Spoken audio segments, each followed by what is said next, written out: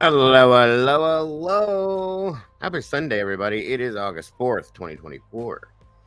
Welcome back to the True Crime Cafe with me, Mr. Dago, here. It is Sunday, guys. I don't do too many Sundays, but I'm doing one tonight. And it's great to have you all back here in the cafe with us. As tonight, I'm going to be joined by Salty Sleuth from Salty Sleuth True Crime.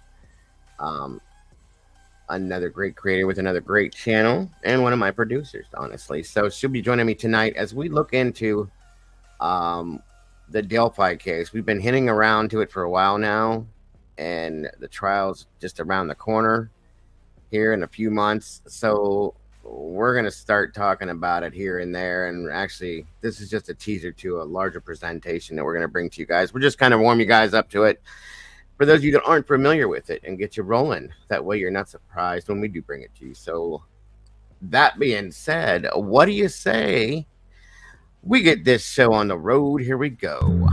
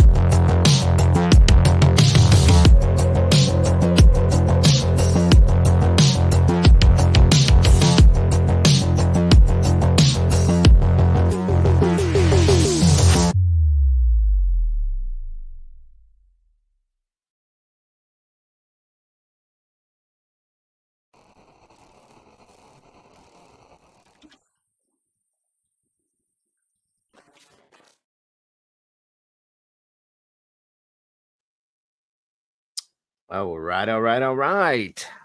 Welcome back, everybody. That song always gets me pumped and ready to go every time it plays. I'm telling you what. I think that's Oh why I yeah, like it for so you long. know I love it. Yeah, a I lot have of to people. hit the drums at the right time in the chat. Like, hold up, I got to be back. I got to go play the music. Absolutely, absolutely. I I see the blast that shit in my speakers. car. Oh yeah, sounds good too. It's pretty crazy. I'd be on People it. look at you at the red light, like, "What are you doing over there?" Like, don't mind me. I'm true criming. It's the bass line to it. I don't know what it is. I'm a Don't musician. make. I love the damn song, and Yeah. I'm trying to get a different intro. We're growing, getting bigger, so on and so forth. So I'm like, let's change it up a little bit, and I'm trying to put in a new intro, and I'm like, that music has to stay. Period. So Yeah, you give that up. I'm taking it. I'm just yeah, gonna tell right. you. Yeah, that's my thing. Love it, love it, love it. It ain't going nowhere. I promise you that much. Everybody has my permission to play it. It's kind of like a signature thing for you. I think if Yeah, any of us hear that, we know that's Dago. a lot of people have said that. So yes, I absolutely agree with you. Welcome, by the way. Thank you for joining me tonight. Great show. I'm sorry I didn't catch all of it, but it was great what I caught on. So thank you for Thank that. you. And I just want to say for those of you who were there and those of you who are just like watching and not really chatting, that's cool too, because I didn't think there were a lot of people in there and it got like 154 views. So I hope people enjoy it and think it's a fair, Well, and presentation. that's why we're doing these smaller shows about it because a lot of people aren't familiar with it, and I want you guys to know it because we're gonna bring a big one. Okay, it's got everything about it. We're throwing little things out here and there, talking about this and that. Sleuthy popped in, Mr. Steve pops in, talking about this and that. Hopefully, Joe Schmo comes on over too, and we're talking about different things. And a lot of people aren't familiar with what we're saying. That's why we want you to be familiar with this case. This is, everybody says Idaho is the biggest case ever, blah, blah, blah, so on and so forth. It is a large case, and it is a very high profile case. So is this, and it's a very important case. Okay. It really is important if you look at it from the standpoint, of course, we want justice as always for all victims, but the bigger picture here and what's at play and why.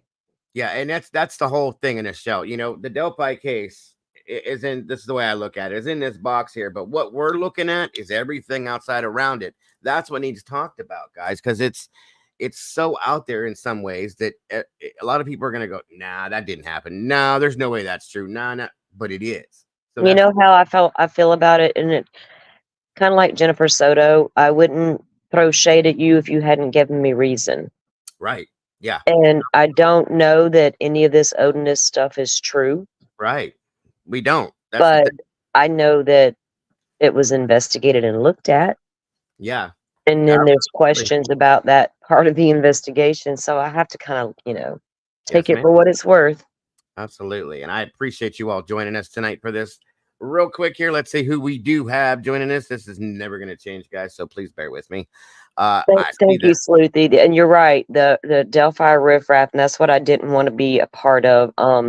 Because we all three know the Idaho stuff. And I was in this Sebastian case and saw that crazy shit. I don't compare that Delphi stuff to Sebastian's case at all. It's totally different. But yeah, just trying to keep the drama out because there's no room for it. And that's why we're doing this like this. Absolutely. And I appreciate that very much, Sleuthy. Salty is very good at what she's doing with this, I'm very lucky to be surrounded by you guys within this case. I'm greatly appreciative of you, Salty, Mr. Steve, everybody that knows what they're doing with this and that actually cares about this case the way that we all do. That's what this is all about to me, and I'm really, really appreciative of it. So thank you. So speaking of, Miss Sleuthy is here tonight. Sleuthy Goosey, guys, thank you for joining us for that. Sleuthy, guys, please drop her link in the chat if you will, so that everybody can go check out that channel. Subscribe. You will not be disappointed. I promise you that. Joe Schmo is here. Welcome, sir. Great to have you here. Appreciate you very much. Miss Alicia J, welcome back to you. Melissa Iorio, welcome to see you. Great to see you. Mystery, welcome back. Miss Cassie, hello. Miss Sherry's in the house. The whole Blue Crew is here. Thank you all so much for joining me because we all know that I could not, should not, nor would not do this without you guys. Do such a great job over here. I appreciate you so much. Mystic Butterfly, welcome back to you. Butterfly 71, always a pleasure to see you. Andy Rose, thank you for being here again. Great to have you. Josie West, great to see you tonight. Of course, the True Crime Web and the True Crime Foundation, Mr. Steve in the house. Please drop that link as well. Amazing channel, amazing foundation, guys. Please go over there if you have not done it yet. Subscribe, support, and follow. You will not be disappointed by any means whatsoever as well. Great channel. And we can work around your schedules, Steve, Sleuthy, if you guys are available in the evenings at night versus daytime. Like I said, we're going to get together and work out some logistic things and just try to, present it fairly. And Sleuthy, if you want to come up here and say a few things, you're welcome to do so. I don't think Dake will have a problem with that. Please do. I think a lot of us have missed your insight into things. It's been months. Like I said, I was looking for you. So please do. There's a link in chat for you, and nothing against anybody else, but just tonight, I would just like to have her pop or up Mr. here. Steve, if you got a minute. Steve, of course. Yeah, you're welcome as well. I just want to keep it to that tonight, guys, so that we can bring this the right way without any other interruptions with anything. And I'm going to be getting with Joe. We became friends on Discord because he has been there, and we're going to have a chat, and I'm going to work on getting him in as well to chat with us. So I would love to be a part of that as well. Absolutely. Miss Barbara, welcome to you. It's always great to see you. Sherry Ann, welcome back to you. Of course, Salty Sleuth, Andy Rose, Lisa J, Cassie, Butterfly, Barbara Hall, Mr. Reed, welcome to you. Come on, let me get up here. Music City Mom, welcome back to you. Good to see you tonight. Thank you for joining us. Brandy B, the OGs in the house. Thank you for being here tonight. Miss Sherry, Wisdom Speaks. Thank you so much for joining us. I may have said that twice, but that's okay. You deserve it. Steven's Adventure, welcome back to you. Great to see you tonight. Thank you for joining me. Come on. Scroll down. Contagious, Leslie, and Billy. Thank you for joining us tonight, Leslie. Great to see you tonight. I hope you're all having a wonderful day. Had a wonderful weekend, and now we're closing it out the right way together, as we should. Gene Spratt, welcome back to you. Nas Buckman, good to see you tonight, sir. James Tate, always a pleasure to have you here, sir. Come on now. My Doodlebug's in the house. There she is. Good to see you, Doodle. Thank you for being here. So grateful of you. Preppy Bestie, thank you for joining us. I love the name. Scott Messerschmidt, thank you for joining us today. That's Joe, so awesome. It's Sleepy telling on you, Joe. I see that. I saw her comment and I seen yours.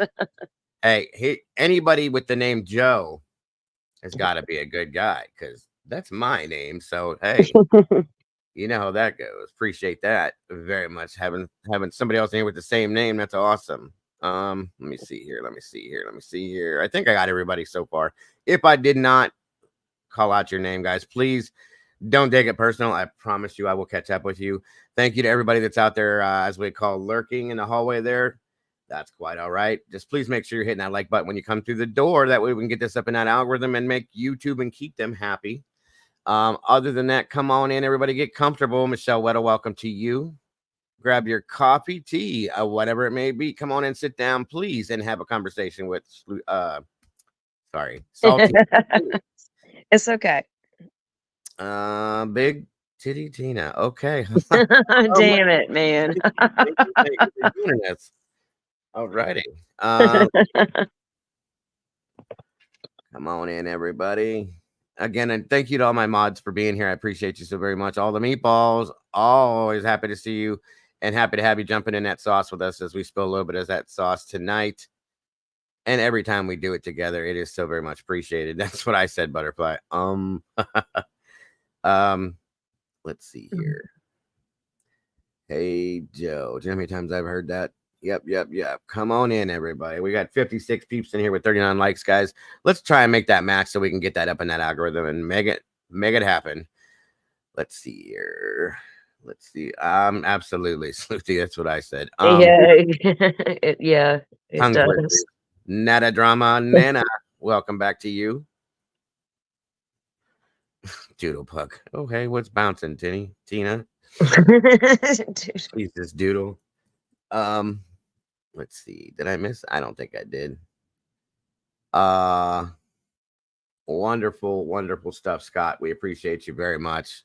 And that goes to anybody, all the new faces in here. I appreciate you guys. Please make sure to welcome everybody new in here with open arms, as we do with everybody. Make them feel at home and comfortable, please. Come on. Pin the link. I'm like, okay, I can do that too. Let me find it again. Just one moment. There it is right there.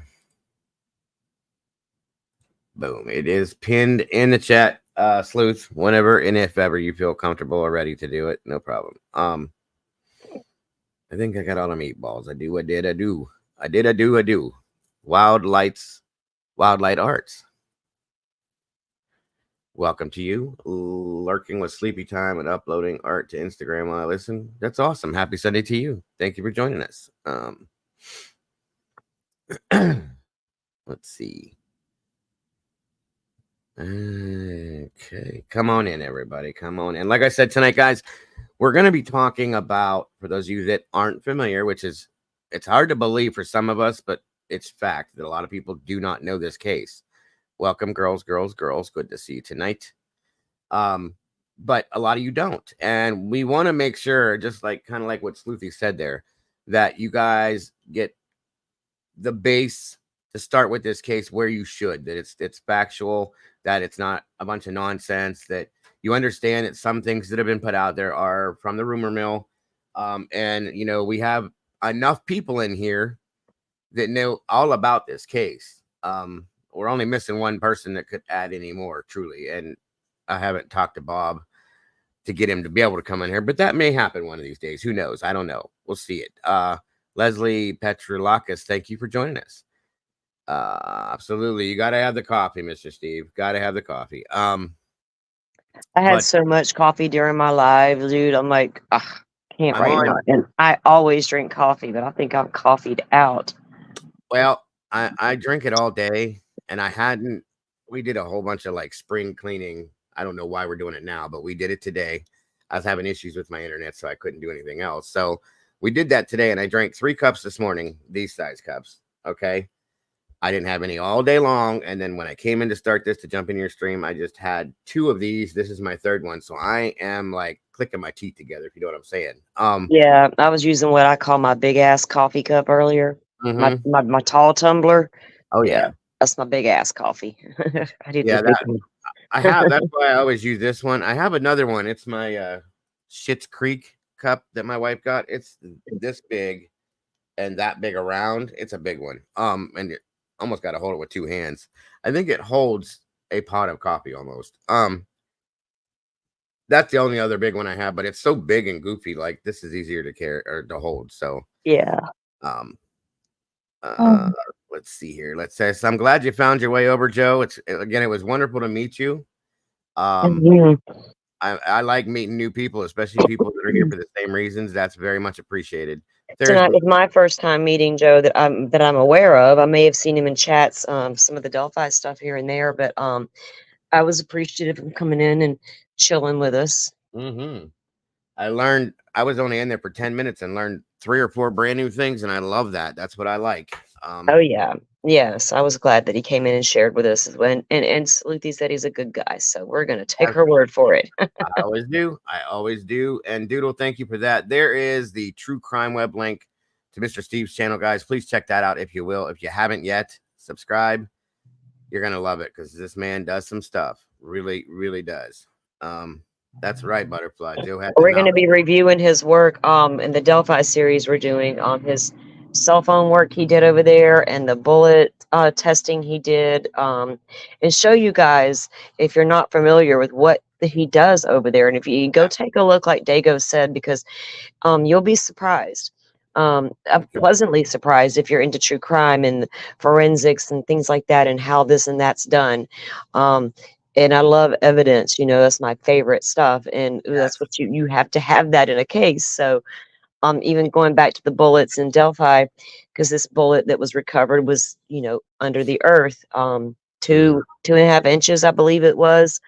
yeah, So Mr. Steve literally goes into his yard and buries bullets for us, and we can test and see what kind of dirt is left there, corrosion, different things, and he goes into detail about all of that. So it's really good stuff. yeah, and that's the thing is Mr. Steve, for those of you that aren't familiar, is retired law enforcement. So Hmm. professionalism is a big thing for me, especially with like she said with the forensics and stuff like that. That's the part that I love about this because it makes you think about how this happened, how they came to the conclusions that they did with what they did.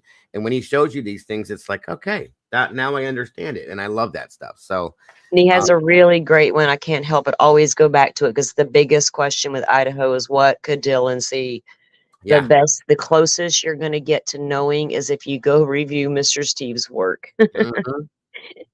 And you're not getting garbage, you're not getting BS because he's not going to put that out, guys. That's the thing right there. So Hmm.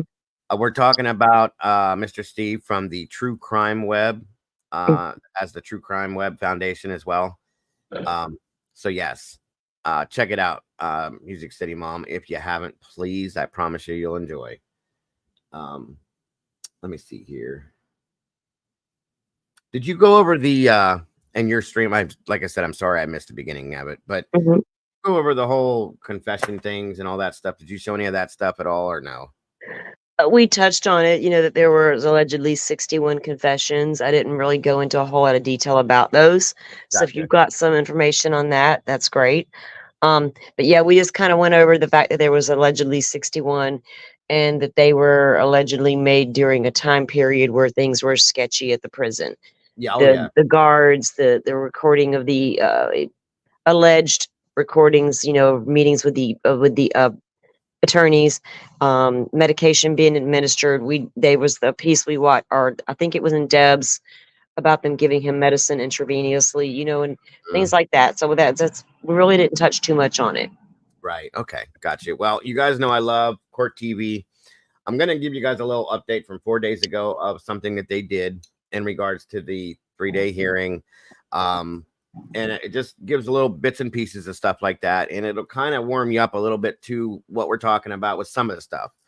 Um, so I'm going to show that. We'll talk about that. And then we can open up a conversation based off of that and everything else that surrounds that stuff too. That's right, Miss Barbara. The True Crime Web Foundation rocks. Mr. Steve has helped Ms. Barbara here with a lot of stuff within her case as well, guys. He's a very well and adorned and liked professional out here, and has a lot of respect given for a lot of reasons. So, again, thank you all for joining us. If you can, please remember to hit that like button when you come through the door, or if you want to wait till we're done and hit it at the end, please remember to do that as well. It is very much appreciated. If you have not subscribed yet, please do that too if you like what we're doing. Thank you, Brandy. That's the link there for anybody that would like to join the True Crime Cafe if you have an iPhone, because it can become a pain in the rear end for people that have iPhones, I guess. I didn't realize, because I don't own one of them. I'm an Android guy because, well, I'm not going to get into that because it'll probably start an argument. It's a personal preference. I have a Samsung, and I got one of the baddest ones on the planet, and I love it.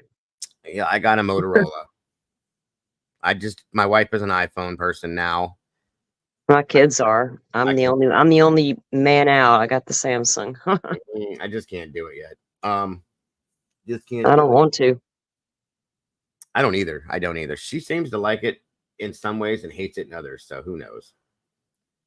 So let's see here. Okay, so we do have that there. I have a little bit of something from It's funny because I thought about you the other day, Sleuthy. You had made a comment one time about something, I forget where it was, but before I erase shit on my phone, I'll go buy a new one, and I'm like, this big this phone with a ton of storage is telling me I'm almost out of storage. And I was like, oh my God, I gotta go yes, buy a new phone. Sleuthy's right. right. We can't I can't get rid of all this stuff.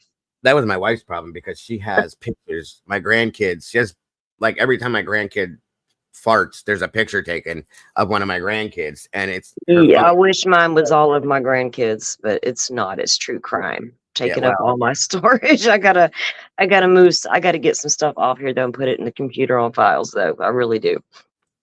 no, you're here, Tina. I see you, obviously, because you're up on the screen there. 3 iPhones. I stay confused. I bet. Lord, I can't even handle one. That's the other thing. I'm not a big fan of them because they're so hard to get into. Maybe it's because I'm used to an Android. I don't know. To do everything that I would want to do, I can just ding, ding, ding, and I'm good. You know what I mean? So, Yeah. oh, don't worry about that, Brandy. You're always a member here. You've been with me for 3 years now. That doesn't even count anymore. So, don't worry about it. We'll figure it out. Sloopy says, Mr. Steve, that's why you don't know what's going on with the phone situation. That makes sense. That does make sense. I don't think any of us do at this point, Sleuthy. Damn. No, not at all. I don't even mess with my phone with my true crime stuff because there's so much of it and too much that I would not be able to do it unless I'm taking pictures of something that's in relation to a case around here or something. But I haven't done that in a long time. So, Man, my camera's got an amazing zoom. I can spy on people from a long way away. that's what mine does. I thought because mine has 1, 2, 3, 4 little lenses on it, and it's still, I don't, it takes great pictures, but I thought I had the best zoom ever. I don't think it is. I don't think it is at all. It says that it's because it's Motorola, that's supposed to be the stuff. I doubt it. I'm sorry. I'd probably get better stuff with the iPhone, to be honest with you. My daughter does. Welcome, Oh True. no, yeah, my son, I had to he came out. They're always trying to get me on their iPhones, right? But when Mm-hmm. I bought this phone, I only bought it for this camera. Turns out I really love the phone. So my son was still like, my iPhone's better. I said, well, come on, let's go outside a minute. So we go and we go to the back and we do some tests. He's like, damn. I was like, yeah, come again with your iPhone? Mm-hmm. Come again? Samsung really does make a really good phone, and they have a great camera, and their internal workings are really good too. The 24, yeah, I agree with that. Samsung 24 Ultra. Well, I got the S23 Ultra, and I love it. Shane Juniper, my granddaughter Juniper's father, he's got an S24. It is like, damn, a computer in the hand is what it is. Oh to yeah, me. I got a mini computer in my hands. I do Nice. almost everything from this phone except go live. Yeah. I All mean, my videos, anything done from this damn phone. truly, you could probably on his phone. I could do a live stream with no problem, other than not having a secondary screen, I and was it would about to probably say run. that's the only thing, right? You That's this it. that's what me and Doodle were talking about earlier. The screen sharing. Yeah, that would be the only issue. And I could figure something out with that, because that phone is awesome. If I do get another Android, which I will eventually one of these days, it's going to be one of them, because I really like those. Yeah, same here, Preppy. Well, I don't know. Nobody's been able to change my mind yet. Three of my kids have iPhones. The other four have Android, and it's always a fight back and forth. Mine's better. The only thing, like I said, I don't like about Apple is that you got to buy a lot of their stuff that we can get free on Android, and it's hard to get into some of their apps, and that's the only issue that I have, truly. That's about it, though. Welcome, Lucia Williamson. All right, guys. So I was trying to wait just a few minutes to see who else we had. I don't like to start and then go back and have anybody miss anything, but welcome, Moobs. Thank you for joining us. Some of these names, you guys, you kill me. I want a tablet too. That's something else I could use here with this, but it's okay. Where are we at here? All right, so let's get rolling, guys. I've been gabbing long enough. Again, I really appreciate all of you guys joining us tonight for this. Thank you, Salty, for being here. Sleuthy, Mr. Steve, Mr. Joe Schmo. I'm excited to have this crew in here tonight. I really am. Because it's all going to be fact-based information, guys, and questions can be answered. And I'm sure there'll be questions, and that's what I like about this stuff. So thank you all for being here tonight. Again, Sleuthy, Mr. Steve, Joe Schmo, Salty, thank you all for joining us tonight. We appreciate every one of you guys for everything you do with this stuff. So thank you. iPhone 6S. Wow. You can almost see images. I'll bet. Okay. So this, like I said, guys, this is just a updated thing from Court TV, because I like to show everything Court TV puts out. That's just my thing. And it talks about the 3-day hearings, and then we can get into that from there. Please let me know if there's any audio issues, folks. February 13th, 2017 was an unseasonably warm day in the small rural town of Delphi, Indiana. It's not a place where you worry when teenagers decide to go on an adventure. So when Abby Williams and her best friend Libby German decided to go on a hike near the Monon High Bridge in the middle of the day, no one gave it a second thought. But when the pair didn't show up when they were supposed to get picked up, their families began to worry and they began to search. Then the next day, the unimaginable. The girls' bodies were found, both victims of murder. As the investigation progressed over 7 years, there were sketches of the suspect that looked like two different people, and there was video of the killer, bravely recorded by Libby. Then 5 years after their deaths, an arrest of the accused murderer, Richard Allen. Allen claims he's innocent. He also alleges it was a group of Odinites who are responsible, white nationalists practicing the ancient Nordic religion. This case has also been buried in legal controversy involving Allen's attorneys, who were on the case, off the case, and replaced, and then back on the case. Tonight, details on a big 3-day hearing in the case, plus the defendant's push to get the case thrown out. I'm Vinny Politan. Thank you for joining us. Let me tell you, the Delphi murder case, this one frustrates me more than most cases for many reasons. And that frustration continues on every front. I don't understand what has happened in this case, why it happened, and what is still happening now in the legal process that is following this case. It makes no sense to me. It has me frustrated, and it's been way too long for Abby and Libby. Way too long for them and their families to get justice. And justice in this case is getting to the truth. And that truth's going to come out inside of a courtroom because no one is stepping up to confess or admit to this crime and plead guilty. That's not happening. So the truth has to come out in a courtroom. And you can't get into a courtroom until the investigation is over. This investigation was unreasonably and unjustifiably delayed because of mistakes that were made. And now we're getting into the system of justice, and things are completely off the rails.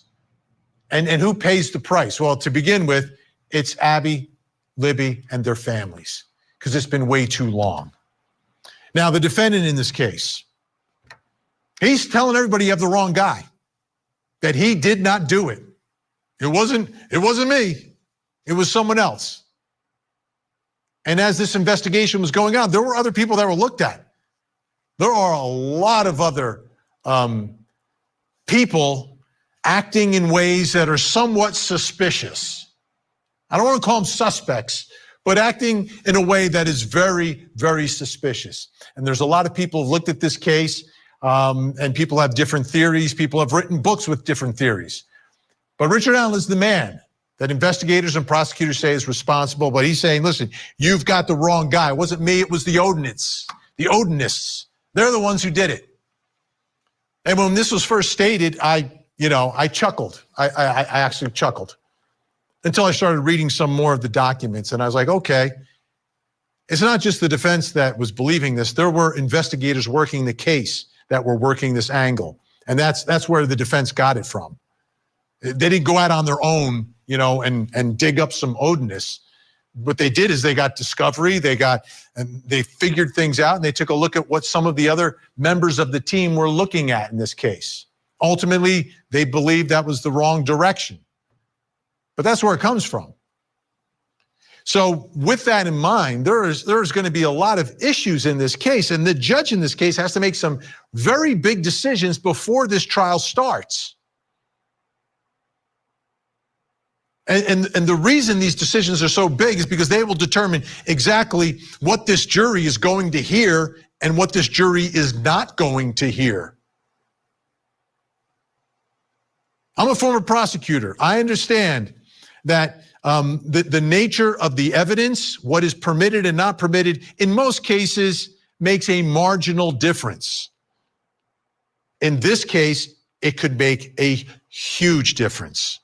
A huge difference for the victim's family and a huge difference for the defendant, Richard Allen. So there are some hearings this week where the judge is listening to the arguments and taking a look at the issues and taking a look at the evidence and what each side wants in, what they want out, what they want done here. Like I said, these are big decisions. But one of the decisions has been made, and that's very clear. No cameras inside these courtrooms. No microphones either. So how are we going to figure out what's going on? We've got to bring in people who are there, people who know every piece of evidence in this case, people who've been following this story from the beginning, and we've got them tonight. Joining me, co-hosts of the Murder Sheet podcast, Anya Kane and Kevin Greenlee. Also with us, investigative journalist and author of the book, Down the Hill, Susan Hendricks. Thank you, everyone. Oh, Lord. There you go. For joining us tonight. I just want to say, y'all take a Murder Sheet up there with a grain of salt. A very one grain of old salt. Grain of damn salty as fuck. I'm sorry, grain of salt. Yeah, I'm not. I don't like to throw shade at creators and do all that, but these two kind of get on my nerves a little bit. I don't think any of us like them very much. I mean, they just get on my nerves a little bit because I feel like you're out here trying to throw shade at people when you're no different. No, you just work in a different way. So, but I take what they say with a grain of salt. I don't mind that Vinny has them on the show. It's what it is. Right. Vinny, like I said, I'm sure he does too, to be honest with you, because he knows. So. And there was a comment, did R.A. gain all of his weight back? Was that a recent picture? Yes. his new mug shots, he does look a lot better. Yeah, he does. He doesn't look like he's eating. It looks like he's eating and he's cleaned up and he Well, looks he healthier. looked like he was on death's door for a minute there, guys. Yes. You And stroll that, into court with messy clothes, dirty and Yeah. looking like, you know, you haven't showered or eaten in God knows how long, and you're doing all the things we heard about in my stream he was doing to himself. So it's, you know, Yep. washing his face in the toilet water and those kinds of things. So, but he's Exactly. apparently doing much better now. But Which then is- again, he was taken out of Westville and put to a different prison. Well, maybe they didn't have Odinist guards over there. I don't know. Maybe they pulled the drugs that they were giving him, or Maybe they stopped all of that, or maybe it was never happening. Yeah, but he's better. So. Right. Yeah. And what Sleuthy just said has been proven to be true in the past, so take that into account as well. Yeah, that you just really, with these two, and that's the problem. I'm not going to play any of the things we're not, because they will strike you, but they will be talked about in the future, but not. I won't put anything of theirs out anyway. Only if they have to be. Yeah. If it's included in something like this, then that's what it is. But their stuff, personally, never. You won't see me go into it. I just won't. Welcome, Terry. Good to have you. Do they have? Yeah, of course. I'm sure they still have him in isolation because of the scenario. They wouldn't take the chance of putting him in general population. Well, he's in Cass County Jail now. Oh, did they move him already? Okay. Yeah. The judge went ahead. That's the only thing she signed off on so far as I know. If I'm wrong, somebody correct me. But as far as I know, it's the only decision she's made of the hearings. But she did vacate the safe order hearing, and I feel like the only reason why she did it is because so many people are looking at that now, and she's denied it so many times in the past. But the trial is getting closer, and he needs to be close to his attorneys. Yeah. And like I said, it was a 6-hour round trip to where he was. How can you prepare for your trial when you're that far from your client? And where he's at now, he'll be across the street, I think, from what I'm understanding, pretty much from his attorney. But I'm sure he's still being held in solitaire over there. But I don't know how Cass County's set up to handle him, but they said they could handle it, and that's where he's at as far as we know. Well, as long as his rights aren't being violated now and he's getting a fair shake at what he deserves as a defendant, then that's all that matters at this point. And hopefully that's what this has done. So we shall see. Welcome, Mama Bear. It's good to see you. I know it's past your bedtime, but I'm glad you're here. All right, moving forward. But yeah, absolutely. Please take them. Welcome, Annie Ruler. Good to see you. Take these two here with a grain of salt. 1 grain of salt, folks. Because it, like Sleuthy said, and it's just, we're not fans. I'll just put it that way to be nice. So moving on. Right. There's a lot going on inside the courtroom. I understand that. Big arguments, big issues, big decisions that have to be made.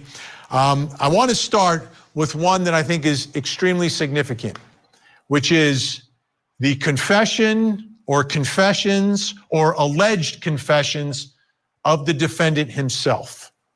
Okay? So, Anya, Kevin, I'll begin with you. What has the judge been listening to, and what type of alleged confessions are we talking about here?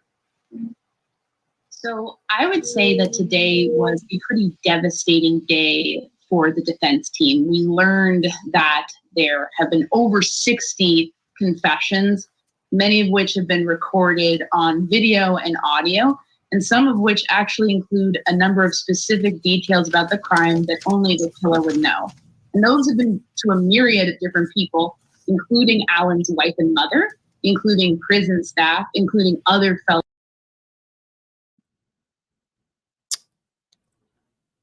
So they're claiming that this is the devastating day for. All right, Joe, where you at with that? What's your thought on that, real quick, before we go forward? You know what's interesting? If they have these confessions on audio and video, I need to see them and hear them. I agree. To hear that condition of the Brick Allen. Yeah, well, was he slurring his words? Was he looking like he was out of it? What were we talking about here? That's what I want to see and hear. Did it sound?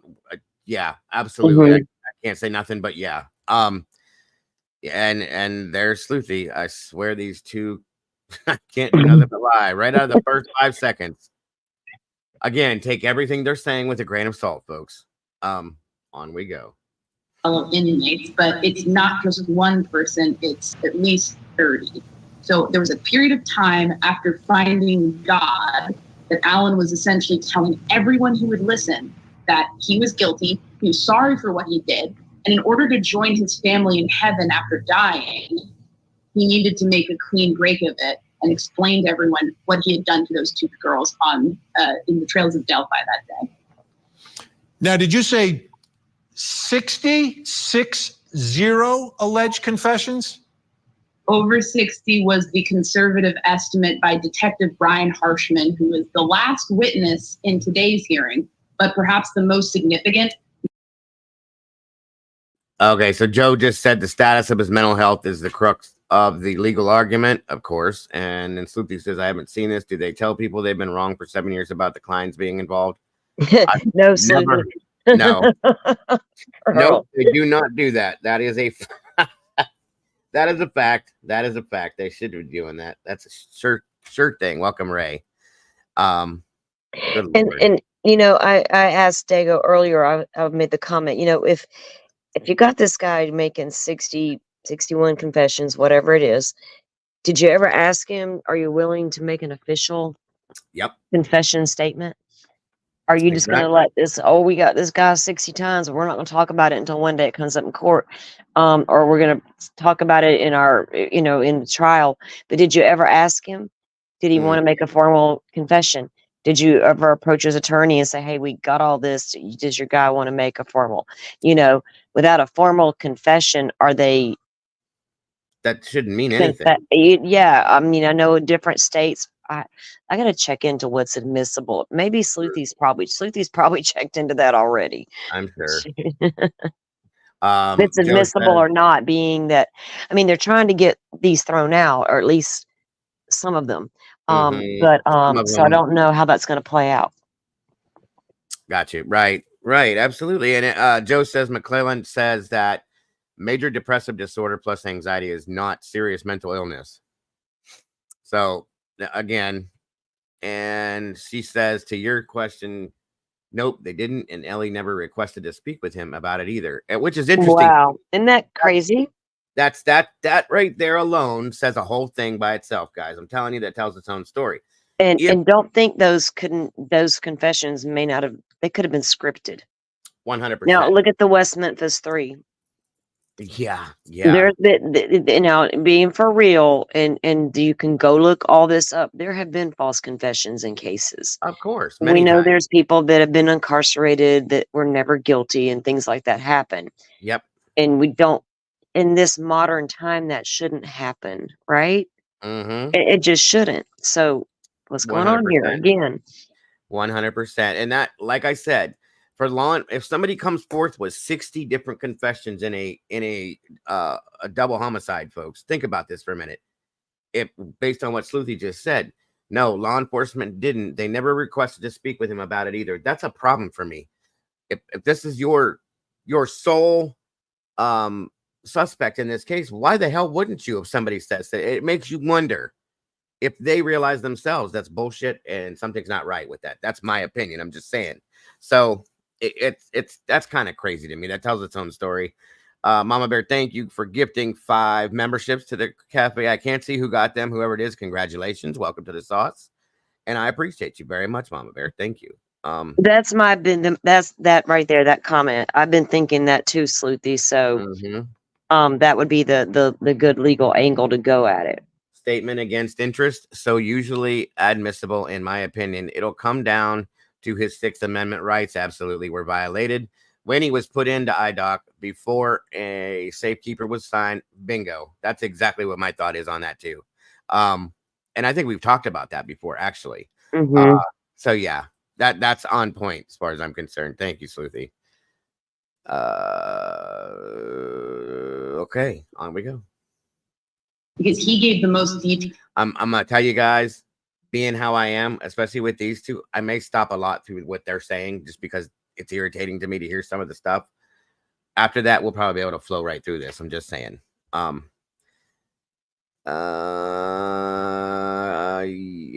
there we go. details about the case. It was a shocking moment. People in the courtroom, their mouths were agape. It was unbelievable. It was a real game changer. Susan, describe that moment for us. Oh, it was the end of the day, as you know, Vinny, being in a courtroom as the day drags on and you get little breaks and you feel people kind of shifting in their chairs. I was just in court all day with Anya and Kevin. I'm in my hotel room. Hope the shot looks good. It's last minute. But so we're in there and it's last minute and he gets called to the stand. And he said, I've been in law enforcement 30 plus years, 17 years as a detective. And then you hear what he has listened to, 600 phone calls from Richard Allen, 600, and a lot of confessions. And he was going through exactly what was said. And he was so on point.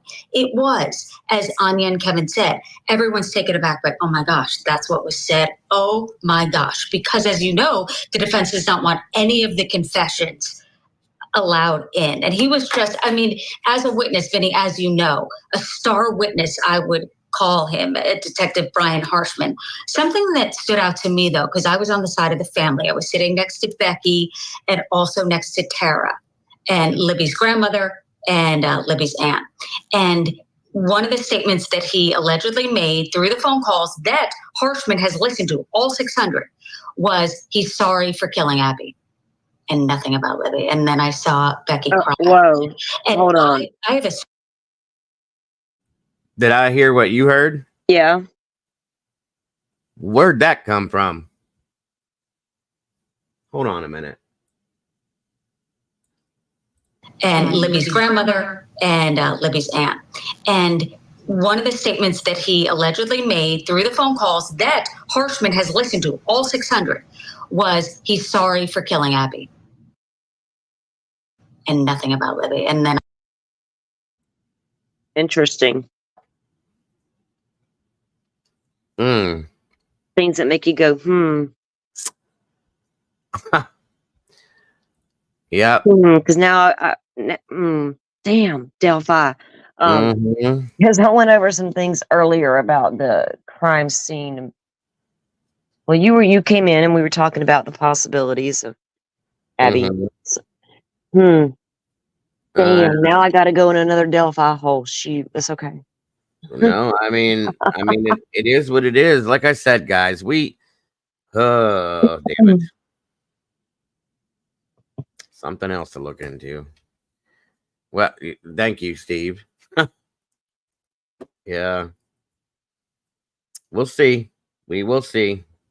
Yeah. And I go back to, I don't think he was the only one down there. I'm just going to say that. Well, Sherry just said that Bob was in the courtroom too, and he never said anything like that about that. So I don't know. Joe, did you hear that?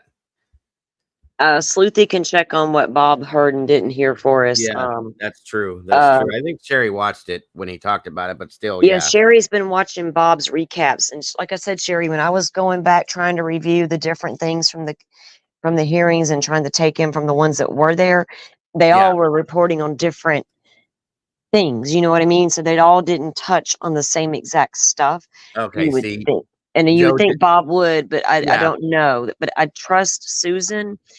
But when I was telling the Mike, when I'm in my stream earlier, Barbara used to work with Susan over at HLN, and they did the Down the Hill podcast. But I really believe that Barbara started to go in a different direction with her thinking. I don't know that Susan ever did, but I do like Susan. I do trust. Joe just said this is subjective interpretation, which I was wondering if that was what it was.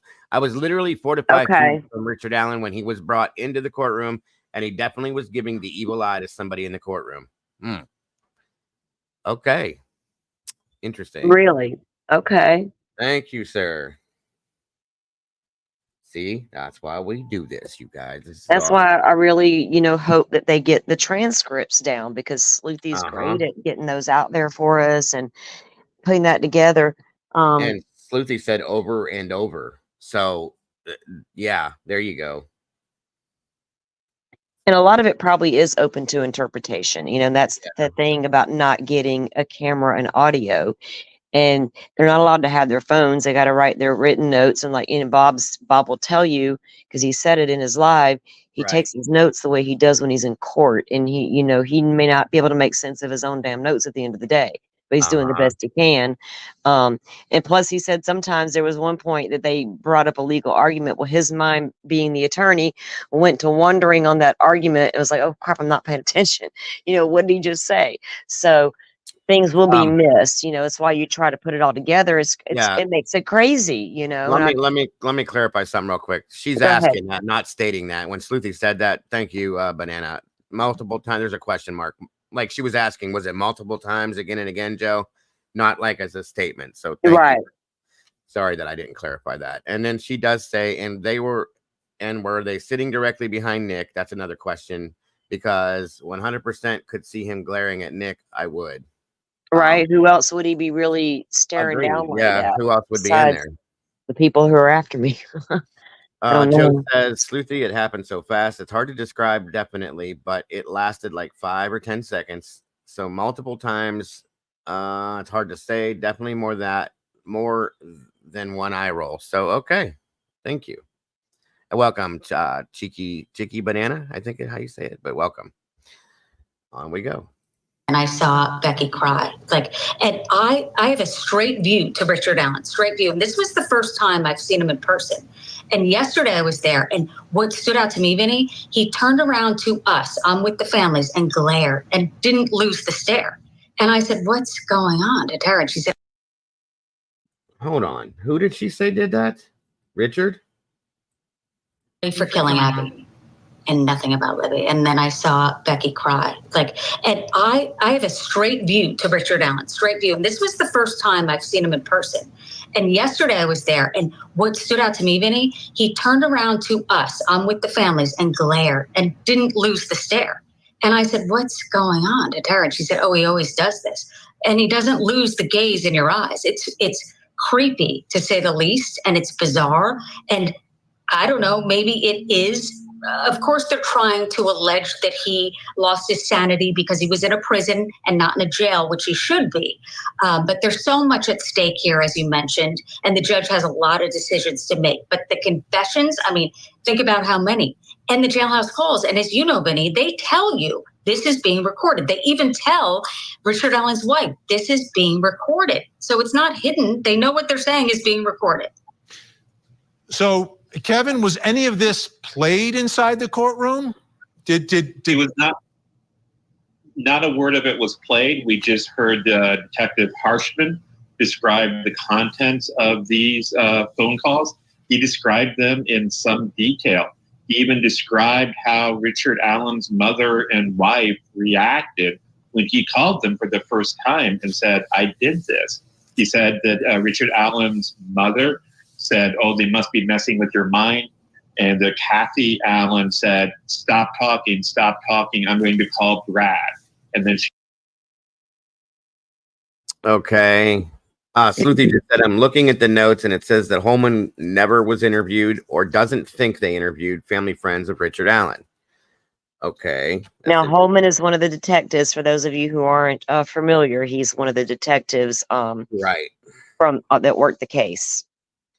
So he says they never interviewed or doesn't think they interviewed family or friends of Richard Allen. Now, why would you not do that if that's your suspect to get a you should talk to everybody on your you got to you got to look at your suspect. Right. And mystery. It's like you do your victim, you do your victimology, you got to do your suspectology. Is that a thing? You know what I mean? Yeah. I think also with the looking around, it's important to remember basically 24/7 he's in a box by himself, literally. Right. That's enough. Imagine. Okay, guys, think about that. That's a good point, Sleuthy. Thanks for bringing that up. If you were stuck in a closet, okay, a 6x6 closet, we'll just say that 24/7 for like a year. Okay, we'll just say a year, just to say that. Every time you got out of that closet, tell me you wouldn't look around you like at everything, glaring, whatever you want to call it, what it is. He could still be on medication. He could be glaring at somebody out of anger. Who knows? We don't know yet, but imagine what the guy's gone through thus far. Okay. If this man were innocent completely, everything he's gone through, he's going to throw blame at somebody for this. Now, I'm not saying that it's right by any means. Okay. Because nobody in here is saying that he's innocent or guilty at this point. All we're saying is that his rights as a human being have been violated, and it needs to be done the right way. If he's guilty, he's guilty. We're all going to be standing there with pitchforks and torches saying, do what you got to do, because we want justice for these two girls in every way, form, and fashion. That's it. So the thing is that's a great point to put out there. I can't imagine being shoved in a closet for a year with no other interaction other than people that treat me like shit. Okay, so that's all I'm saying. Yeah, I mean, if they go into court and they prove something and the man gets sent to prison and, you know, yeah, circle of life and all that, but pre-trial, and we, you know, as much noise as we make about other cases and everybody's rights, he had just as many rights as everybody else. 100%, yes. And the fact that it's just gotten out of hand with this case. Beyond, yes. And yeah, crazy. sensory deprivation will definitely make people do things that they would never normally do. It will. If you're confined that long without human contact, without talking to anyone, you can't see at this tiny little window. I think they were leaving the lights on. They've come now. They've said that he could control the light from inside the cell, but apparently that we don't know for sure. That's what they claim now, but we're finding out through his attorneys that he couldn't even turn the lights off. Right. So like when they have somebody like a prisoner of war, you're trying to get things out of people and you just blast the metal music in there on them, or you do the thing. So you put somebody in a room 24/7 and it's lights on all the time. They might even know what day it is after a minute. That's what happens. That's exactly it, because you see or feel nothing else. You see the same people that you do see every day, the same times a day. Nothing changes in your life. There's nothing, guys. So every time you go to a hearing, it's like going to Disney World. You know what I mean? So you're gonna look at people. So I absolutely agree that prison isolation could change your mental state. It's been proven already, Joe. Absolutely. They've done multiple statistic and like research on that types of thing. And it shows it every time, especially when the rights have likely been violated. Solitary confinement at 5-6 times the maximum allowed is absurd. I don't blame him. Agreed. I do have to agree on that one. And you know what I think, for me, one of the biggest things with this case, if you just go back and only review press conferences, y'all think y'all want to deep dive Idaho press conferences, please go watch the Delphi ones, and then we will. So, well, why did it take? Well, yeah, we will, but why did it take 5 years? And wow, that was a big, lengthy investigation, and you got all this. You should have so much damaging evidence, and like, why? I just don't. It never made sense. Nope. And then when this other stuff began to come out, you're like, well, is this why it never made sense? Yep. Exactly. It's hard for me not to make it make sense, but this one don't never make no sense. No, it hasn't. I mean, the man was eating feces and covering himself with it, running headfirst into cinder block walls, right? When all these statements were being made, he was eating paper. And I mean, the mental status had to have been changed at some point. Agreed. So think about those things too when you're thinking about this. So absolutely. And that's another thing. CZ, that's a good point. I kind of attributed that to this. I've heard stories from POWs from different variations of war like that, guys. It's along the same lines. Okay. Yeah, they'll just blast it into the room with them, and they won't even. This never turned down. It's just super loud to get you to break. If you shine bright lights on them 24 hours a day for 6 months, or extreme darkness, I mean, these things will cause a mental breakdown that it's undescribable unless you've actually experienced it, period. And like Sloopy said, he lost like 40 pounds in 2 months, guys. Yeah. And it was, so somebody had asked the question, how long between the arrest and the time the confessions were starting to come in?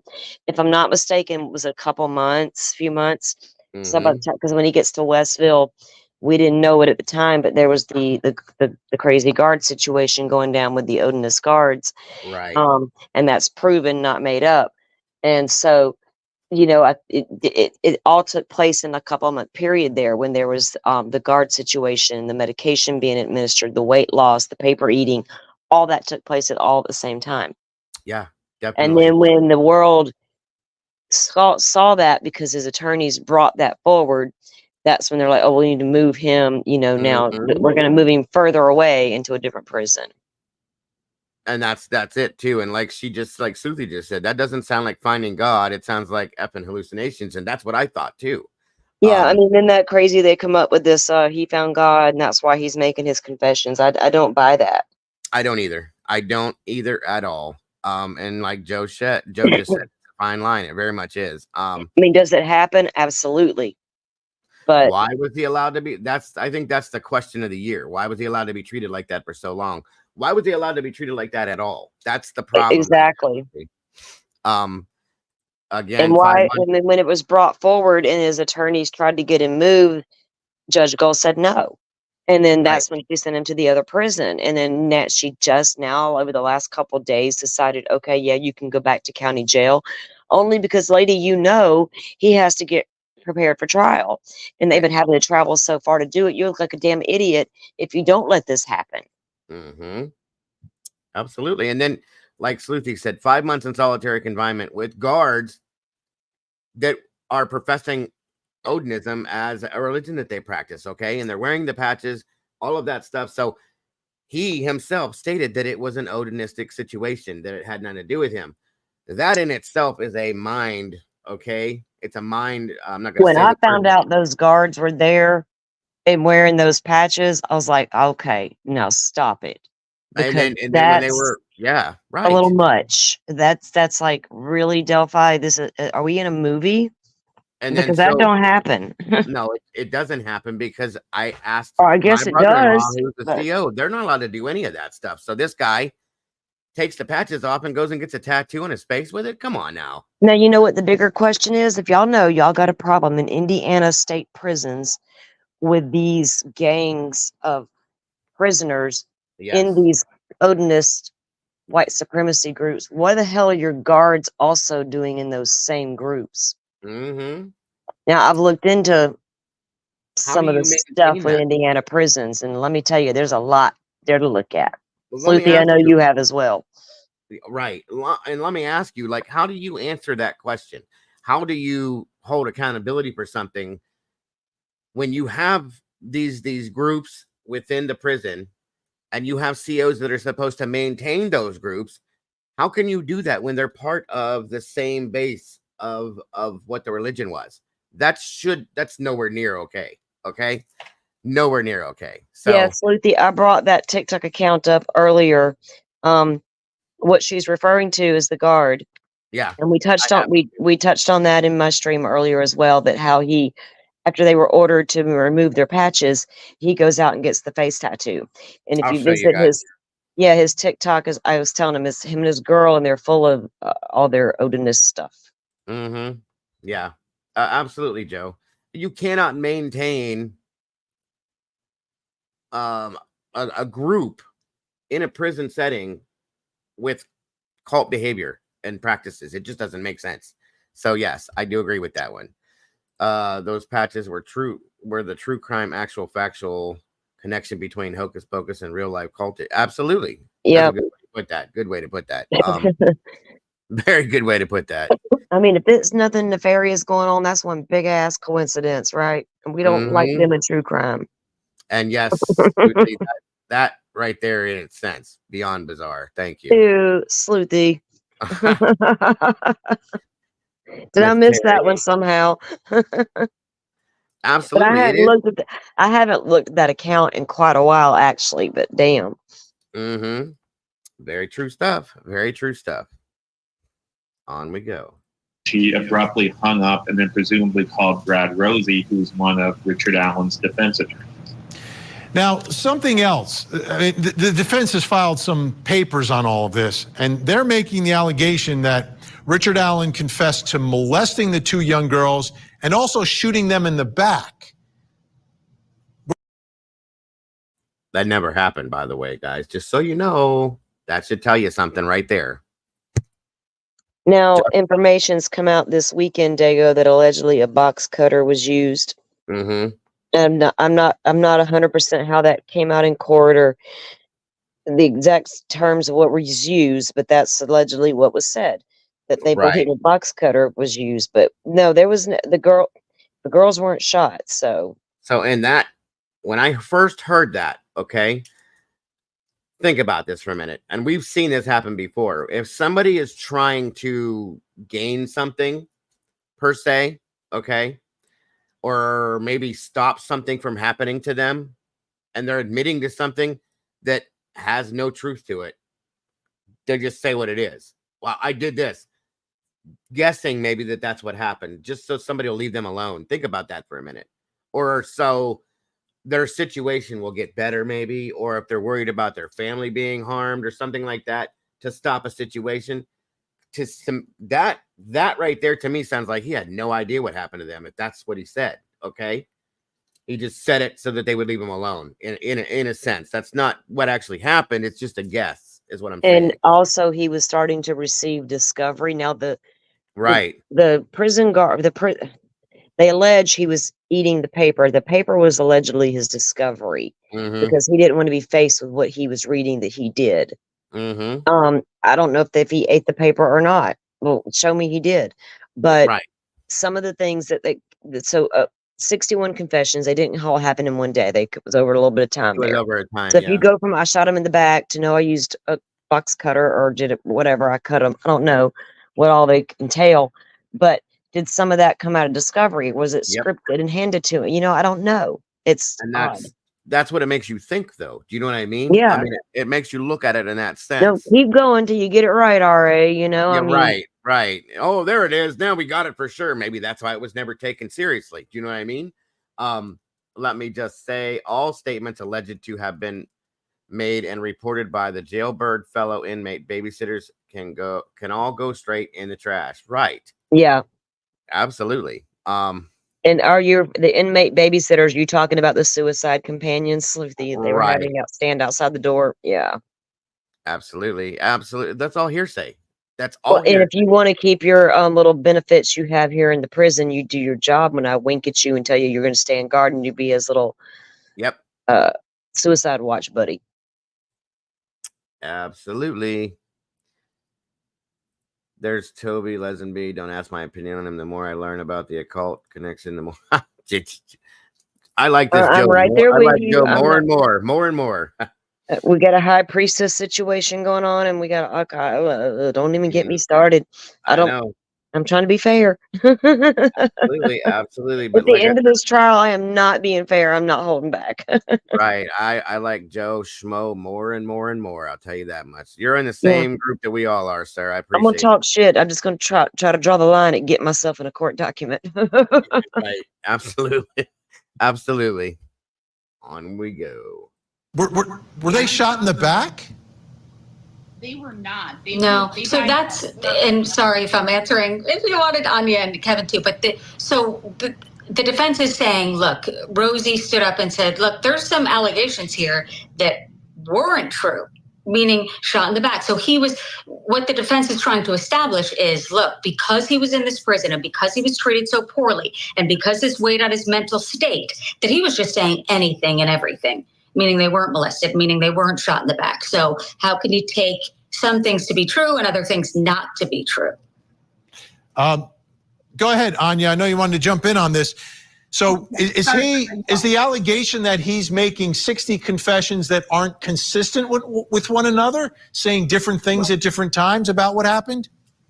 That was brought up, and what I thought was super interesting was Detective Harshman mentioned that he believed that may have come from an interview with an inmate. So basically, there may be a game of telephone going on where inmates are hearing him confess and then relaying that back incorrectly. But as far as actual recorded statements, we didn't hear any.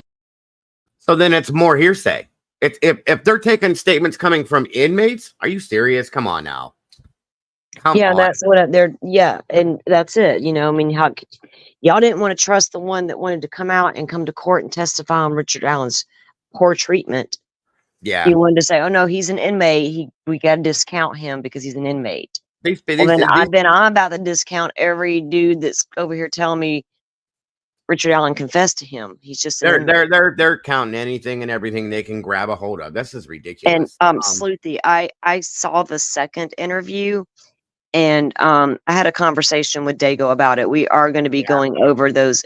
You don't think we'll get struck by Sleuthin or whatever his name is if we play those interviews, do you? I don't think we will, because we'll stop and talk about them. But Yeah, I mean, he knows who I am. I'll take my chances. I might reach out and ask him. I don't know. Depends. right. I don't really feel like I need to ask him what's going to do it. But yeah, those are very interesting interviews, to say the least. Yeah, and I agree with you on that too, Sleuthy, at this point, because now we know. I'm just saying. When you listen to Westfall's interviews, you see exactly how real this stuff is. He doesn't mince his words. He doesn't lie about it. No, there's no tone of bullshit with it. You know what I mean?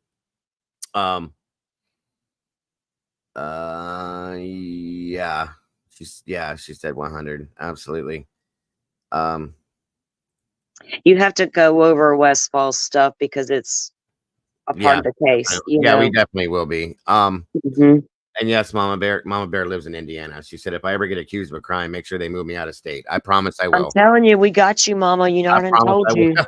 I promise I will. I'm already worried about her being over there in Indiana. I'm like, don't do anything, Mama. No, don't blink twice. That's right. We got you, Ma. All right, let's see. We'll get Sleuthy on the case. Yeah, the Vinlander connection is absolutely a viable theory. However, there's a minimum threshold that defense needs to meet, and I'm not sure that they met it on Thursday. I'm worried about that, right? Yeah, I need to know more about that threshold, you know, and what, because I know there are rules to bring in the third party, and I don't know all the details in Indiana. So crazy, right? You know, I don't know. Like in Florida, you know, you can walk in there and say, well, I think Daddy let the little girl drown in the pool, and there's your reasonable doubt. There was no argument for Casey Anthony not to bring that into court. You know what I mean? Exactly. It just was. So the fact that they did that in Indiana, like, we don't even want you bringing that to court. I was like, what? Yeah, right. Y'all investigated it, and that's where they got it from. So why can't they? Right, exactly. We heard about possible exculpatory over there in Idaho, and we all want to know right now what that was. Right. Apparently, there wasn't a whole lot to that. But here we got real exculpatory. Y'all have admitted you had it, but you don't know more. That's a problem. Agreed. I do agree. Terry, she said, how can inmates say he confessed to him if he's been in isolation the whole time? They do interact at some side and some point. He had the companions, like Sleuthy was mentioning, right? Right. Because he is in solitary. So he had guards, but because it's prison, you only got so many guards. So what they would do is they would stand another prisoner outside his door. Yeah, to be on suicide watch, and he can communicate with them. They have guards. I'm pretty sure most every prison has it, but I can't think of what they call them right now. But if they've been model prisoners, they get put into a program where they have a little bit more privilege to do certain things and this and that, and they get to go do other things, taking out the garbage or doing this or doing that. And sometimes they put people in charge of that situation as well. Let me ask Sleuthy and Joe a question real quick before I forget. Didn't the judge just agree recently that they could do like a mini opening statement to the jurors? I heard that. So would they be allowed to talk about Odinism then, or are they going to have to wait for her to rule if they are allowed to talk about it? I don't know. Okay. Yeah, I knew that I thought that that's what they're going to do, a mini opening statement, but I would be curious as to what that's going to be. Yeah, and she just said they had convicted felons sitting at his door with a pen and paper, writing down things. They were getting things for him. Yeah. Sure. Free commissary or a little extra time in the yard or something like that is what they did. Yeah. Rub my shoulder, I'll rub yours. Right, exactly. They assigned him suicide partners that could sit with him and monitor him and get additional credit for time served. There you go. Yes. Thank you, Joe. Appreciate that. In that mini opening, they'll have to wait. They'll have to wait for ruling to bring up third party stuff in the mini. Okay. Thank you, Sleuthy. Okay, point. Thank you. Off we go. Anything about inaccuracies from what he's actually recorded saying. Okay, so some of these alleged confessions that the defense is referencing might actually be referencing statements made to other inmates, and the other inmates are relaying that information. So that would make some sense. Susan, is the family hearing this stuff for the very first time inside the courtroom?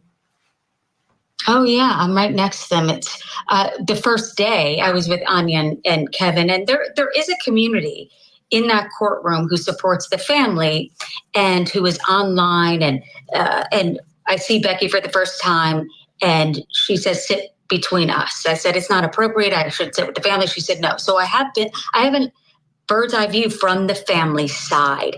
And I see Richard Allen looking their way, and I see the people on the stand looking their way, and I hear what they're saying for the first time. And I will say that of course, they're strong. They want to be there. They're going to be there every single day. But Becky, what really hurt her, several things did.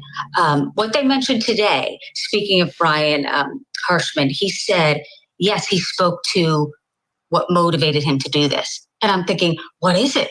I'm leaning, he didn't mention that. Maybe that's for trial. So many times he's mentioned things on the phone, but I could tell where Rosie is going. He said to this detective who's been in law enforcement 30 plus years, so you had a plan. This was the plan, to get all these recorded phone calls, alluding to the fact that all law enforcement wanted to get together and say, this is the guy, this is who we think it is.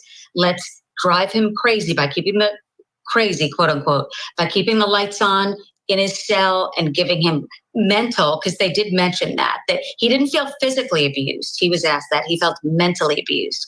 So I could see where the defense is going, saying they wore him down mentally, that he did make these false confessions. But they did try to wipe out some of them. Fran Gold making no decisions yet. Tomorrow's another hearing.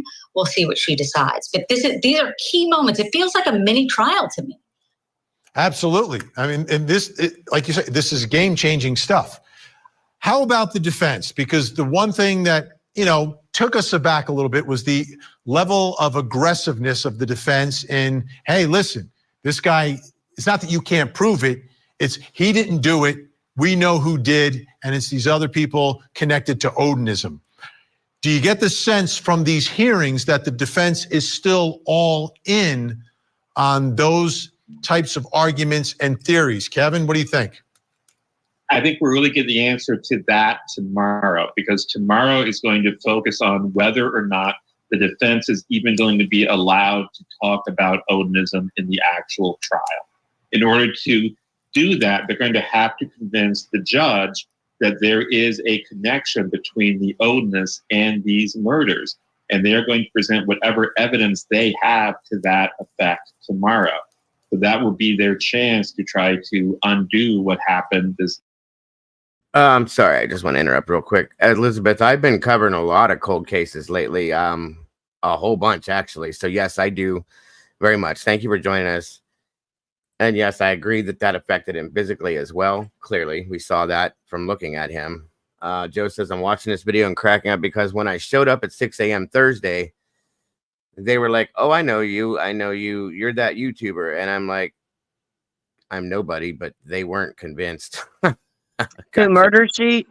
Be careful; they'll drop a video about you tomorrow. Hey, or send you something in your email you ain't supposed to have. Who knows? I'm just saying. Just saying. Be careful there, Joe. Oh lordy. That's it right there. They were digging for info. Who are you? Another bottle of wine, honey. Give me some. Yeah, just be careful, bro. Yes, I definitely do old cases, Elizabeth, cold cases. I just covered Tabitha Tudors, Crystal Rogers, a bunch of stuff like that I've been covering lately too. So, and we're going to be going back into that. If there's anything you're interested in hearing or wanting to know about, please throw it in my email. I have no problems doing that. Yeah, we're working. We've been trying to get ready to get you guys geared up for this Delphi stuff. And we also are, Dago did do an intro onto Crystal Rogers the other day, and he's going to be presenting more of that as well. Yeah, we just got to pull documents on that because that's my next step for Crystal is I want to give you guys documents, old ones and new. That way everybody gets an understanding of what actually was documented, what went on and how and why. So yes, absolutely, Elizabeth. And yes, solved cases that were interesting. I do it from time to time, bring stuff up like that. When I get it. So yeah, absolutely. No problem. Where are we at here? Yeah, absolutely, Elizabeth. Absolutely. No problem. How you explained my question of model prisoners getting perks reminds me of that dangerous escape prisoner. We have been talking about Joshua Zimmerman also given perks, criminals are manipulated. Yeah, no, absolutely. Yeah. I gotcha.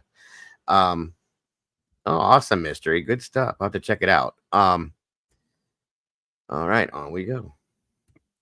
Evening would be a pretty high hurdle to clear, and frankly, I'm not sure it's possible. And Anya, am I correct that a lot of the information connected to the Odinism, there was this task force, and there were some members of the task force who were trying to solve the case that were going down that road for a certain amount of time?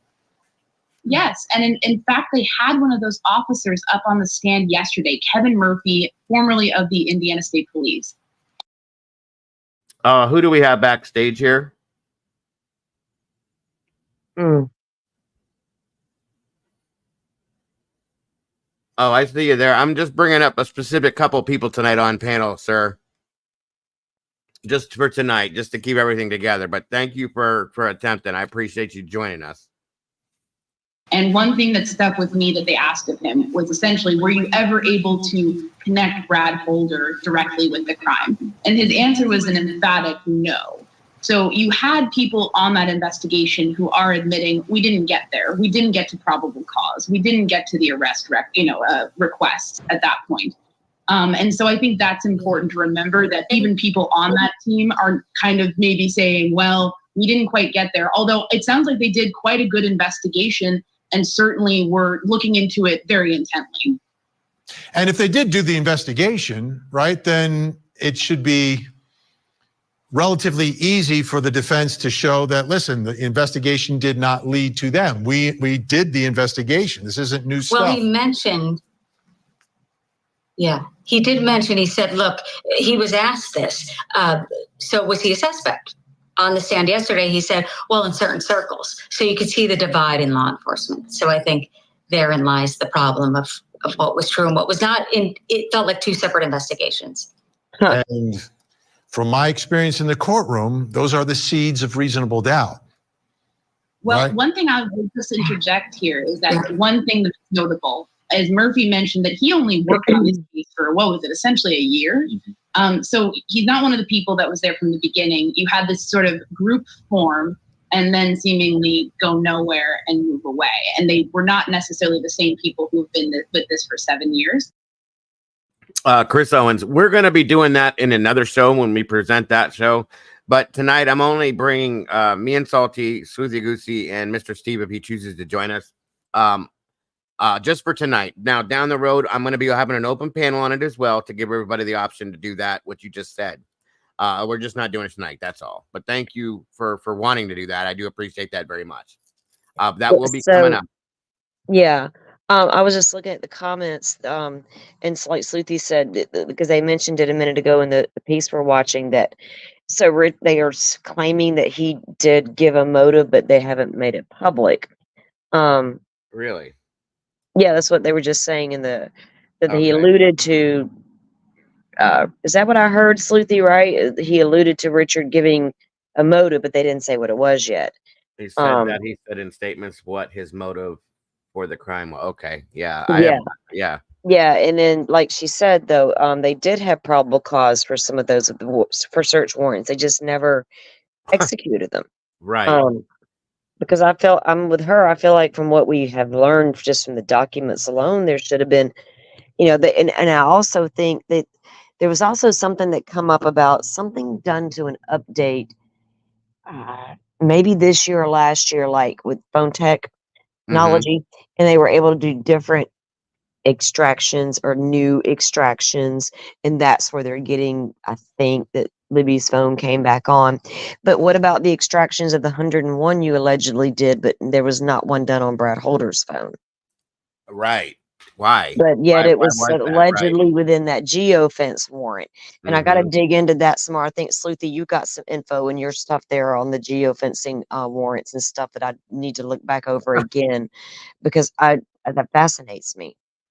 Right. Welcome, Metamom and Avery. And Joe, you can be as judgy as you want, because I don't think I've ever seen this dude's hair combed since I've ever seen him alive ever.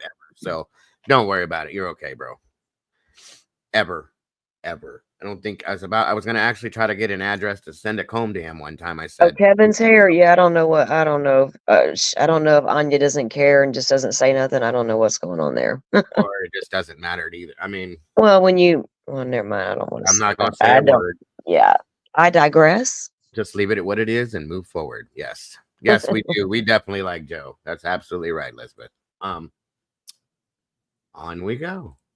So I think while people will find these folks credible, they're law enforcement officers, and they certainly did some sincere work on this.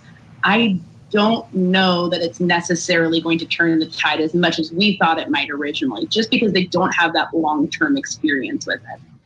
And what's the sense in the community, Susan, now as with this? I mean, this has been a long time, obviously super high profile, but obviously a very small community as well. I mean, we're looking at pictures right now. This is a small community. Yeah, very small.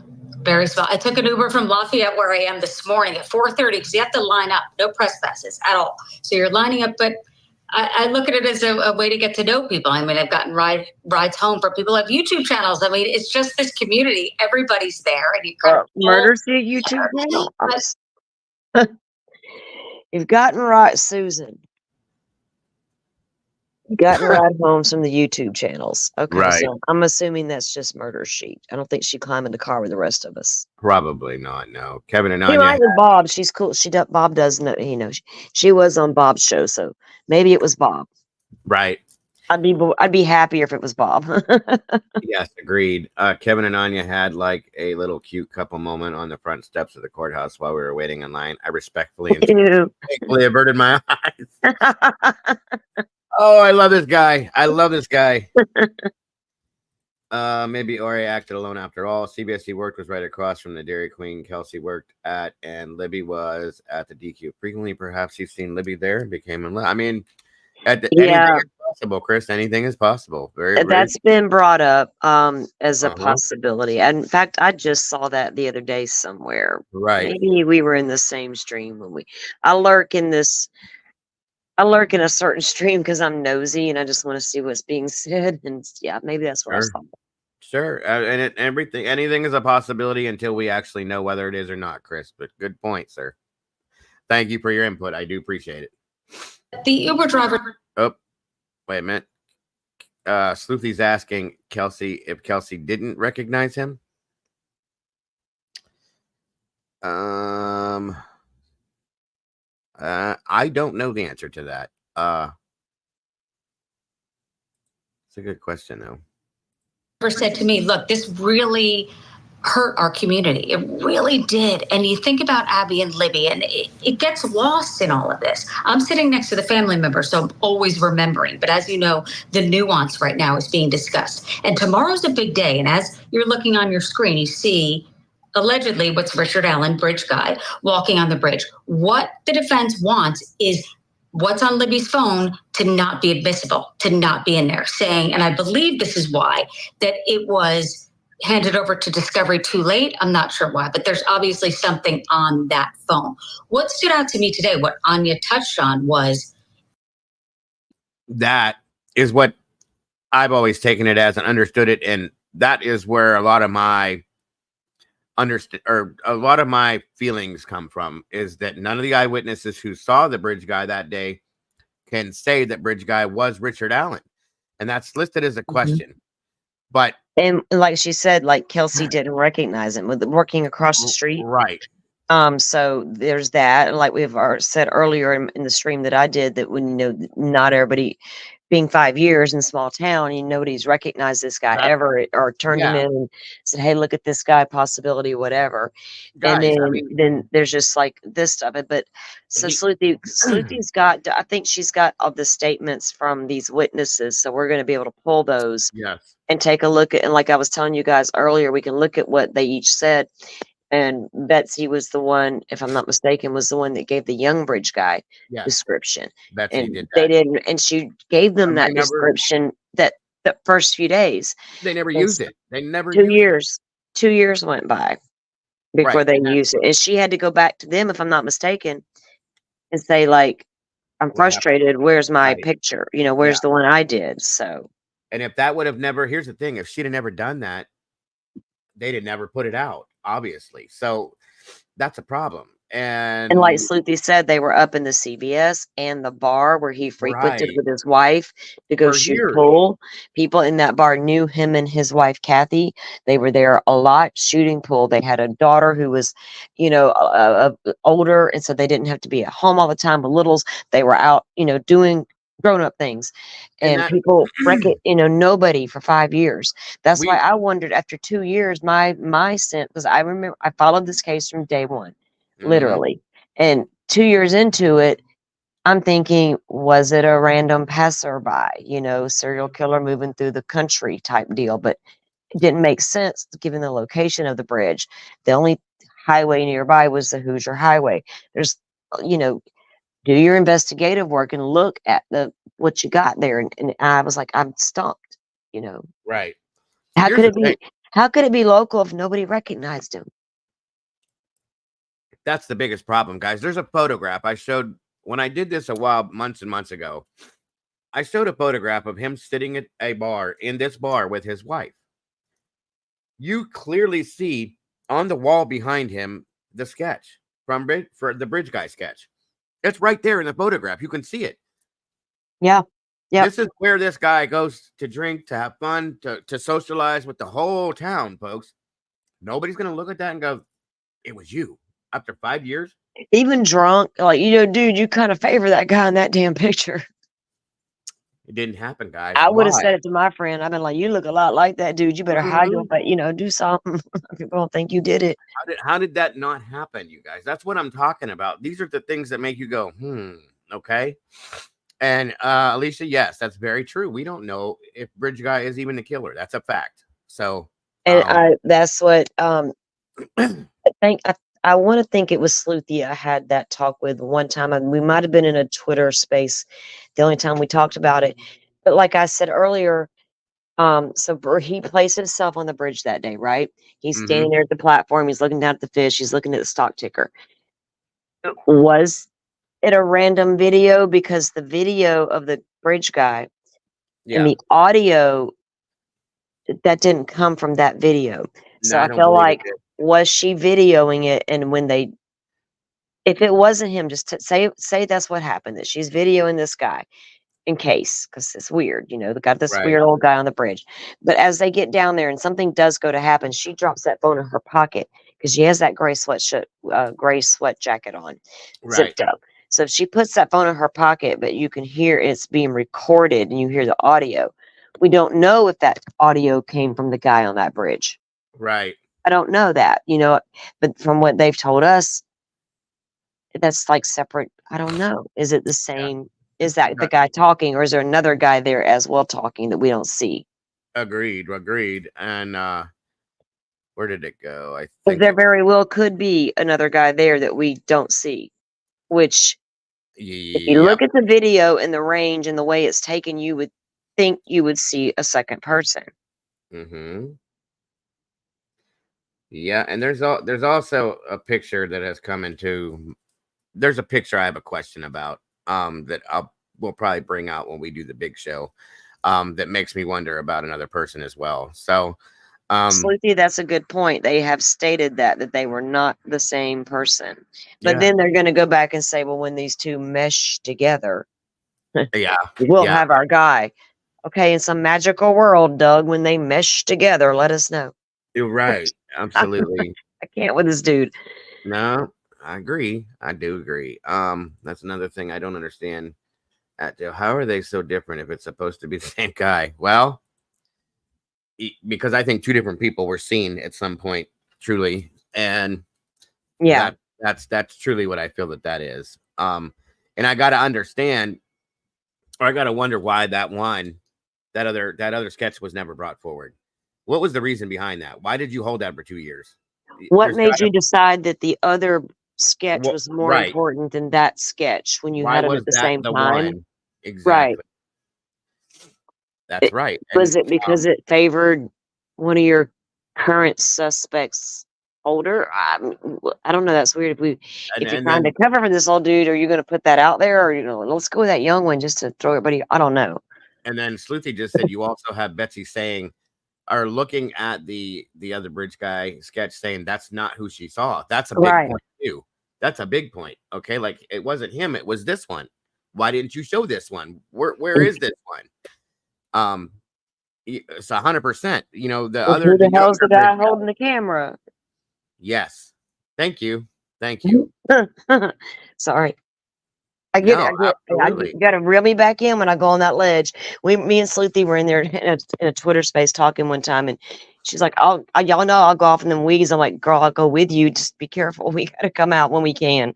But I don't want to go out in the weeds right now. Right. She was driving and they were away from the scene. Why wouldn't you go with the sketch from the witness who saw the man on the bridge? Thank you. That's what my question was. Yeah. Okay, and then there's that muddy and bloody statement that one witness said, then allegedly has come back and said that's not what I said.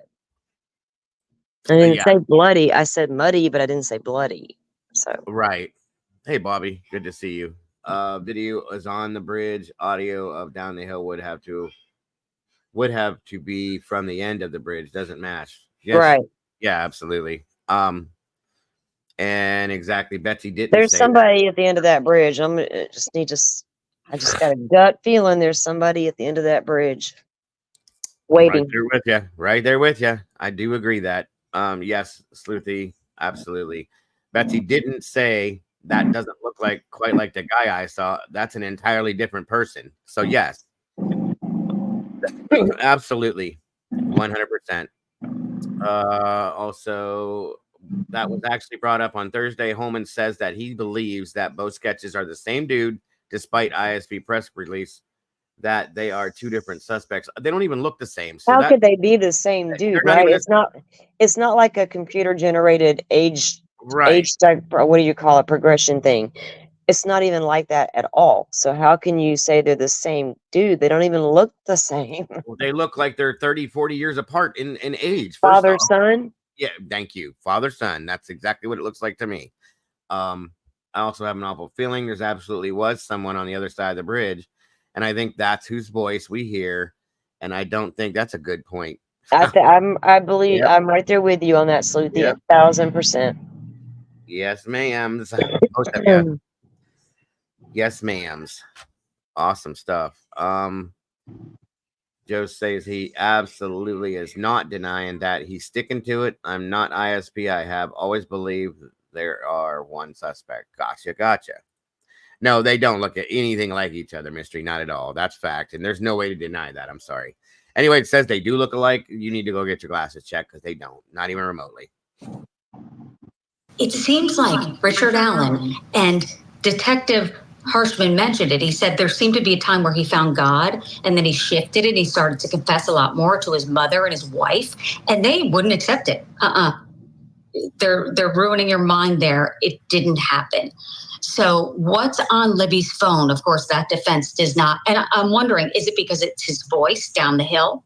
And will they compare the voice to Richard Allen in court? I'm not sure. But tomorrow's a big day as well. Absolutely. So as we sit here tonight, you've all been in the courtroom. You've been hearing a lot of information, some of it for the very first time. What lingering questions do each one of you have? Anya, what's your lingering question?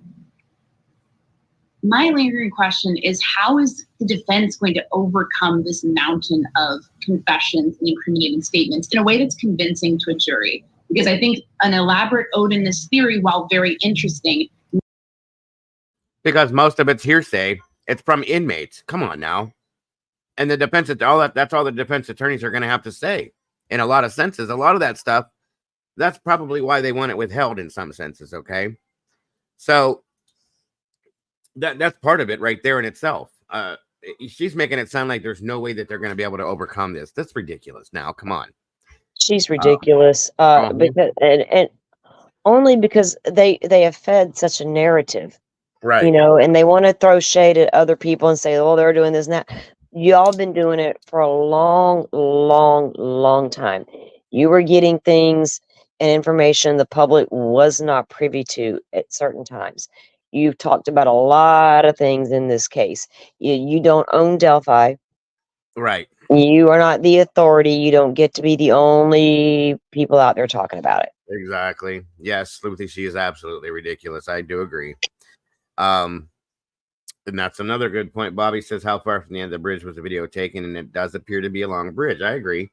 It is a long bridge, and there's been estimations. Mr. Steve also does a really good workup on that. Sleuthy is, I know, done a lot of work with that as well. I can't remember all the specifics on it right now, but we're going to be bringing that information out, Bobby, as we go through the case, introducing it more. Yeah, Joe says that it's a very, very long bridge, Bobby. It is. We're going to go and we've got some really good footage of that bridge and the surrounding area to give you guys a really good, because I'm a very visual. I need to be there as best I can. Same here. Even I had a hard time figuring out where the Mears Farm location was, because if you go to the Google Maps, it doesn't say here it is. No. So I hate to say it, but I found the best video for me to review and get a good grasp on it was JLR, because he went there and he did a really good job of going through where the Mears Farm was and the CPS building, and so I could see for myself. And we are going to review that stuff as we go through to give you guys a good look at that area and see you that can way see you'll for be yourself. able to put yourself there. Yeah, exactly. Where's that? Where was that? Oh yeah, Terry. Essentially, these criminals guarding him are being bribed to tell Ellie that he is saying he is guilty. Please make that. I basically am going to say that's my opinion. You promise somebody a candy bar that doesn't get that kind of shit and say, hey, go listen to what this guy says. And because not everybody's getting commissary up in there. Right. So, or I'll give you an extra hour out in the yard, go write down this or that, or say that he said this. Basically, yes, in my opinion, that's how I felt about the whole thing. You won't get assigned certain cleanup duties and this and that. There's all kind of stuff. Absolutely. Better conditions. Exactly. Better conditions and privileges. Exactly. That's what it's about in there, is how it works, They have their own little government system. Yes, ma'am. Yes, ma'am. Or I'll bring you a can of Coca-Cola. Yeah. I'll sneak you in some cigarettes. That's all they got to do. Yeah. Bingo. So, Sleuthy says they had the Germans thinking the arrest of Keegan was going to have something to do with the actual murders. And no, that's true. That is absolutely wrong. So bad stuff. May not be the ticket to explaining why was he saying this. And even if they managed to get a few confessions thrown out, that still leaves dozens more. So I'd really love to know what's next for them. How are they considering this? Kevin, what lingering question do you have? I think I'm in that camp as well. I'm also curious about how exactly Richard Allen, assuming he was a guilty person, was able to live in this community for so long with that secret without giving it away. Susan? I have two. Okay, on the legal side, because Rosie was, and by the way, the judge said today, where's Baldwin? Oh, he has other obligations. He just wasn't there today. So with Rosie, and I could see where he's going with this, it feels like he wasn't treated the way he should have been treated in terms of solitary confinement. That's where they're going. And someone who's not convicted should be in a jail. That to me is concerning for that side. Personally, I'd like to know, because they started that, the prosecution was saying on those phone calls, saying to Detective Harshman, he talks about motive for doing this. And he says, yeah. I was just getting ready to say that, Sleuthy. What are they going to do? What are these two going to do when it comes out that was all a bunch of bullshit, or it's all suppressed, of course, or any of that? What are they going to talk about then? What are they going to say? You know what I mean? Because I have a big feeling that's going to happen, because it's so much hearsay, and it's based on an inmate.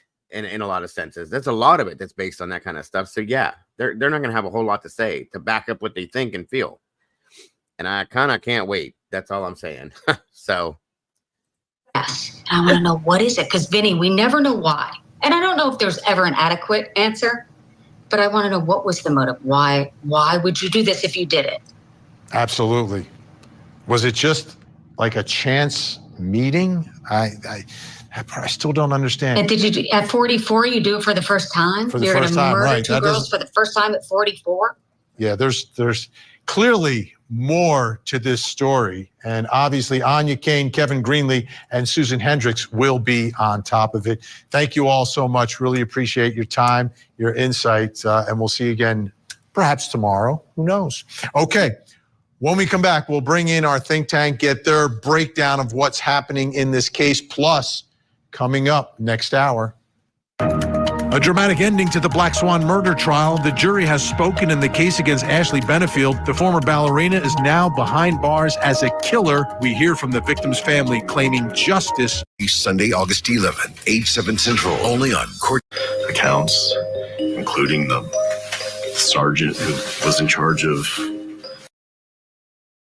Now, this guy right here, you guys, for those of you that are not familiar, where the hell did he go? Damn it. This guy right here, at some point, Judge Gall did a whole little rigmarole and had the defense team removed, or had them remove themselves, Rosie and Baldwin, okay? For those of you that aren't familiar. And it was all a bunch of bullshit, okay? It was just bullshit. This guy became one of the defense attorneys, okay, and was actually friends with the judge per se through Facebook and stuff like that. And they took it to the Supreme Court. They got his initial defense team reinstated because that was the only people he was comfortable with. This guy did this interview and blatantly stated that he believes Richard Allen had absolutely nothing to do with this, that he's 100% innocent.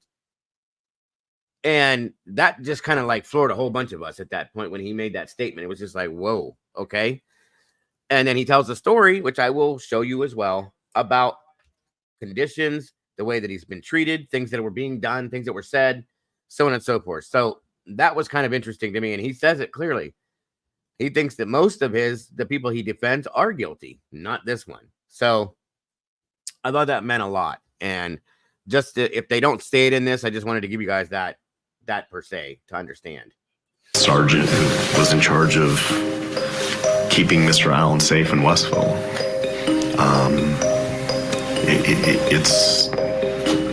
It's real. Just the other day, Robert and I were going to lunch and we saw a Jeep Wrangler right here in Fort Wayne with a spare tire on the back, and the cover said Odin, and it had all Odin spears like around on the cover. I would have never known what that meant and outside of this case. So Mr. Baldwin and Mr. Rosie were onto something right away. This is what we believe the defense will be. It's about at least what they want it to be, about the Odinness. And yeah, it's real. I mean, the more that you get into it and you start looking at things like, well, yeah, there are people like this, but are they doing satanical rituals? Are they sacrificing children? I don't know, but there are people who, I guess, practice Odinism or have some connections to Odinism in that area, for sure, for sure. Take a look at this. And the defense defined it for us. Members of a pagan Norse religion called Odinism, hijacked by white nationalists, ritualistically sacrificed Abigail Williams and Liberty German. Now, what that means, so that it's understood in layman's terms per se, members of a pagan Norse religion called Odinism, that's a factual situation, were then hijacked by white nationalists, which are white supremacists per se, okay? They kind of took the two and threw it together, is what that means, and that's what we were trying to explain to you before. They kind of took something and turned it into their own little thing. So, and we're going to be able to present, exactly what that is. Moving through the case with the Westfall interview, and Sleuthy sent me some more information earlier on the subject as well, and I had done some stuff, so we'll be able to present to you guys what exactly they're talking about. Mm-hmm. Yep. Agreed. And that's going to be a big part of what we talk about so that it is known why. Okay, so Well, you have to understand it to take it into account. And like I said, we don't know what's true and what isn't. We're just going through what's in the documents. That way you will know why it's there, what it is, so that it's understandable, like she said. Joe just said, it's interesting that he posted the question, are they sacrificing children? Because Amber Holder totally denied it, but she had an answer that intrigued me. Which was, what was that answer, sir? If you don't mind. That would be, I'm intrigued to know myself. Let me finish. Joe, do you want to come up? Yeah, please come on up here, sir. There's a link pinned in the chat. All you got to do is pop up here.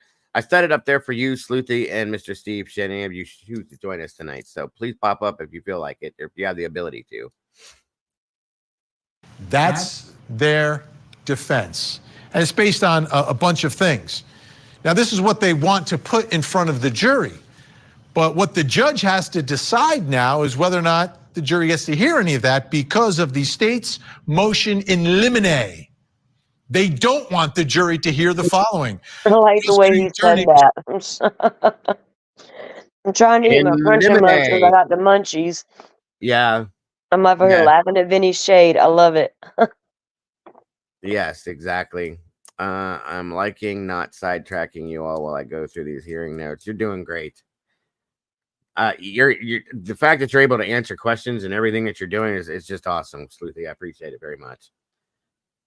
Respectfully request that the court enter an order required the defendant or his counsels to refrain from mentioning in the presence of the jury during voir dire, opening argument, which should be an opening statement, presentation of evidence, and closing argument, any and all references to the following either directly or indirectly: Odinism, cult or ritualistic killing, and then the redacted name.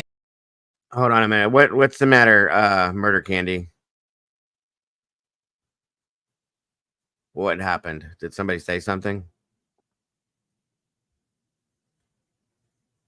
Oh, wow.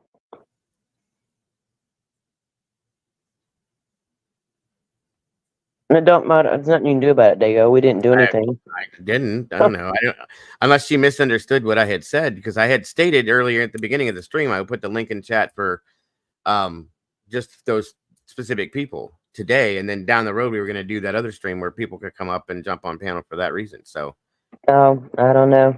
If that's what the misunderstanding was, my apologies if it was misunderstood, but I did say it in the very beginning. So unless maybe you weren't in here at the beginning, I don't know. My apologies if it upset anybody. It wasn't meant to. Names of some alleged Odinists. We've redacted them for you. Keegan Klein, who's a local man who pleaded guilty to possession of a lot of child pornography. Another redacted name, and Ron Logan, who was the man who owned the property on which the girls were found dead, who also got someone to try to lie for him about his alibi for that day. Now, he's no longer alive, but they don't want him to mention his name either. So how is this going to go down? What's fair? What's not fair? Let's bring in our think tank. Yeah, that's why we were doing that today, and only today, is because Joe was at the hearing and has the information to answer the questions.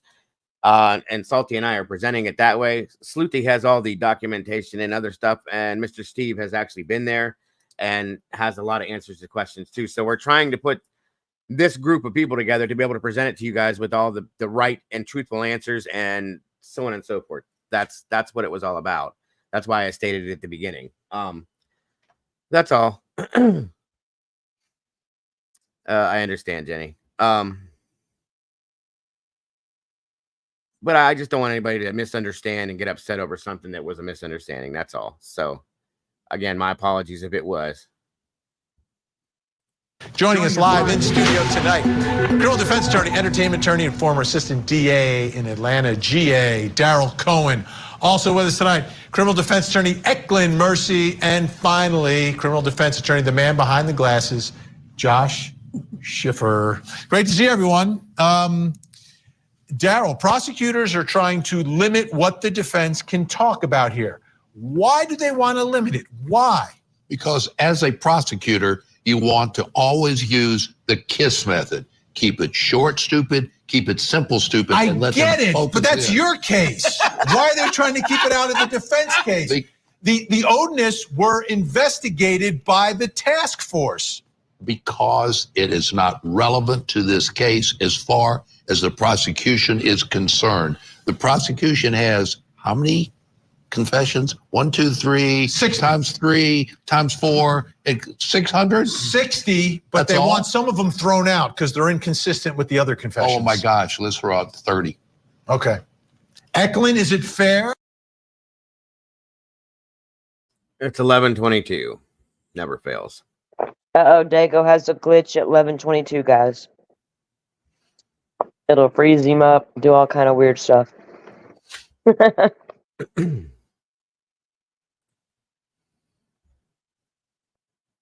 Well, that was weird that time. It didn't do it like it typically does. That was different, right?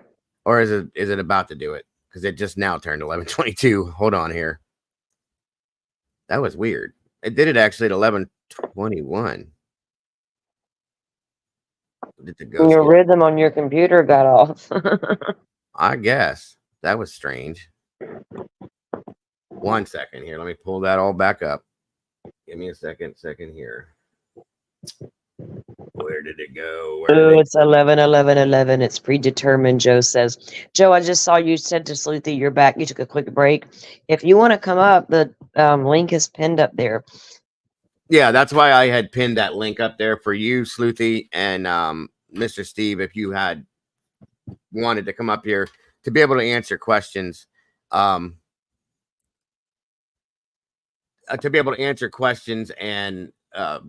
in case anybody had something that we couldn't answer ourselves, so because you were at the hearing. So yeah, absolutely. Let me bring this back up though.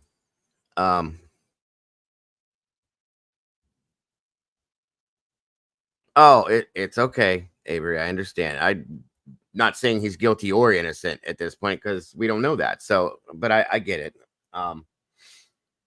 1 second here. This one took it completely away from me. That was pretty wild. Oh no, hon, we're not gonna be the ones to tell you this man's guilty or innocent. Yeah, Not at all. Not at all. That is no. not.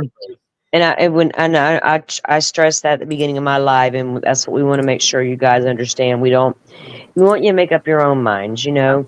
And I do get sideways and start throwing shade every now and then, but I've been talking about Delphi for over 4 or 5 hours now. But yeah, we're not. I have no idea if this man's innocent or guilty. I'll be honest, I don't yet, but I don't think he's the only one if he is. No, that's where I'm at with it too. What Or happened? he's not at all. I'm so confused. Oh, here Not it is. really, not really, but I'll just say that. Welcome, Joe. Thank you for joining us, sir. I'm here.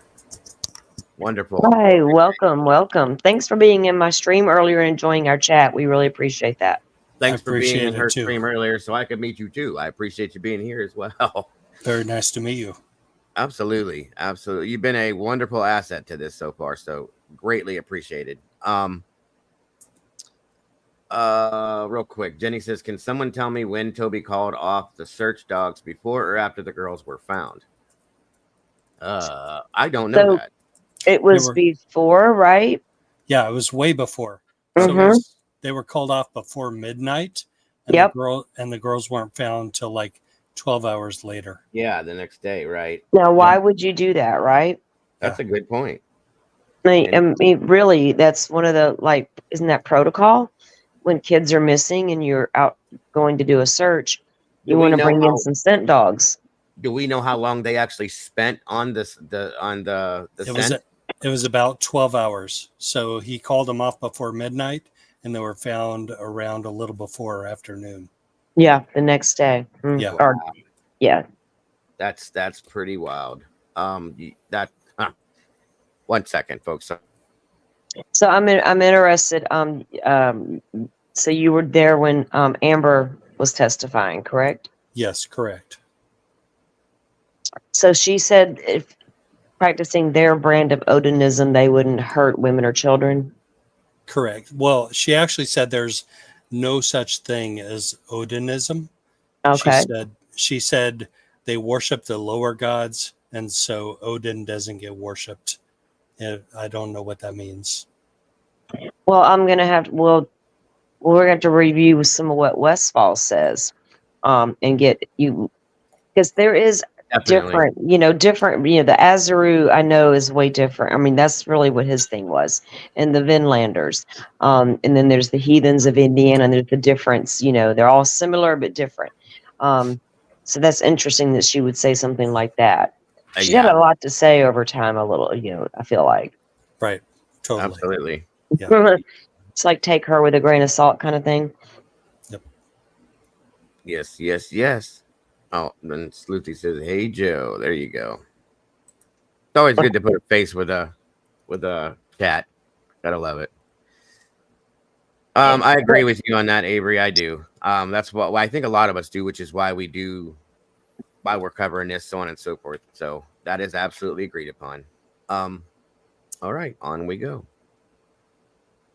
Wait, did I miss something over here? No, okay, I got it.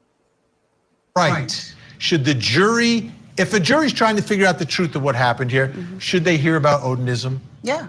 I think it's all relevant, especially if it's the defense. I think that people should know that there's no statute of limitation on murder.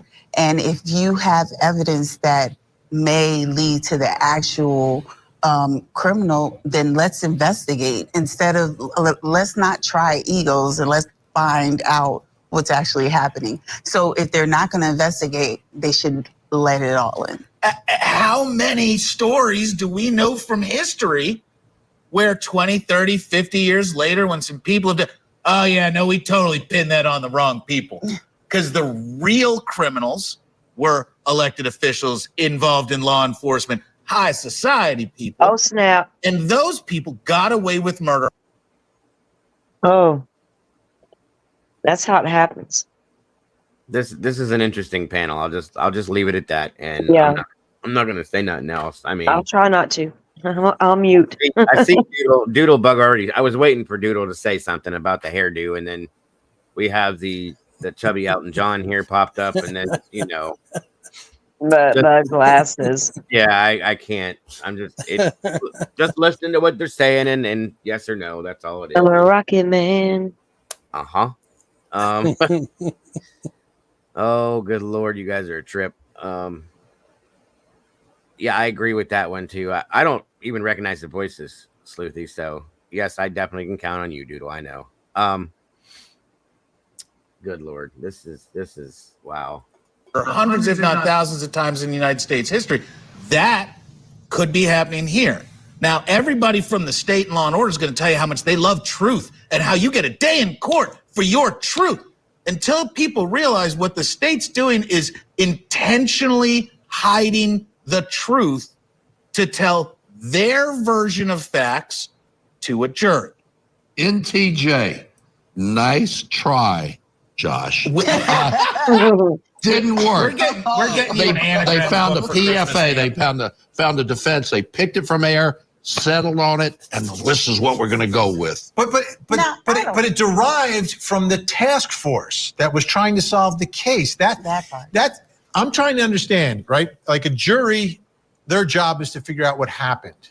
Why should we limit what investigators were looking at? It's not the defense. Like I know a lot of times they do. They pick stuff out of thin air, but this wasn't out of thin air. This is from the investigatory files of the task force. There were members of the task force that believed this was the truth. 20 years ago, if you'd said, hey, by the way, in the war against gangs, law enforcement's the best and they're not going to form any gangs. And now what do we find out? There are law enforcement gangs with tattoos and gang numbers. Same thing. Why the state would want to stop and why a judge would want to stop something from the state's own investigation? Insane. And I think it's kind of arrogant to just believe that you're going to get it the first time, every time. People mess up. Investigations are faulty. The idea that, hey, because we pinned it on this particular person, let's just go full steam ahead. You may have messed up. You may have to retract some things. You may have to stop and make sure that because it's the state versus the defendant. No, it's not. The defendant is part of the state. They didn't. It's the state No, versus the defendant. It is the fact and the versus the non-facts. Is part of the state. The state has to provide all of the evidence. If it was the facts, that's Daryl, exculpatory as well as ISP is not retracting anything ever. He's a part They're of not going to take anything so back. he deserves. Go ahead, say that again, Joe. I like that lady. ISP is not taking anything back. They're not going to retract anything. Oh, no, that's not going to happen. I mean, that's no.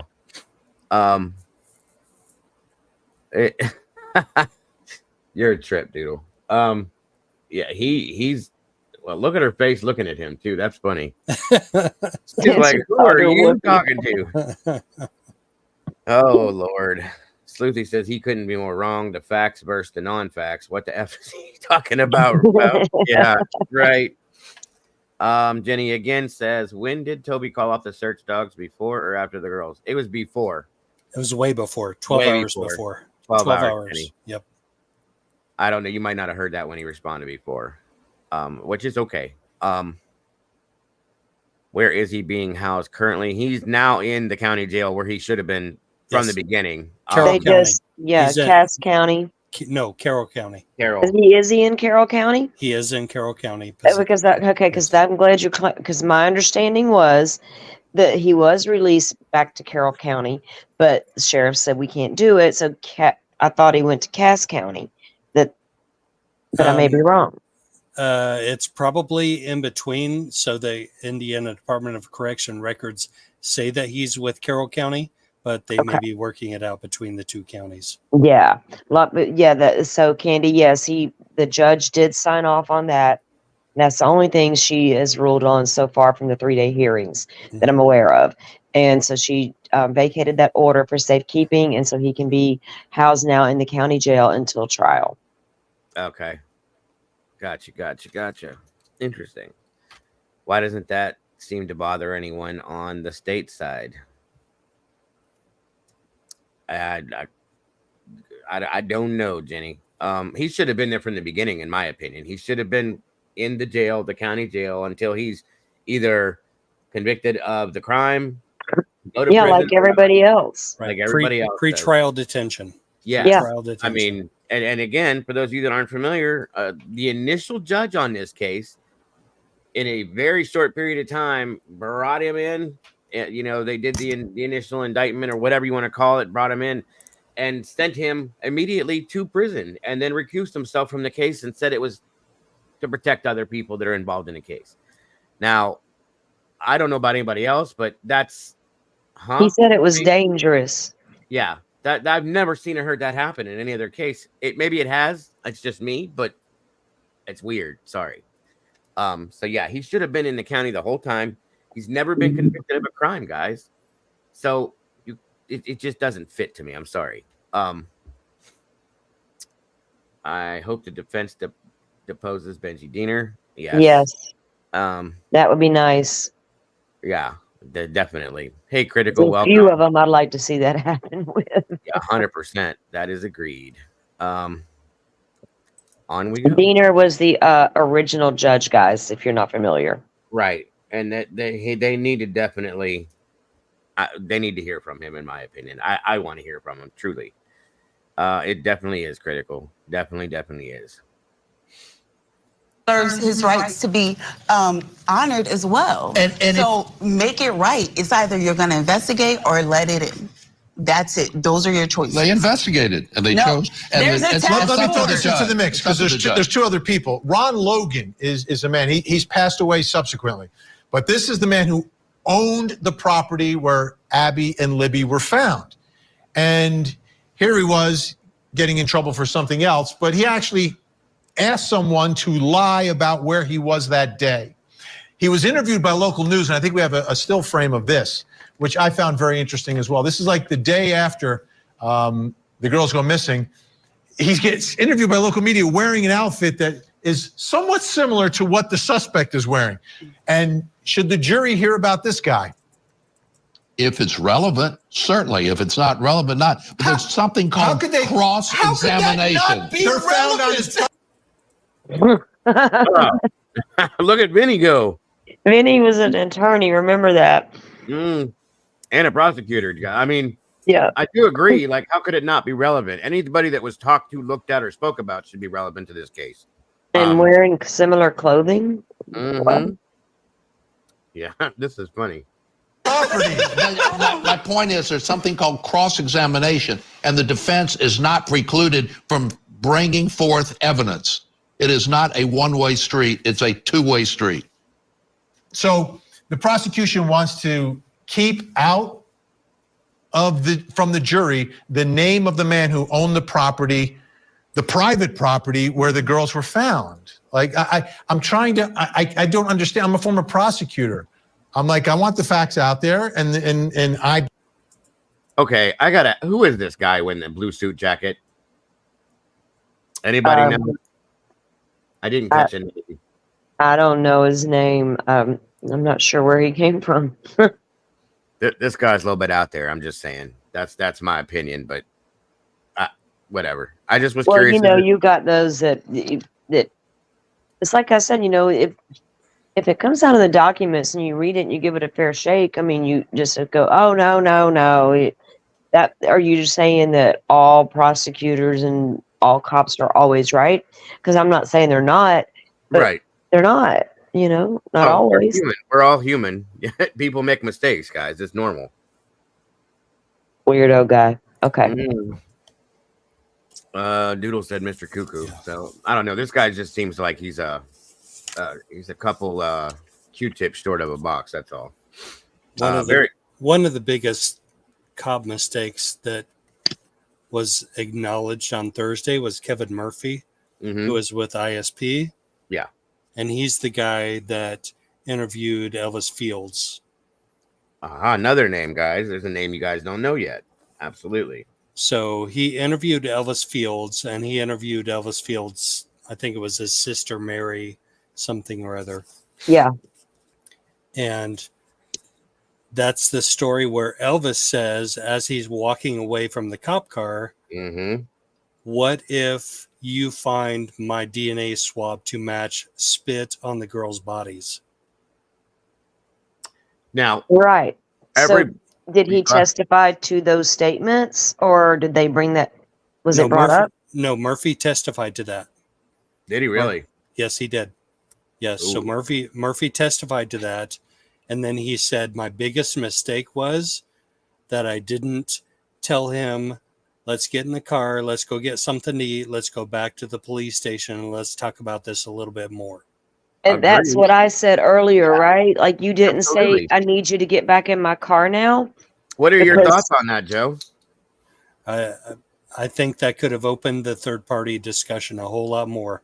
Oh, God, yes. Yeah, exactly. And now I'm going to assume, I've known about that conversation for a long time. Right. So if they allegedly have DNA, can I assume it's that you do have a swab of Elvis's DNA and you compared it and it's not his? They have somebody's DNA for sure. So all the different things I have put together on that I'm going to do in that video, it appears they do.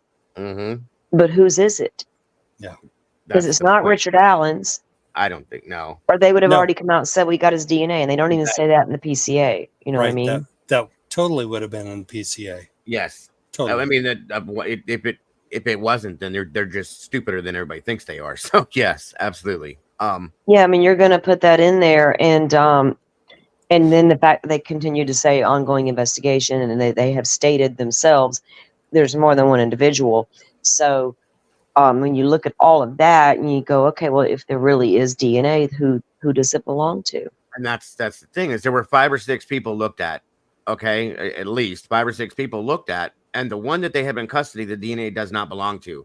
So what the hell? Okay, that's the problem right there. Right. Still 5 short of my allotted day. Oh, you're good, Mr. Steve. You can make as many mistakes as you want in here, sir. that's an interesting theory, and or not a theory, but an interesting scenario in my opinion, for sure. And I want to hear about that. I want to know why didn't you take him for a ride or ask him to come to the station or what? He said that's that not was just his a biggest mistake. mistake. No, Right. he said Right. that was his biggest mistake. You darn right that's your biggest mistake, because if you got a guy, you're investigating this horrible homicides in the woods, these little girls, and the guy you just questioned then comes back to you and says that, you don't. I'm That's going what to I mean. say I need you to get back in this car with me. We got more questions now. Well, listen, you're basically stating that they're gonna find your DNA on the victims. Okay. That statement alone in itself says, hold on a minute, come here, please. Yeah. Why would you say that to me? And let's go talk about this. And that's basically another ball drop, okay, that was done. And I know that the defense is gonna ask, why didn't you do that? I want to know that answer. I want to know that answer, and I want to hear the truth behind it, which I don't Right. think we're You know, just like Ann Taylor needed to know if you investigated them 3 unknown DNAs. Do we need to go get her? You know, I mean, come on, people. So they're doing the right thing by bringing these things up, because we would absolutely expect it in other cases. You know, if there's exculpatory evidence, that has to be brought forward. And that's, you know, they're setting Richard up for, I don't know how Indiana rolls. Apparently, it's got his own way of doing things, but obviously, I feel like he's got a lot set up for appeals in the future. If there's that's not a small thing either, you guys. That's a big deal. Okay.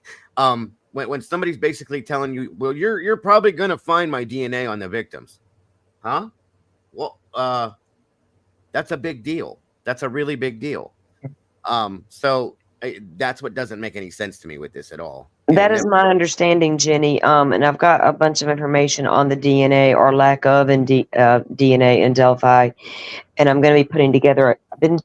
It's been in edit for a while because I've been gathering a lot of stuff, and it took me a long time, but I don't mind because I really wanted to know for myself. That's why I did it. Right. And I thought, you know what, this is a lot. I'm gonna make a video, and so I just got some newest piece the other day off of somebody's stream. I was like, whoa, wait, I need to go back and listen. So I listened again. I was like, that's my final part right there. Right. So I'm going to be doing that soon. So no DNA, no fingerprints, no cell data. So Sleuthy, I have heard partial fingerprint, but I've only heard that through family statements. Yep.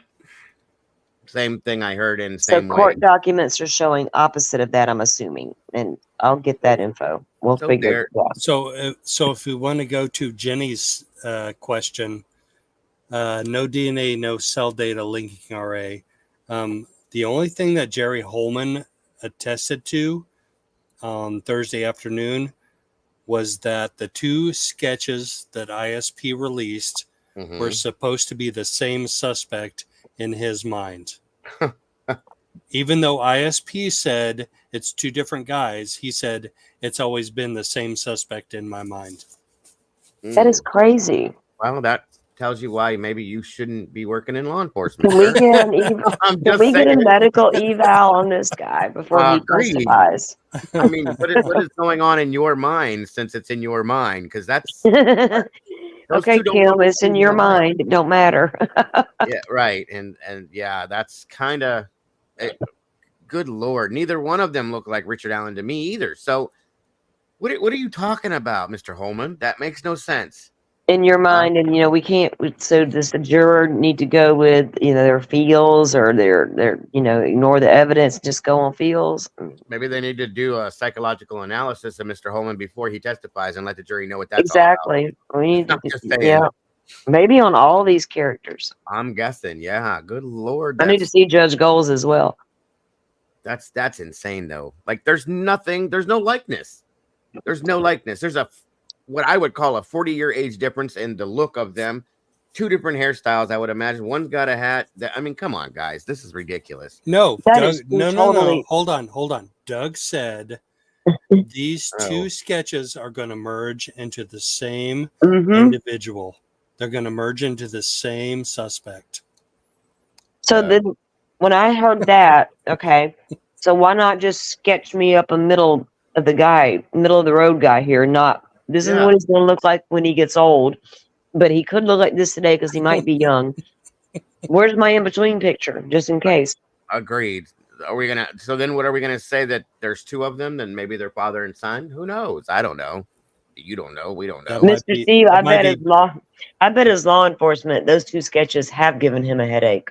I agree. What'd you say there, Joe?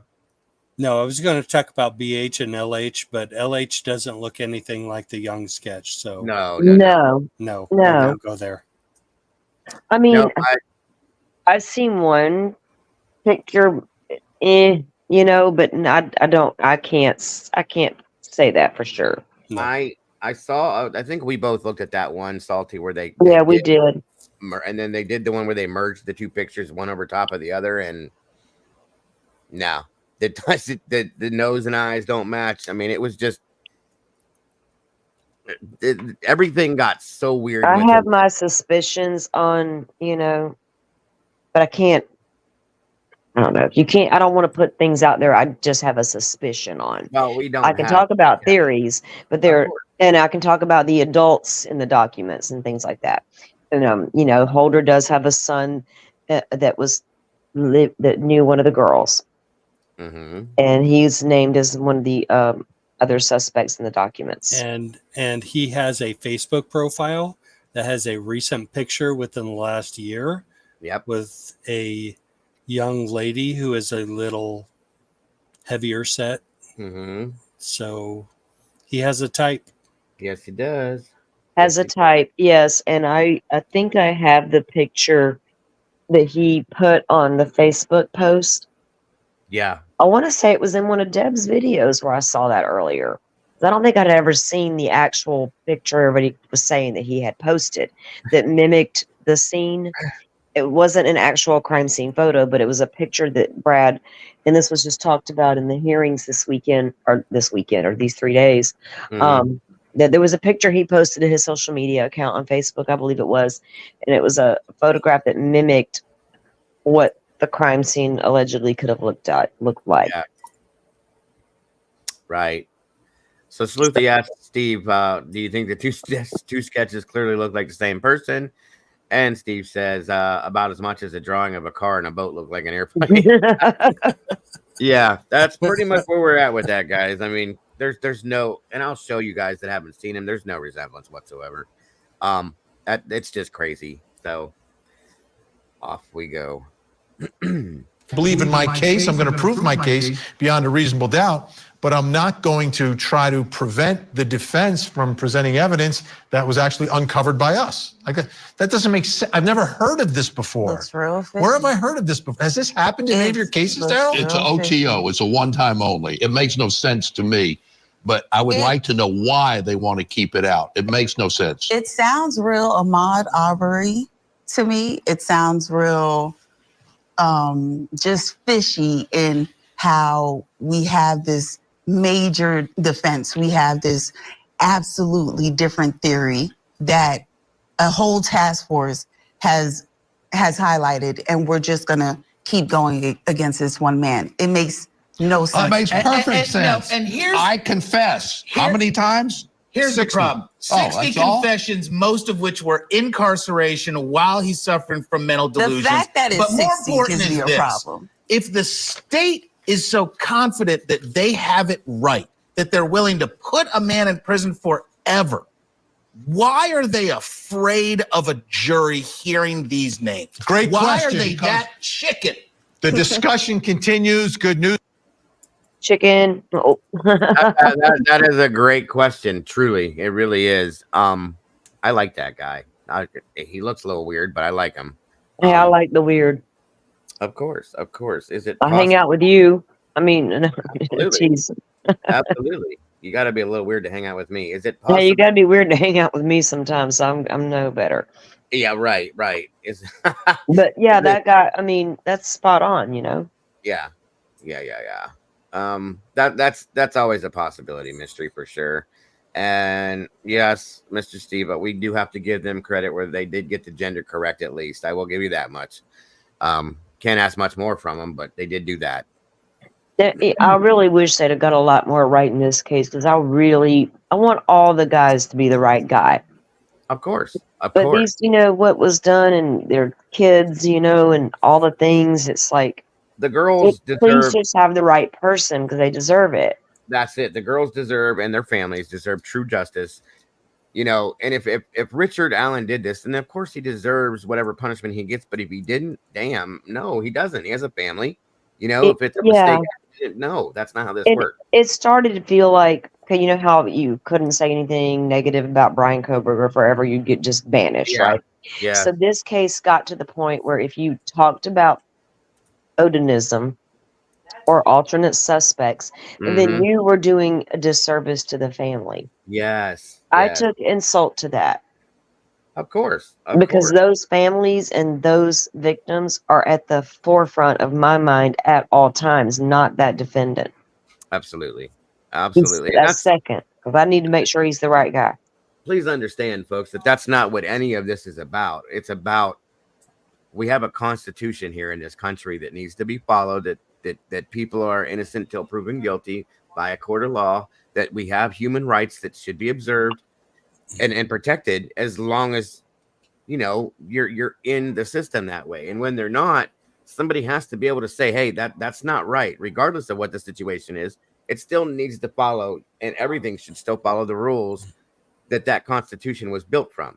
That's what it's there for. And when you don't, people are going to question it. And if they don't question it, well, that's part of what's going on nowadays. It's a problem, in my opinion. Right. So that was probably the most striking thing to me when I went to the courthouse in Delphi, Indiana on Thursday morning, and I was going to take a bunch of pictures. I was going to be I'm totally social media this thing. I'm going to get a bunch of pictures. And I took one picture and I realized that this is a man's life on the line. Yeah. And this is the justice for Abby and Libby on the line. Yes. And taking a bunch of pictures doesn't serve that at all. So I'm going to go in the courtroom and I'm going to observe what I observe. But it is very, very sobering to walk into a courthouse and to walk into a courtroom where a man's life is on the line and where justice for two beautiful young ladies is on the line. It makes you take I can imagine it was surreal, right? And I got mad respect for you for approaching it like that and seeing it that way, because not all will do that, and that's the way I look at it, and I know that being there would have been a heavy feeling, because you would have felt for both sides, right? Yeah. You want your justice for those victims, but you also want to make sure that's the right guy sitting there. And I imagine it was a really true, surreal feeling. Sobering, for sure. And as human beings, we have to be that way, guys. And if we're not being that way, what's wrong? Why are we not all feeling that way? Why are we not all presenting those emotions in a situation like this? It just doesn't. It's not human of us to feel anything other than that on both sides of the tracks. Okay. And that's my opinion, of course, but I think we should all feel that sense of what Joe just said. Yeah. Now, what Mr. Steve just said right there, that's been my biggest thing, Mr. Steve, is Klein was your easy out. Yeah. Yeah, that's true. That is very true. And if you were going to pin it on somebody, damn, here's your guy. Well, he's communicating with the girls. He's catfishing the girls. Alleged communication that morning with the girls. Not only communicated, but to meet them. So it is a very easy out. And it made me, knowing that, I think we talked about this once before, it made me wonder, does Richard Allen know something he's not supposed to know? Was he involved in something that shouldn't have been, and said, whoa, that's too much for me, and was trying to go the other direction? I mean, there's a few different ways you can look at this as a speculative basis. The fact that they didn't pin it on Klein or charge Klein, whatever, however you want to put it. I think Mr. Steve puts it better than I do. And then, then why find this random guy 5 years later? But if I also have to believe there's a really good chance Richard Allen is involved. Yes, absolutely. Right. But if he is, I don't think he's the only one. But he has not said either way, and maybe he's afraid to say if there was somebody else there with him. Maybe he doesn't want to confess to all that. I don't know. Maybe he was a lone wolf, but I've always wondered. Well, because they say, how can Koberger unalive 4 people? How can Richard Allen kill 2 girls all by himself? Right. I don't know. I struggle with it, right? Yep. Absolutely. And I mean, if he had a gun, he could absolutely control the situation. But at some point, if you're trying to take care of one, you got to let go of the other for a moment. You can only control it for it's so many aspects. Right. Yes. You can only control one at a time. And if you're gonna go tying something up or doing something, you got to turn loose on one of those girls at once. You can't have a hand on each one at both. You know what I'm saying? Right. You got to turn loose at one of them. Is she gonna break and run? Is she, whatever? And that's why I questioned their time of death if they matched, because if it is one person, I feel that one of them possibly was taken out first, as the other one, unfortunately maybe had. We're never gonna know time of death. Probably not. No. Agreed. No. The bodies were sent to a medical examiner too late. Mm-hmm. Really? Yes. That's sad. The Carroll County coroner. Why in the hell would that happen? Because in Indiana, as a coroner, you don't have to be qualified. It's an elected position. Right. Okay. So like Idaho, with Miss what's her name, butt lady over there. Yeah. Mabbitt was her name. Yeah. So they had to, but they didn't send them away in time. Nope, they did not. So what was the delay? Do you know by chance? No, I don't. Wow. Transportation was a factor. Maybe they too far away. What? Well, how many times have we seen a ball drop now, Salty? So was this another ball drop? Or was it a purposeful ball drop? There you go. That's what I'm saying. It seems to be there's a lot of these things that are being done. So now I got more damn questions.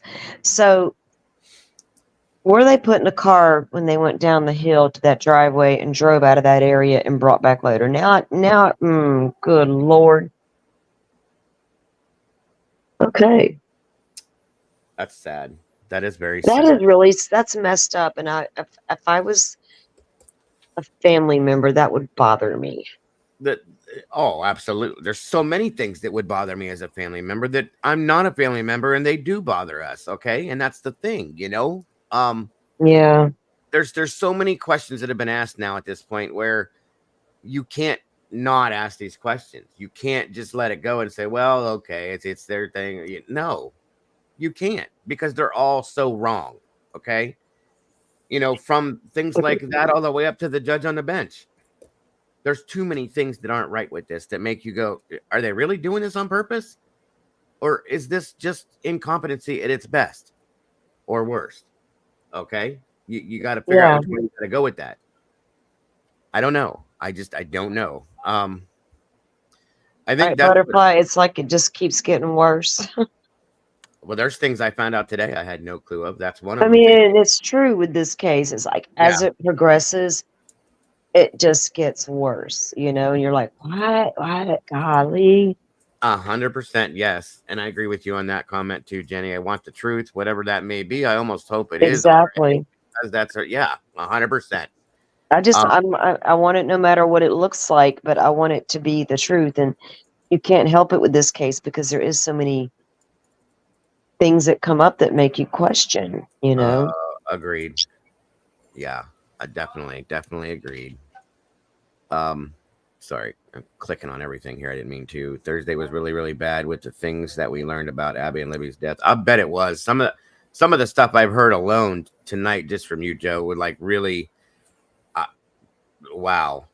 That's really all I can say. This was another one. This was another banger here, Well, yeah, we've learned a little more of the details of, I mean, for the longest time, we didn't know what happened to those girls in the woods. We heard rumors in the very early years, the first 2 years, like they said, mentioned earlier in one of the pieces that we reviewed, like that first year. But like literally those whispers went away.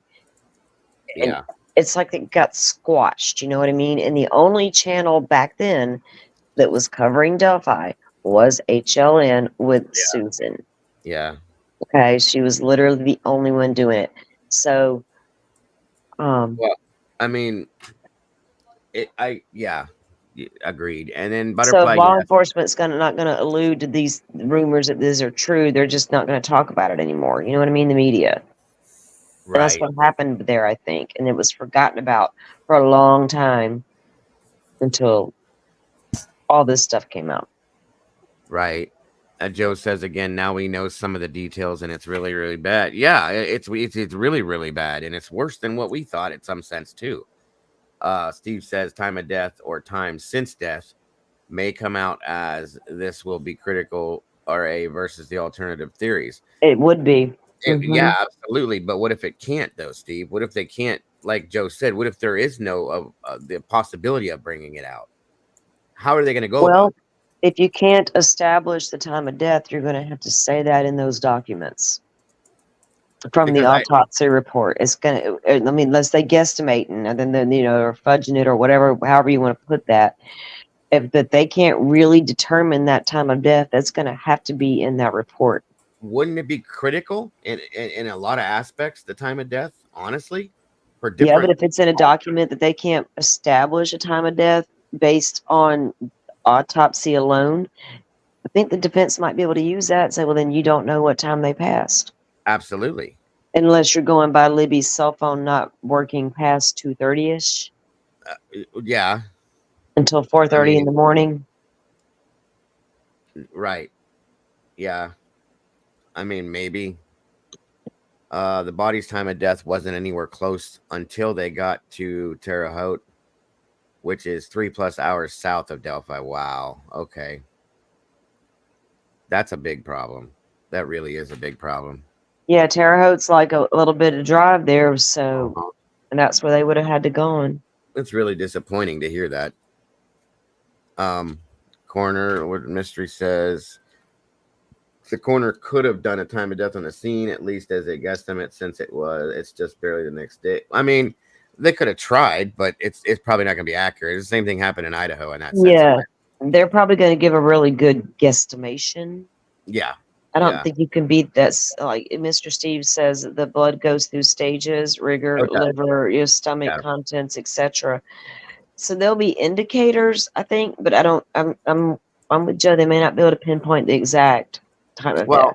Yeah, and true, because even in my experience from what I did for a living, I've come upon situations where there's rigor mortis will set in and then release, and then bodies will start to pose after certain periods of time. For instance, the Idaho case, there was 12 hours that there was between the time that they believe the time of death happened, which is wrong to me in my opinion, but they called it at noon when we know that it was way before that. Okay, so you can't tell by doing a liver temperature test, or you can't look at the body and its posing and stuff like that, because rigor mortis is already in and out and gone. So there's a lot of those aspects that you have to take into account at this point. So that's again another problem, and that's why, Jesus, I never knew that. I thought for real they would at least have something like that. The Carroll County coroner was not much older than a teenager and not qualified to assess body temperature. Damn, to assess the. I don't think she got liver temp. I really don't. Wow. Yeah. That's that's unfortunately that you got people out there who don't do as good a job as they should, and it's come back in court like real cases that have happened that they come back later and say, well, this report and that the coroner did this and that wrong, or the autopsies and things that happens, and you got to get all that vital stuff to make this is protocol, folks, and these things are what can either make or break a case in a lot of senses. And when you don't have those things, what do you have? This is how innocent people go to prison and guilty people stay out of prison. You know what I mean? That's bad stuff, and that's that's horrible to me. Wow.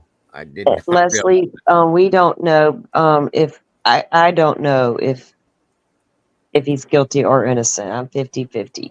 I always try to be that way with all the cases. I will lean one way or the other, but in this one, hopefully I'm leaning that if he is, he's not the only one, and that's if he is. And that's where I'm at. I believe that he very possibly has some form of involvement, at least. In it but there's got to be others. There's got to be. They got a lot of convincing to do. Put it that way. Yeah, I do agree. The whole, I don't know. There's a lot to it. She says, but deep down, what do you think? Deep down, those questions aren't. I've been fun, sitting Leslie. with this Okay, I've got 2 defendants I've been sitting with for a year and a half. And I've gotten pretty deep into one of their brains, and I had to come out because I didn't like it. And it wasn't this guy. Yeah. My gut believes probably not, but I could be wrong. And I think you and I are on the same page in the same book, probably in the same chapter too. My gut with the other guy tells me, yeah, but I could be wrong. Saint, welcome. Wasn't there sigils also? Weren't the girls placed in the tarot card position of the hangman? You have to also. They were placed in specific positions. Yes. Yes. And there were sticks laid allegedly. on top of them. Allegedly. Yeah, allegedly. We haven't seen it for ourselves, but yes, ma'am. Absolutely. And there was also allegedly runes.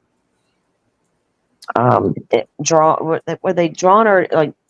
They said the sticks blood. were placed in the runes positions, right? Yeah, I think that's what it was. The sticks were placed allegedly in a runic positions along with the bodies positioned, and on the tree behind, there was a quote unquote alleged runic shape on the tree behind them in blood as well.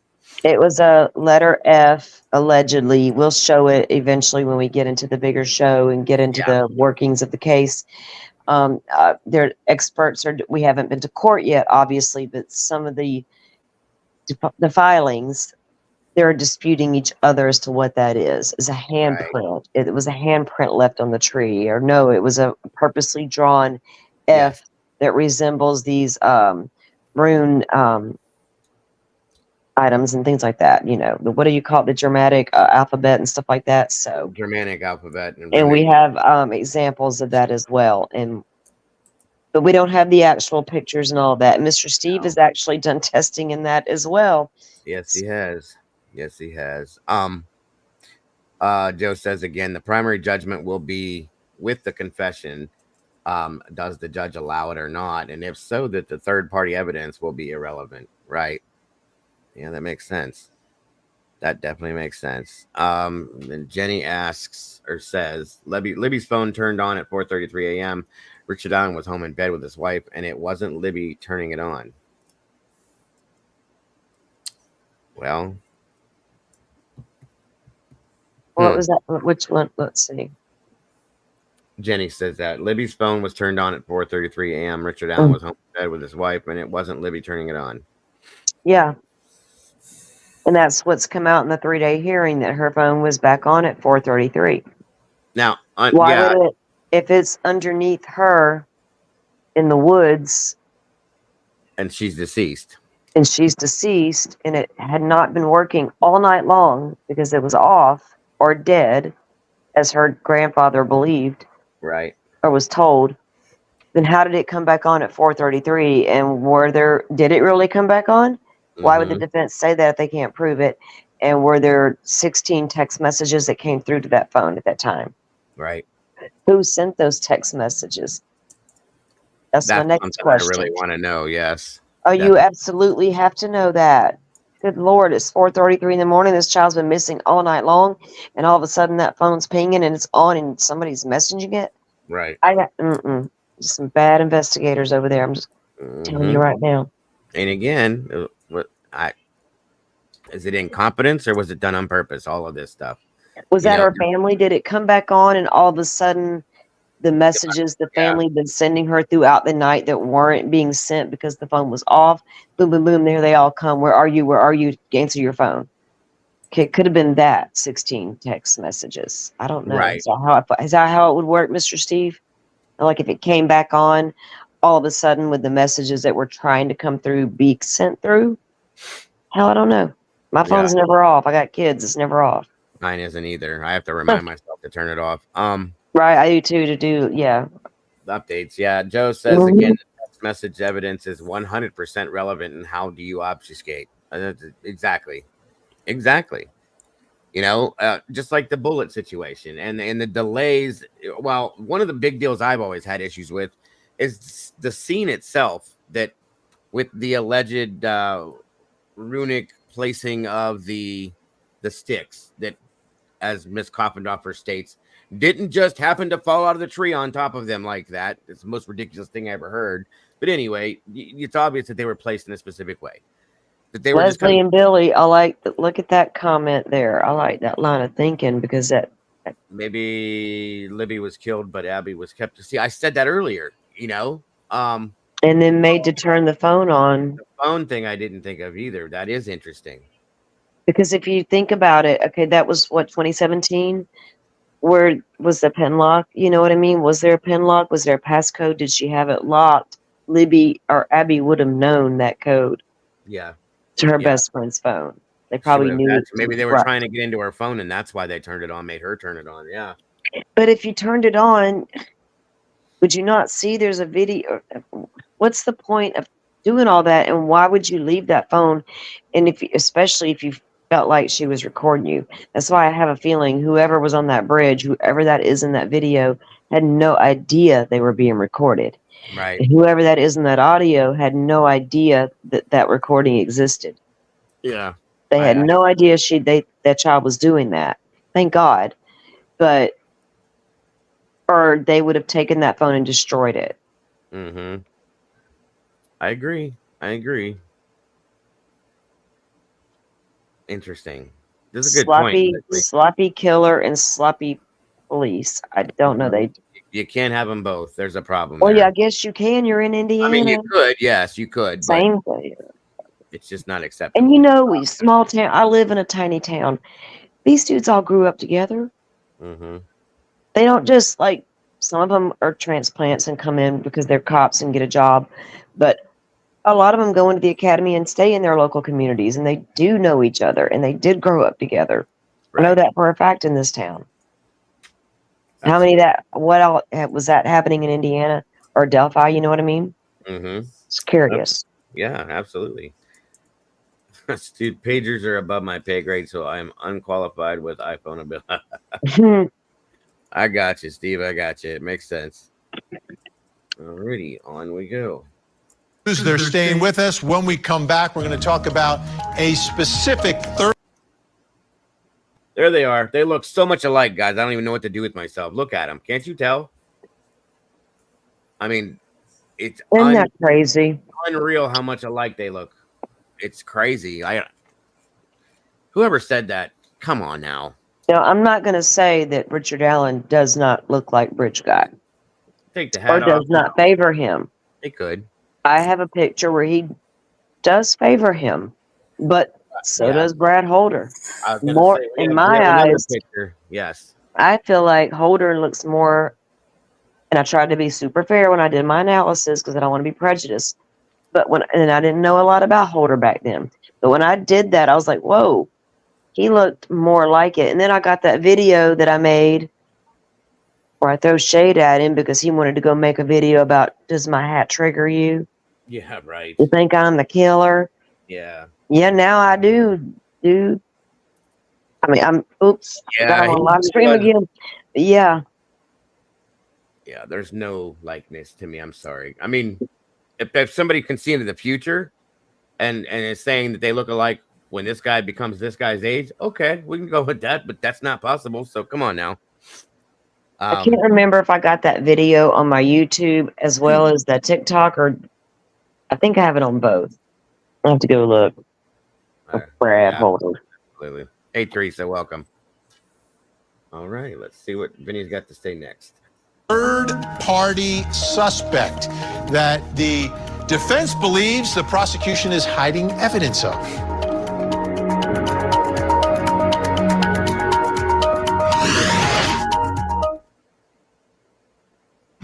Years to make an arrest of a man who the day after told one of the investigators, yeah, I was there.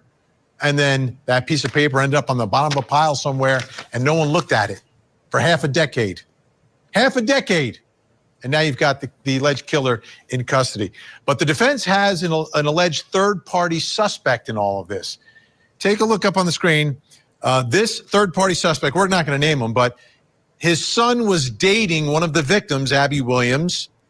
This third-party suspect would visit a friend in Delphi to practice Asatru/Odinist rituals. Go ahead, Joe. Nope. Joe, come on. We'll wait till he's done. I know who it is. I think we all Mum's do. the word. Yeah. I think we all do. On we go. We were just talking about him. Conveniently, yes. Images on his Facebook page allegedly resembled the crime scene. Also alleged here in their motion to dismiss that on February 17, 2017, the interview of this third-party suspect was destroyed while in the possession of law enforcement. How would that happen, or why would that happen? And that's really convenient, isn't it, guys? Come on now. Destroyed while in the possession of law enforcement. Which means law enforcement destroyed it, folks. For, that's all. In layman terms. And why would they do something like that? Gee, I just couldn't tell you. Sorry. Leslie said real quick, guys, there has to be two killers. Imagine your teenage kids and them fighting. I know mine would be screaming, fighting, and just trying to get away. There's no way one guy keep two girls from fighting the kill. I mean, if there's a weapon involved, it's possible. If you're threatening the other one, saying this is what's going to happen if you don't cooperate and blah, blah, blah. I could see it happening, Leslie, but to do everything that was done, one person by themselves, I just struggle with it. I'm not saying it can't be done. I'm just saying it's a struggle in my mind. That's all. Who's going to bed? Teresa and Elisa or Butterfly? Butterfly's going to bed. Have a great night, Butterfly. Thank you so much for joining us. Good night, Butterfly. Appreciate you, girl. Yes, and hope to see you tomorrow, dear. Have a great one. All right, on we go. The third-party suspect testified in his deposition that in addition to law enforcement's interview, which was purportedly accidentally taped over, law enforcement conducted a second interview sometime later, probably within a year or two of his first interview.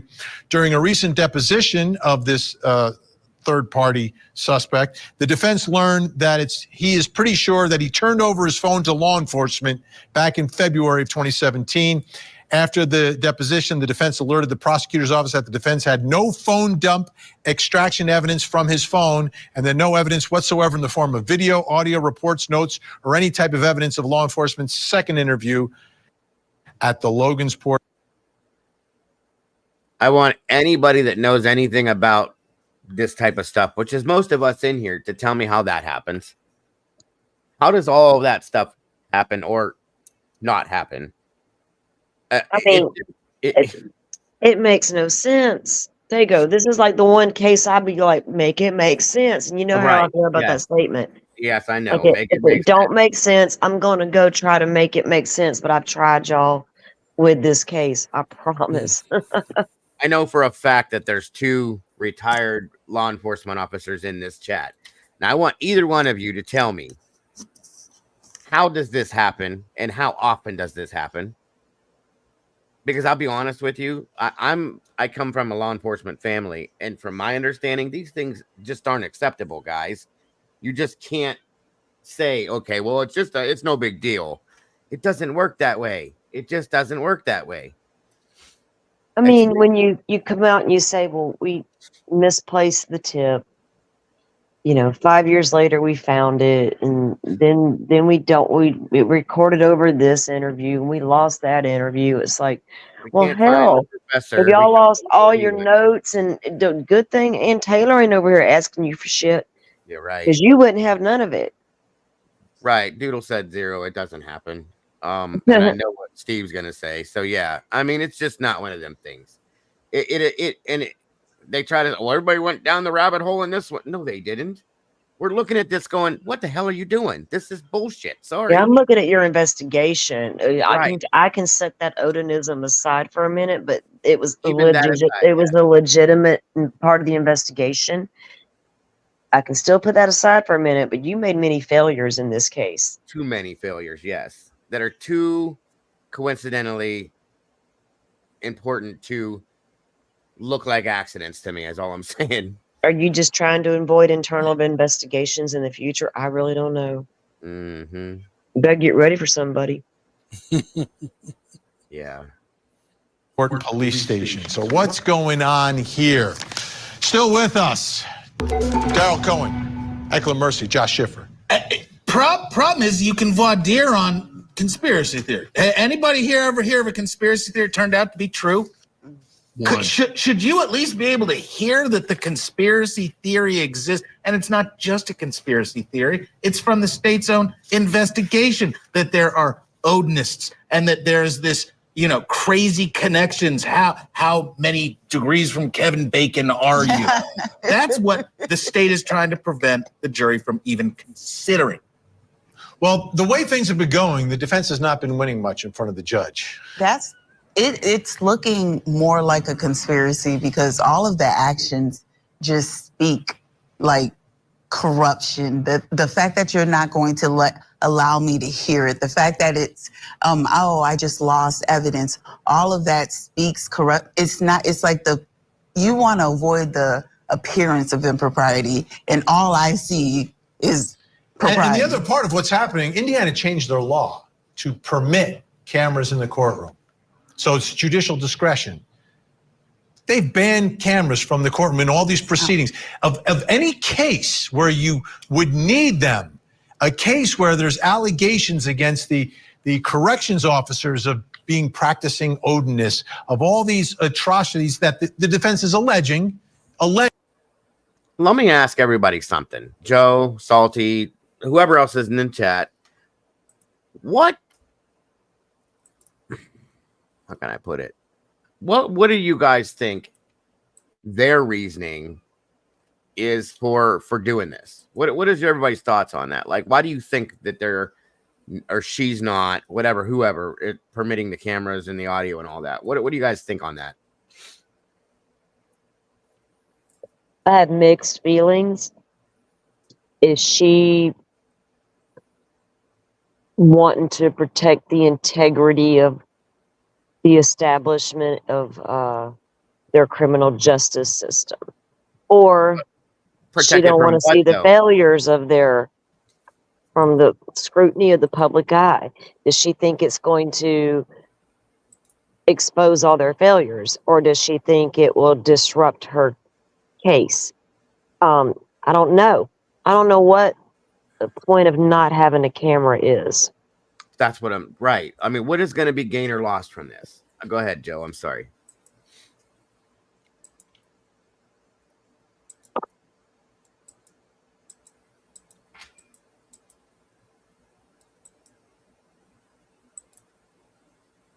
Can you hear me, Joe?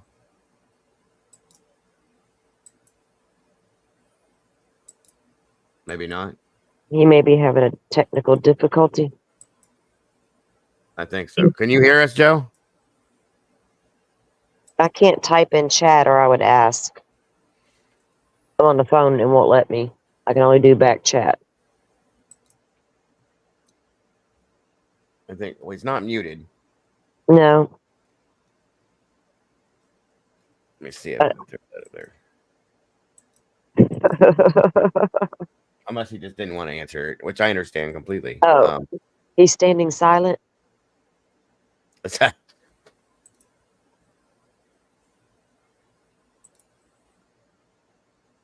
Maybe not. I don't know what happened here. Can everybody else hear me?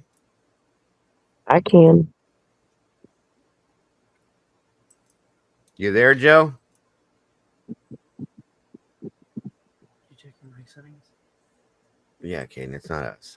Maybe it's it. Did he go through his settings?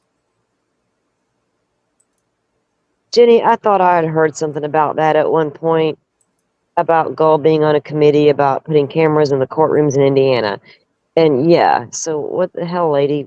This is your prime case to do that with. Can you hear us, Joe? Joe's sitting there going, "There goes stream is quiet." I'm just not going to answer this. Hello? Look, your glitchy ghost affected Joe. Is Joe AI? Let's see. Or does Sleuthy go to bed? She could answer. She probably did.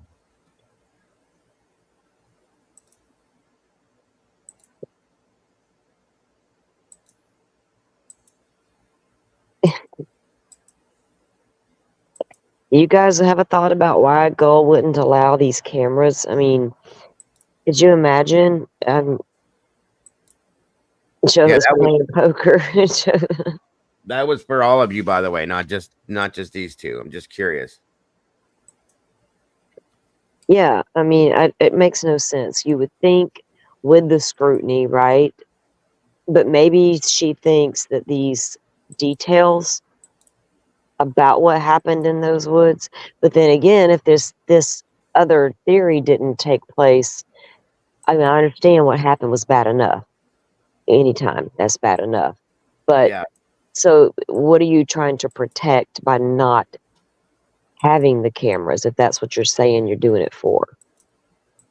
You don't want a social media blitz and all this crazy media stuff. You can absolutely control every bit of that. Yeah, definitely. Hold on a minute. Let me try something. Can you hear us, Joe? Are you there? He must have realized he was having an issue. Yeah, because he hasn't typed either for a minute. So yeah, maybe he wasn't having an internet issue. Yeah, maybe he just he just jumped down. Yeah, that link's still up there. It should be.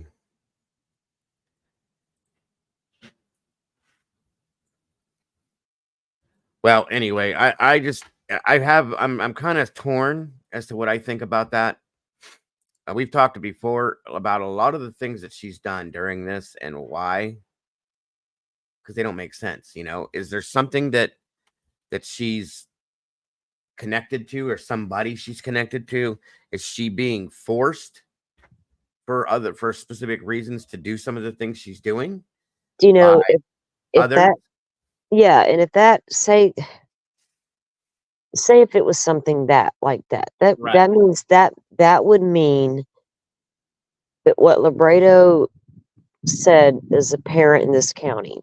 The people are there, they do this is what they do. This is Indiana, and it's apparent. And from what my research in Sleuthy's, it's across the state. So how deep are we talking? Is it just to protect an image of what y'all are? You can absolutely go be who you want to be. Yes. You want to be a white supremacist, Odinist, okay, but you don't get to kill little girls in the woods. No. So if you're afraid it's going to ruin the image of what y'all are, but you don't want that image to be out to the world, I don't know. Why would you be ashamed of it if that's what most of you are? Is it because you are tied to government positions or this law or whatever? Right. Because where do you think the people from your community that serve the community come from within the community? Yes. And see, that's the thing. Like Harbinger just said, that they're open to media, but it's up to the judge. Why is she choosing to do this? Steve, have a great night, sir. I really appreciate you joining us tonight. We appreciate your input and your just everything you do. Understand, we do. Yes, thank you, Mr. Steve. We will be reaching out to you here once we get this set for the big show on this soon. So I'm looking forward to that as well. Have a great night, Mr. Steve. and we will Good see you. night. I've had to wonder, and I know we've had this conversation, like I just said a few minutes ago, is there somebody, see, this goes to another part of Indiana with me too, and I've talked to Mama Bear because she lives in Indiana. We've seen other things in Indiana, so on and so forth. I covered the Flora case, okay, and it's a big deal with me, and I'm not connecting it to this right now. I'm saying the way that it was covered and handled over there as well, which is right within 10 miles. Yeah, it's right there, including the fact that Delphi Fire Department responded to that fire before Flora did. Yeah. Again, that's another issue altogether, and it says something. And there's a lot of. I touched on Flora briefly and just reminded them that Doug Carter, the guy you'll be seeing a lot in the Delphi, was big over in the Flora. And you'll see Doug Carter refer to the Flora fires when he talks about Delphi. Right. And we did see a piece earlier where the first thing he did, what was it when he made the arrest for Richard Allen, the first thing he did was drove to Flora to the fires. Yeah. To the home. Why? Yep. Why would you do that? Why did you do that? What does that have to do with it? Right. What did finally getting Abby and Libby's killer have to do with your feelings on Flora? Thank you. Thank you. And the people that were involved in Flora have connections to things that can relate to this white supremacist type background thing, guys. And it made me go, what the hell is going on here? And he said he did it because he wanted to get to the same results for those 4 little girls that died in Flora that he just got for Abby and Libby to get the guy. And if that's the case, I don't know if that's true, Doug Carter. No, I don't believe that. I don't believe that at all. I'm sorry, but I don't. And Doug Carter failed that mother and those 4 girls and that whole community in that investigation, in my opinion. Completely and totally. I did a really large show on this, and I'm going to be doing another one here. It was a complete total failure, and I'm sorry, and I don't care who hears me say it, but I looked into the area of Flora as well. They're out of 6,200 in the town. I think there were 62 African American people total, and it's been listening to other testimonies from people that it's not a very popular thing. So where are we supposed to go with that? You know what I mean? So there you go. So again, is there something that they're protecting per se in community wide by the judge doing what she's doing? Is it something that she's being forced to do by a group or other people that are saying you either do this or we're not going to do that for you or blah blah blah? Is she part of something? Okay. Or is she just saying this is some sick shit, dudes? No, this is my prosecutor's telling me no, this is not anywhere close to what the truth is. How dare you bring this into my courtroom? And there's that too. There's multiple reasons, because this lady has a stellar background. Until this, yes, she has. She's a special appointed judge. She holds high office there. She just got appointed. God, I forget what her promotion is now, but she's even and then so she had to shift caseloads because of her newer position. But she's so high up in the Indiana court system herself. And she's got a good reputation and background. So why have you done all this stupid stuff in this case? Even taking the documents in and out and putting them in willy-nilly and blaming it all on your clerk of court and all this oddity stuff you're doing, denying motions without even having a hearing on the motion. Forcing the defense to recuse themselves, basically threatening them. Okay. And then not recusing yourself. Not once, but twice. Yes. Okay. And all of these things make all of us sit back and go, what are you doing, lady? Like, this is not the law, and you're the law. So what are you doing here? This is not how this works, You've made a messy situation messier. Right. You're not helping the situation. You're not bringing justice to the families or in any way, shape, or form. So is it just drawing attention to the failure that Indiana is possibly looking like as far as their criminal justice system is concerned? And that's what she's from the way they treat their inmates. all the way up to how they treat them when they go to court. Yeah, and that Are y'all doesn't going to allow them to get to court? that doesn't only include Gall, but Diener at the same point, in my opinion, because it starts with him, and we're still carrying it forward at this point, which made us go back and look at him and go, why? You know what I mean? She wants to be Supreme Justice or whether they're called until they. Oh yeah, a Supreme.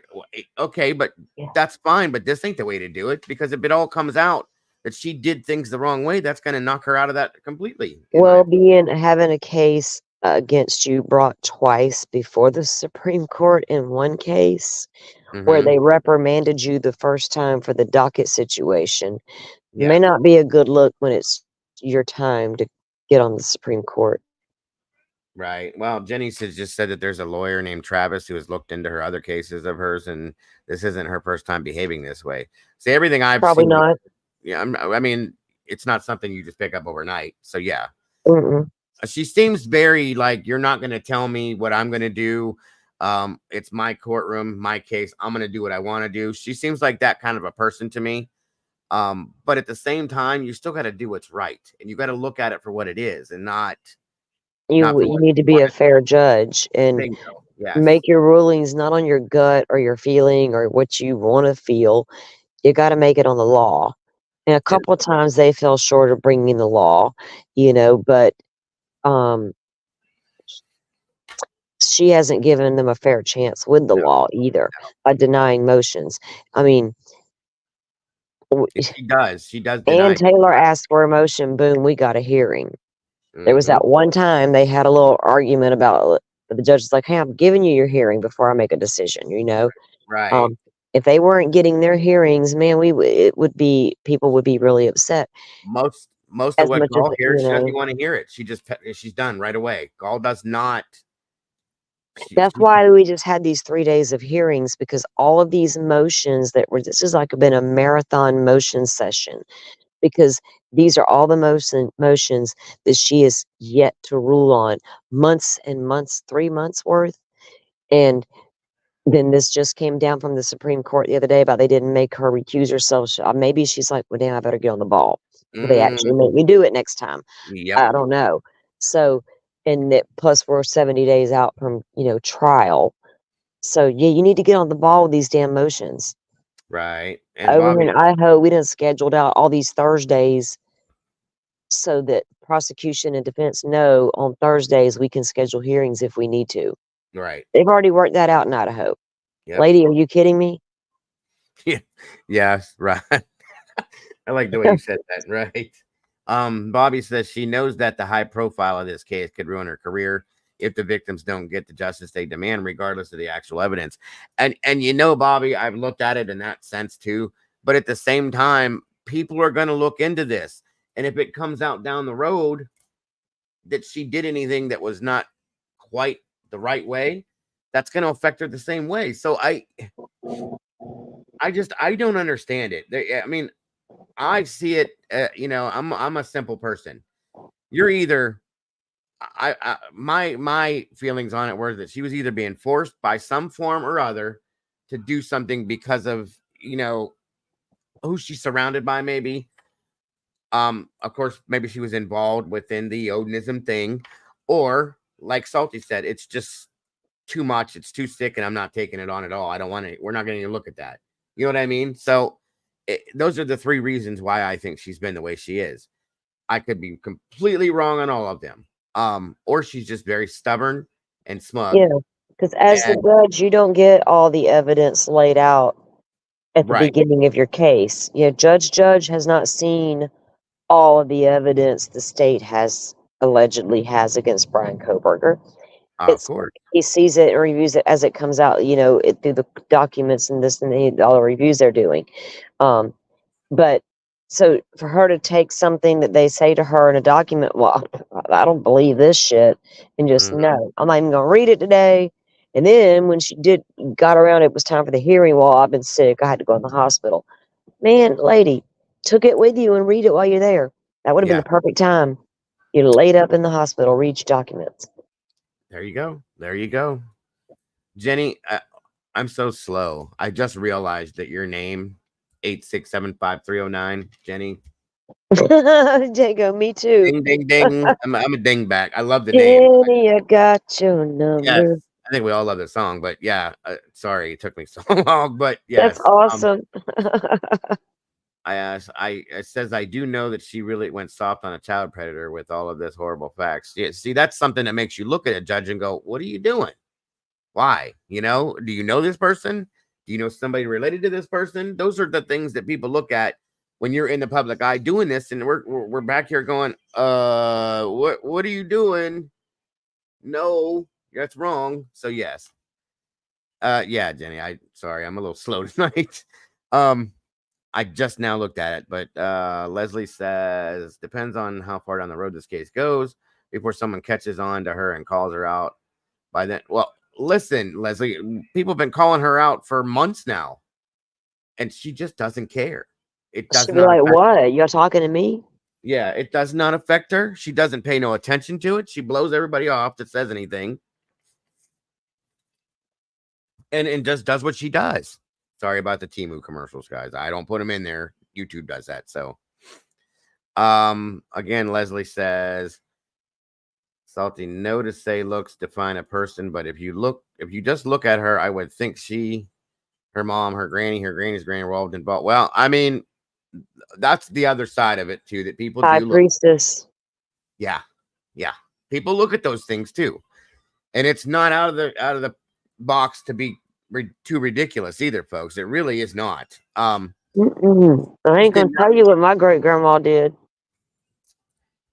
Yep, guys, this is Indiana's got a pass. If you go look it up, it's been there for a long time. That's all I'm gonna say. Just Google Indiana and go backwards and read about things that have gone on over there. And the thing that weirds me out and worries me is they're my neighbor, guys. I'm in Ohio, and like whoa. Okay, that's all I'm saying. Watch out for the creepy crawlies. You're right. In my opinion, this judge is not remaining impartial. She is siding with prosecution in every way since absolutely, Bobby. Yes. From the very beginning, there has not been a chance. It's like Slick Nick's her little buddy, and she just can't go up against him or deny him anything. Right. And it's like, why are you fighting so hard for what they want and need, but you blow off what the defendant wants and needs, and you should be protecting him as well as the victims? And when it comes out, and if it ends up being true and it comes out, oh my God, the repercussions for that. The whole world's going to tear this place apart. And that's bad luck. Sorry. And Jenny, I promise we won't dox your phone number. I promise we won't.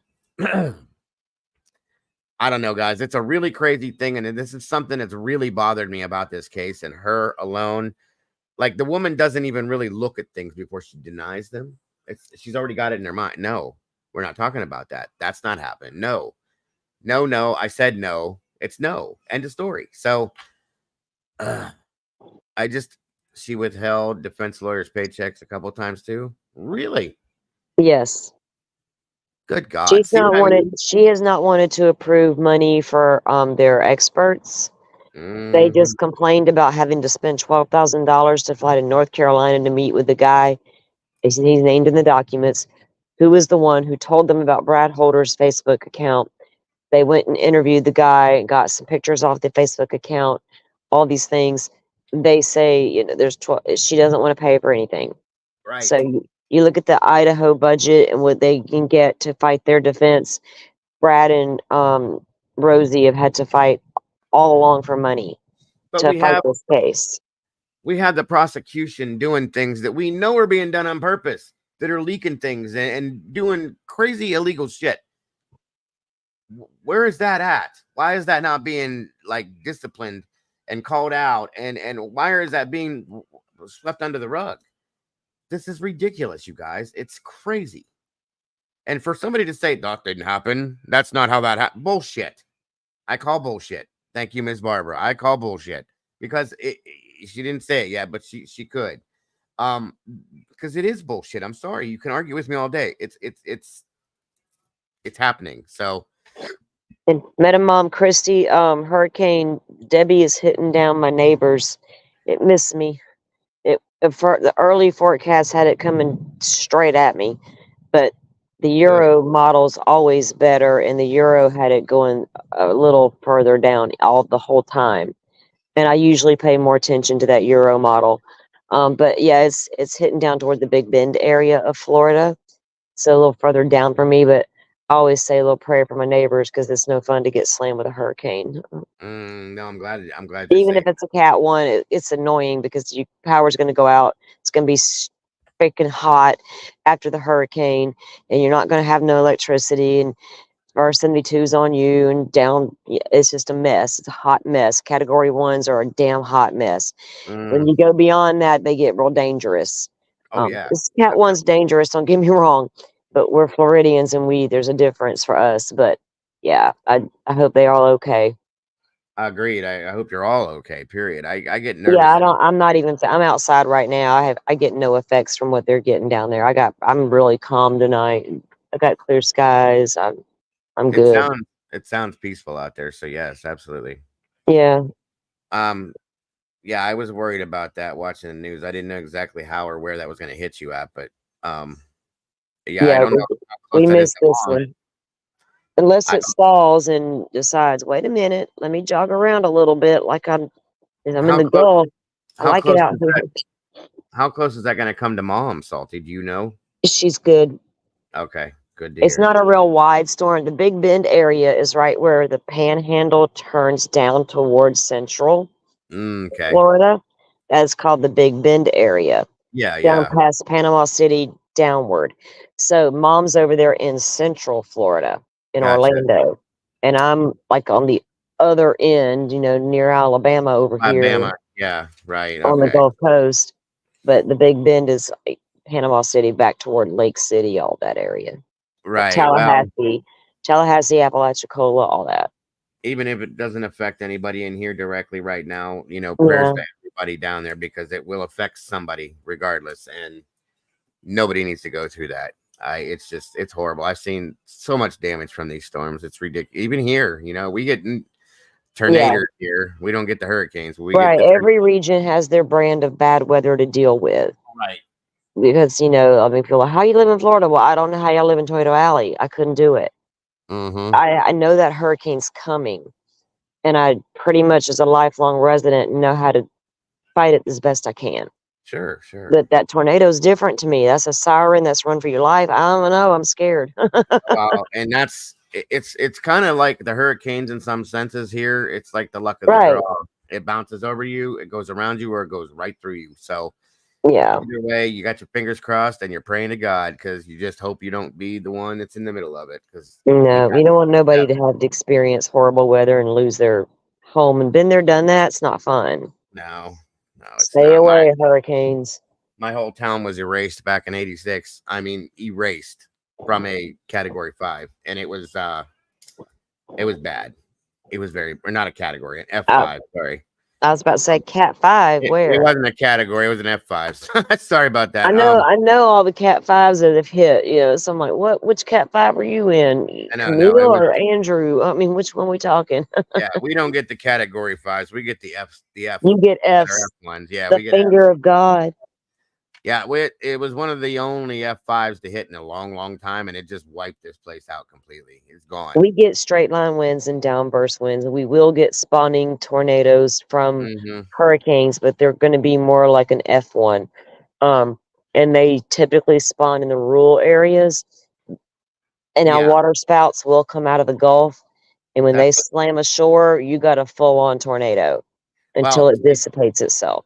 The problem where I'm at is I'm dead center in the middle of about 5 huge bodies of water, and when it comes out, we get those water spouts that pop out of there too. Yeah. And if those get mixed up within the actual tornado and they turn into this big old, it's a damn mess. That's all I'm saying. I mean, and it sounds like there's a train coming down the road. It's really weird because the one came out of the Gulf. Pensacola Beach is an island and it's not wide. So when a hurricane comes, the Gulf takes over and you no longer can see Pensacola Beach. And it meets the water on the other side, which is the Santa Rosa Sound. all that water is then pushed into all the backyards along the sound. Right. And so we're in the house and we hear this really strange noise all of a sudden in the mix of the hurricane sound. Mm-hmm. And we're looking at each other and we're not knowing what that is and what to expect and what's fixing to hit. And then the next day, the noise kind of went away. The Yeah. next day, and when we can finally get a look outside at stuff, you realize the brick house next door is gone. Mm-hmm. And you realize eventually, a couple days, you really realize what that was. It was the water spout that came out of the water, out of the Gulf. It let out of the Gulf into the Sound, right into that house, and just, annihilated it. Every brick just Yeah. it was gone. Yeah. I'd never seen that in my life, and I've been here my entire life. It's And crazy. fortunately, the little old lady who lived there, her family came and got her before the hurricane hit. That's good. Yeah, when she's on the water, you needed to get her out. Our dumbasses didn't do that, but that'll never happen again either. But that it took her whole entire house. It damn near took our house, but that was just from the sheer wind and batter all night long. But hers was totally wiped out by a water spout that came ashore. Right. See, our stuff here, it does weird. There was a house picked up off foundation, a complete house, a 3-4 bedroom house. There's a farmhouse. They found it sitting in the middle of a freeway in Pennsylvania the next day. The whole house. It was sitting there like it was placed there on Some purpose. Dorothy shit right there, Dago. Yeah, and they found people's cars in different states and bicycles stuck through trees and Yeah. It pulled a whole cemetery out of the ground and they found bodies all over the place, guys. It was a mess. It really was. And it destroyed a solid concrete roller rink that I was in the car driving to with my mother and one of my best friends. We were going skating that night. And we drove past the mall, and my mom looked to the left and went, "Oh my God." And you could see the funnel cloud behind the mall. It was the biggest thing I've ever seen. There's a photo I'll show you guys one day. And the news broke, the sirens went nuts, and she turned around, and within 20 minutes, that roller rink was gone. There was nothing left. So that will give you a little bit of life experience when you're going, "Who?" So it's scary stuff. These The storms, force of nature is surprising, isn't it? I mean, Yes. you don't think about it sometimes. No, we take And it for granted. they warned us with that hurricane. Y'all Oh, are so used to the wind, and we were totally prepared for. I'm prepared for the roof to come flying off during a hurricane. No Mhm. biggie. I got the mattress right here. I'll throw the kids in the tub. We'll cover. We're good. Yeah. We hope. But the water. They Oh, told us that water is going to do this. This is storm surge. You've never seen this kind of storm surge on the coast, even with Frederick from 1979. This is going to be different. We're like, okay, whatever. Yeah, right. They That's were what happened. right. They were right, and they started factoring in storm surge with our wind forces Mhm. because you have to know better to live on the coast. Right. What's So, up, Twizzle? hey, Yeah, see, Twiz. that's what we do too, and we did until 1986. Everybody just kind of blew off the "Have a good night, Alicia." Well, we got another tornado warning. Okay, it'll be whatever. Yeah. Do your thing, do your thing. That time, everybody lost their mind, and for the next 10 years after that, anytime it would rain, everybody was doing this thing. You know what I mean? And we still here, when those sirens go off, we book it. We ain't taking no chances no more because it completely just wiped us off the map. So, Mhm. that's when you have a little bit of a reality check, and we don't play with that Yeah, shit. it only takes once, right? And That's it. I One time. knew I was a grown woman, and I knew my mom and dad are gonna flip out when they figure out I stayed here. Yeah, right. 'Cause Yeah. it took me 3 days to get out of there to get back to them. Well, my mama was not happy with me. Sure. Yeah. When you live in Especially a when I couldn't even call them, tell them I was okay because there wasn't no phone service, and I took a walk one day, freaking seen a man outside on his phone. I'm like, "Dude, can I please borrow that phone?" right. And he's Yeah. like, "Yeah." Like, "Oh, thank God." And my brother broke curfew to come and get me because we have curfews in place. You gotta be at home by a certain time. By the Mhm. time I reached them and told them, "Here's where I'm at. Come get me." Yeah, It's like, right. "I'm Yeah. coming," and it took him he was 45 minutes away, across, because you couldn't go the bridges and stuff because we had a whole bridge out collapsed. Right. Poor guy passed away in the truck, but he had to come a long way. And the cop stopped him. And he told him, he's like, man, I'm going to get my sister. I ain't heard from her in 3 days. We thought she was dead, blah, blah, blah. Cop's like, go get her and get back home. You know? Yeah, He pulls up, I jump in, and we're gone. exactly. Yeah. So anyway, lessons learned. Do not stay near the water during a hurricane. If you're visiting Florida, heed the warnings. And you're on the beach and then the hurricane's coming, I'm sorry about your vacation, but you need to go. Yeah, right. Yeah, it ain't no joke. Don't play with it no more. That's all I'm saying. Yeah. Anyway, so back to the Delphi, I guess. Sorry we got sidetracked, guys. That's what, yeah, I don't. I want to know why they put him in prison. WKK and another guy involved. That's about 3 hours away. That's sus to me. It's a big question, Harbinger. It really is. It's been a big question from the whole thing, so I get it. From the beginning, and we've never understood it. They claim for safekeeping. They claim that Carroll County claimed they couldn't house him safely for his own protection. So, but then it was also claimed by that by Diener that it was for the protection of everybody else involved in the case. So, I mean, you can they ask. Don't know why they did it. I think they do know why they did it, but they just didn't want everybody else to know. I agree with you. I do. On we go. But we're keeping it behind closed doors. Yeah, the public can wait online at 4:30 in the morning if they want to hear and see the evidence in the case, but that's the only way. To me, I just get this strange feeling from this case when you start putting all the pieces together. I'm not a conspiracy guy, Daryl, but they're blocking the cameras. They don't want the jury to hear about half of the investigation. What's really going on here? They're separate issues, Vinny.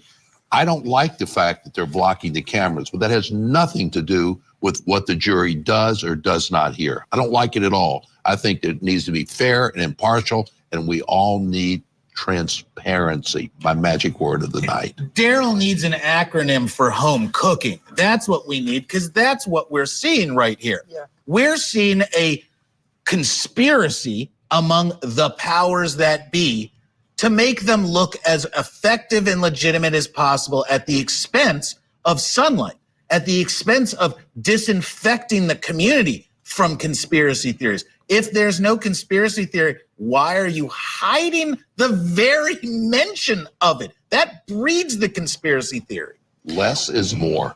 So what happens here if the jury is limited? They can't hear about any third party. Motions to recuse. I am making all types of motions. We are not passing that.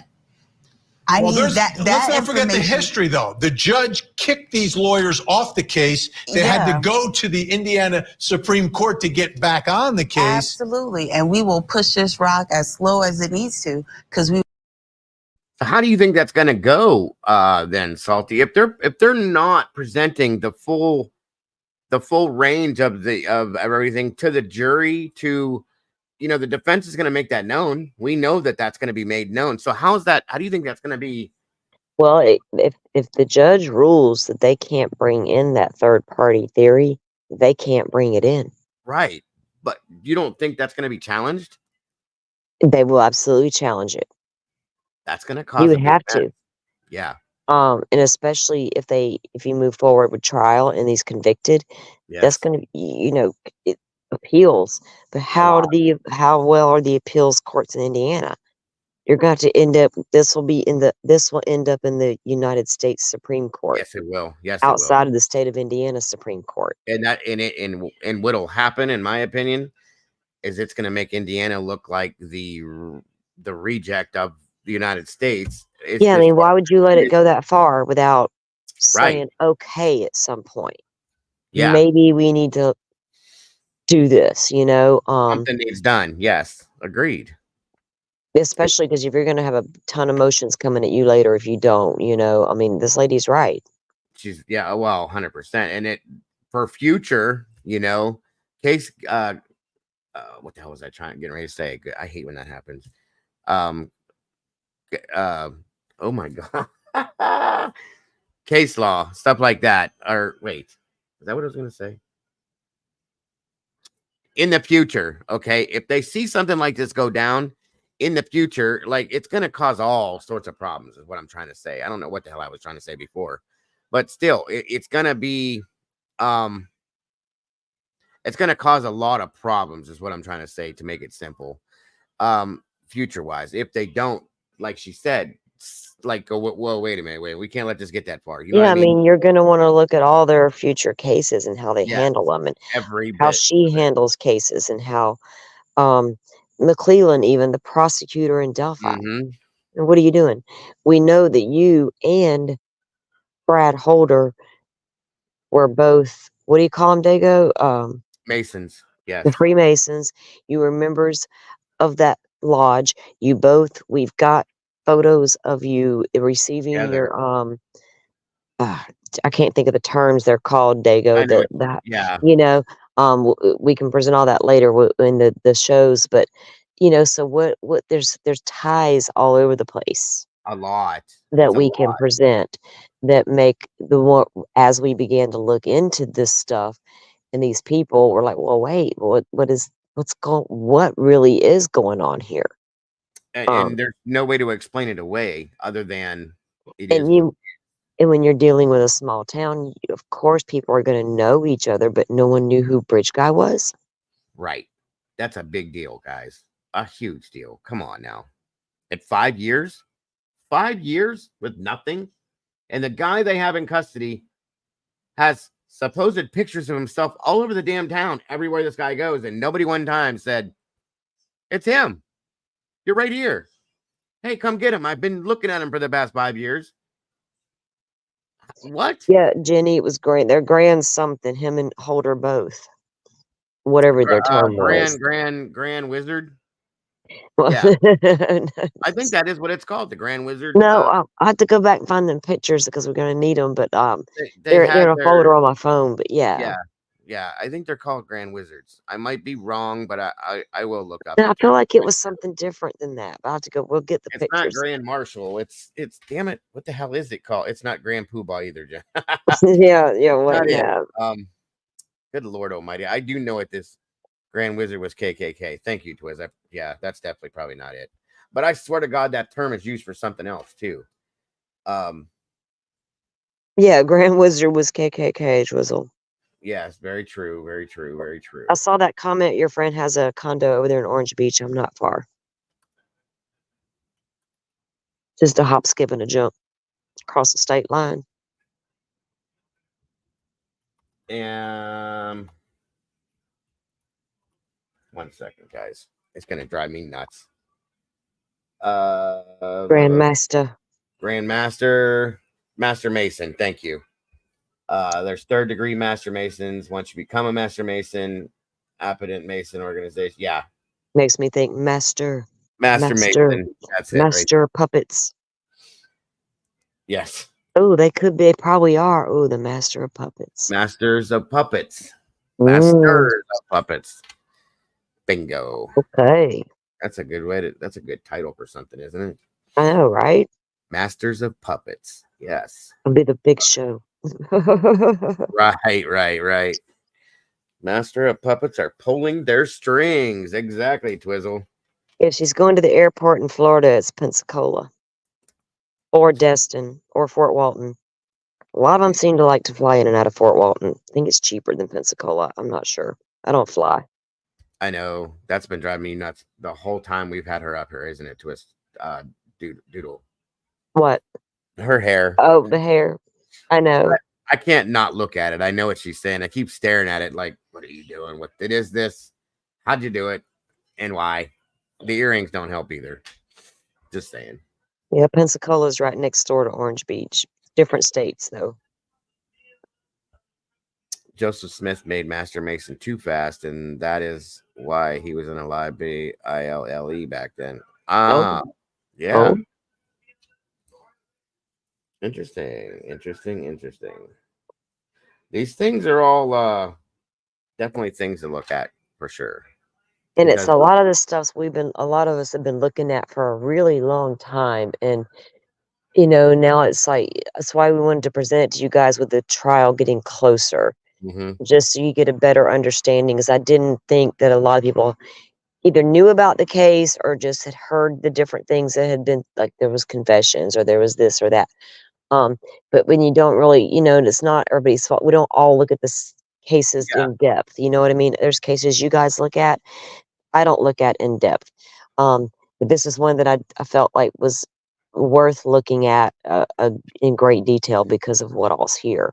And we were all overcome by Idaho and then other cases and Sebastian's and all the we things couldn't. got a lot of distractions, unfortunately. And there were things going on in this case that I just really wanted to sit back for a hot minute and take it all in and make some assessments before I went forward. Yes. And this is her show tonight, and then my show today is just a scratch on the surface as compared to what this bigger show we're putting together is going to bring you. We just wanted you guys to know the basics of this, the ins and outs of it, just to have a little taste of what this is going to be till we get to the big, cash prize per se of the whole thing. You know what I'm saying? So, because there is a lot. It's going to be a series. It's not going to be a one-day thing, just so you know. Yeah, and the live I did earlier ran about 3 hours, but it was to be a recap of the 3-day hearing. Yeah. And I used a channel called Deb's Notebooks, and she had some very good notes from people who were there. Right. But not everything talked about was in her reports, but she did a pretty good job of covering it. But before we went into that, I did play a couple of clips. Dagos went over one tonight with the Libretto interview, the attorney interview, but I did one on a News Nation piece. So if you want to go get a little bit of a backstory before we go into the next show, you go check out the live and do catch it on replay and see what you can get out of it if you want. If not, we'll be presenting the same information coming forward. But yeah, definitely. And like I said, there's a lot to it, guys. There really is. It's probably going to be a few days series. Boom, boom, boom. That way it can be. There's nothing forgot. Okay, we put pieces of it there for you to see it all. And if there are questions, that's why tonight I was glad to do this tonight the way we did, and we had Joe here. We had Sleuthy and Steve in the chat to be able to answer different questions and put things in perspective in that sense. And I know there's going to be so many more questions still, and they will come in that other show we do. And I'm grateful that you guys were so interactive and questioning things and stating different things and insightful. It means a lot because it shows the interest that you guys have and that you do want to know. You know what I mean? And I love that. I really do. We both appreciate that very much. So yeah, and Sleuthy has an amazing spreadsheet with this case, and I'm able to go back and get all the relevant documents that we want to look at. And when we do get into the Franks motion, that's going to be like a pretty lengthy thing there. So take one day by itself. Yeah, we'll bring everything. Like it'll be a several part series. Yeah, we'll have documents. We will have, of course, Mr. Steve from The guest. We have all of his stuff too to show you the demonstrations of different things and so on. So yeah, it's going to be a lot. So it's going to take a while. So I hope you're all here for it. And bring your friends, bring your neighbors, because the awareness needs to be brought to this, every aspect of it, guys, so that it can bring everybody to the surface to see it all, in hopes that there is true justice brought to these two beautiful little girls and their families, period. So I mean, you have to admit, if you're just hearing some of the stuff, like that's hard to believe. Yeah. Right. And so, but when I hear stuff like that, that makes me want to go look to see why that's being said. Well, I did that with Idaho. I was willing to listen to all the stuff and look at it. So I'm absolutely going to do that here, especially if it's coming out in these documents. And I see that there's actual investigations into that angle. Right. And sometimes, and Terry, yes, in some ways I do think that. But you guys saw tonight the things that we learned tonight with Joe Schmo that was in here.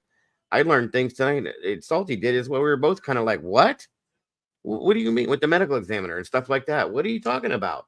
So there's something new that we are even learning, who have been following this forever and trying to look at this forever, that are still coming to the surface. Like, that's why we react like we do. Yeah. Yeah, Sleuthy does have the best spreadsheets. I do agree with you both. They're amazing. She's very, very talented when it comes to that. I'll be honest with you. So, I mean, I'm telling you, I don't have that. I just don't have that kind of patience, and I can't, man. She's really good at it. So thank God for her for that.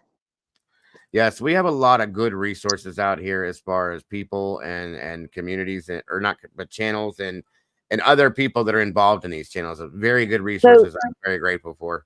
Speaking of channels, did Joe have a channel? I don't know, and I hope to God he comes back because. Well, I've got him on Discord. He's a friend on Discord now, so I'm able to reach out to him. So I will go check into that though. Absolutely, that's awesome. I'm glad that you get that. I was grateful to meet him tonight because I learned quite a bit, and to have somebody, like Twizzle goes to the Idaho hearings and stuff like that. Is Twiz still in here? I need to address. Okay, Twiz, are you still here? Throw me something in the chat to tell me you still here. Otherwise, I'm not gonna say it. It's nice to have somebody that goes to the hearings, Bob and now Joe, and that sees these things and can give us actual factual information on what we're trying to talk about. I love that. So very grateful for those resources. Yeah, because it is all the stuff in the spreadsheet is documents and links to interviews and certain resources on certain things. You know what I mean? So you just got it all right there. It's not the thing about Delphi is it's not a rumor mill theory stuff. No, it's not a bunch of different rabbit holes to go down trying to find something that fits. It's actually happening. So yeah, it's one alternate theory and it's backed up with their own investigation. So the thing is it's so hard to believe that these things are happening. That's why people are cross-eyed, Yeah, that's what got me. It's like, man, look, this feels icky and gray and what the hell's going on here? There's other things you guys are going to find out about people that were investigating this that are no longer with us and things like that too, that make you go, what happened there? How did this happen? Who, when somebody loses their life that's involved in the case that shouldn't have, there's a lot of stuff, guys. So it's going to really make you go, wow, this is crazy. You wouldn't believe it if you didn't see it. That's all I can say. Good night, Bobby. Yeah, we're about done here, guys. I'll shut up my mouth and finish this up. But we're going on 4 hours, and it's well worth it. Really? Because I went 3, so I've been doing this for a while too. I'm feeling it. Yeah, I get it. Let me finish this up. But it's been fun. It's been a good. I had a good live, and you're having a great live, and I've enjoyed it. I love the interaction with the community and reading their responses as well. Yes, very, very much. You guys are great. These are both great shows tonight. I'm very, very excited about this because it's drawing you guys into understanding and seeing and hearing the factual stuff and all that. And I really like that. So thank you all. Motions. We will make motions. It's unconscionable to deny, it's unconscionable to deny the access to all of that information. To prevent a jury to be able to really hear a competent and zealous defense. What I'm trying to understand is, because even in the Karen Reed case, we're coming off the Karen Reed case, and there was some, the judge was like, listen, you gotta, slow down on the third party. You're a little late with that. But they were still able to mention things, cross-examine, and ultimately lay out their theory to a certain extent, Here, if the judge rules against the defense, which there's a good chance she could, because they've lost just about every motion in front of her, that what does this trial look like? What does it sound like? Like a defense attorney walking on eggshells? I would hope that the defense attorney is not walking on eggshells. But on the other hand, obviously, there's no rapport between the defense attorney and the judge. Yeah. And so they've got to be cautious. The state has to prove it beyond and to the exclusion of every reasonable doubt. But I keep coming back to how many confessions? 60. Oh, that's right all. at time. No, you got to lean into it. You got to lean into it. Show how unfair the judge is being. Josh Schiffer, Eckler Mercy, Daryl Cohen, thank you. There we go. Yeah, that's a good way to end that. That's for sure. Thank you, Miss Barbara. Yes, she is actually. I'm very grateful to be friends with her and to be able to work with her, Barbara. She does a lot of great things and produces a lot for me as well to help me with a lot of stuff. And again, I've told you multiple times how grateful I am for you. So I appreciate you guys. I've been a member of Dago's community for a long time, so and he's been a good friend. We chat a lot, so I do try, that's for sure.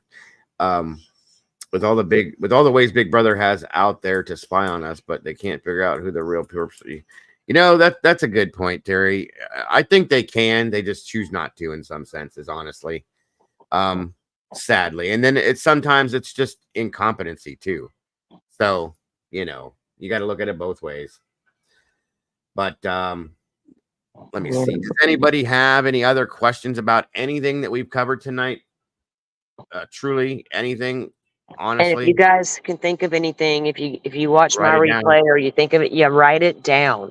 And then bring it up, and when we do the next live, and we try to get those answers to you guys. And even if you go back to the comments after the show, I always go back and check.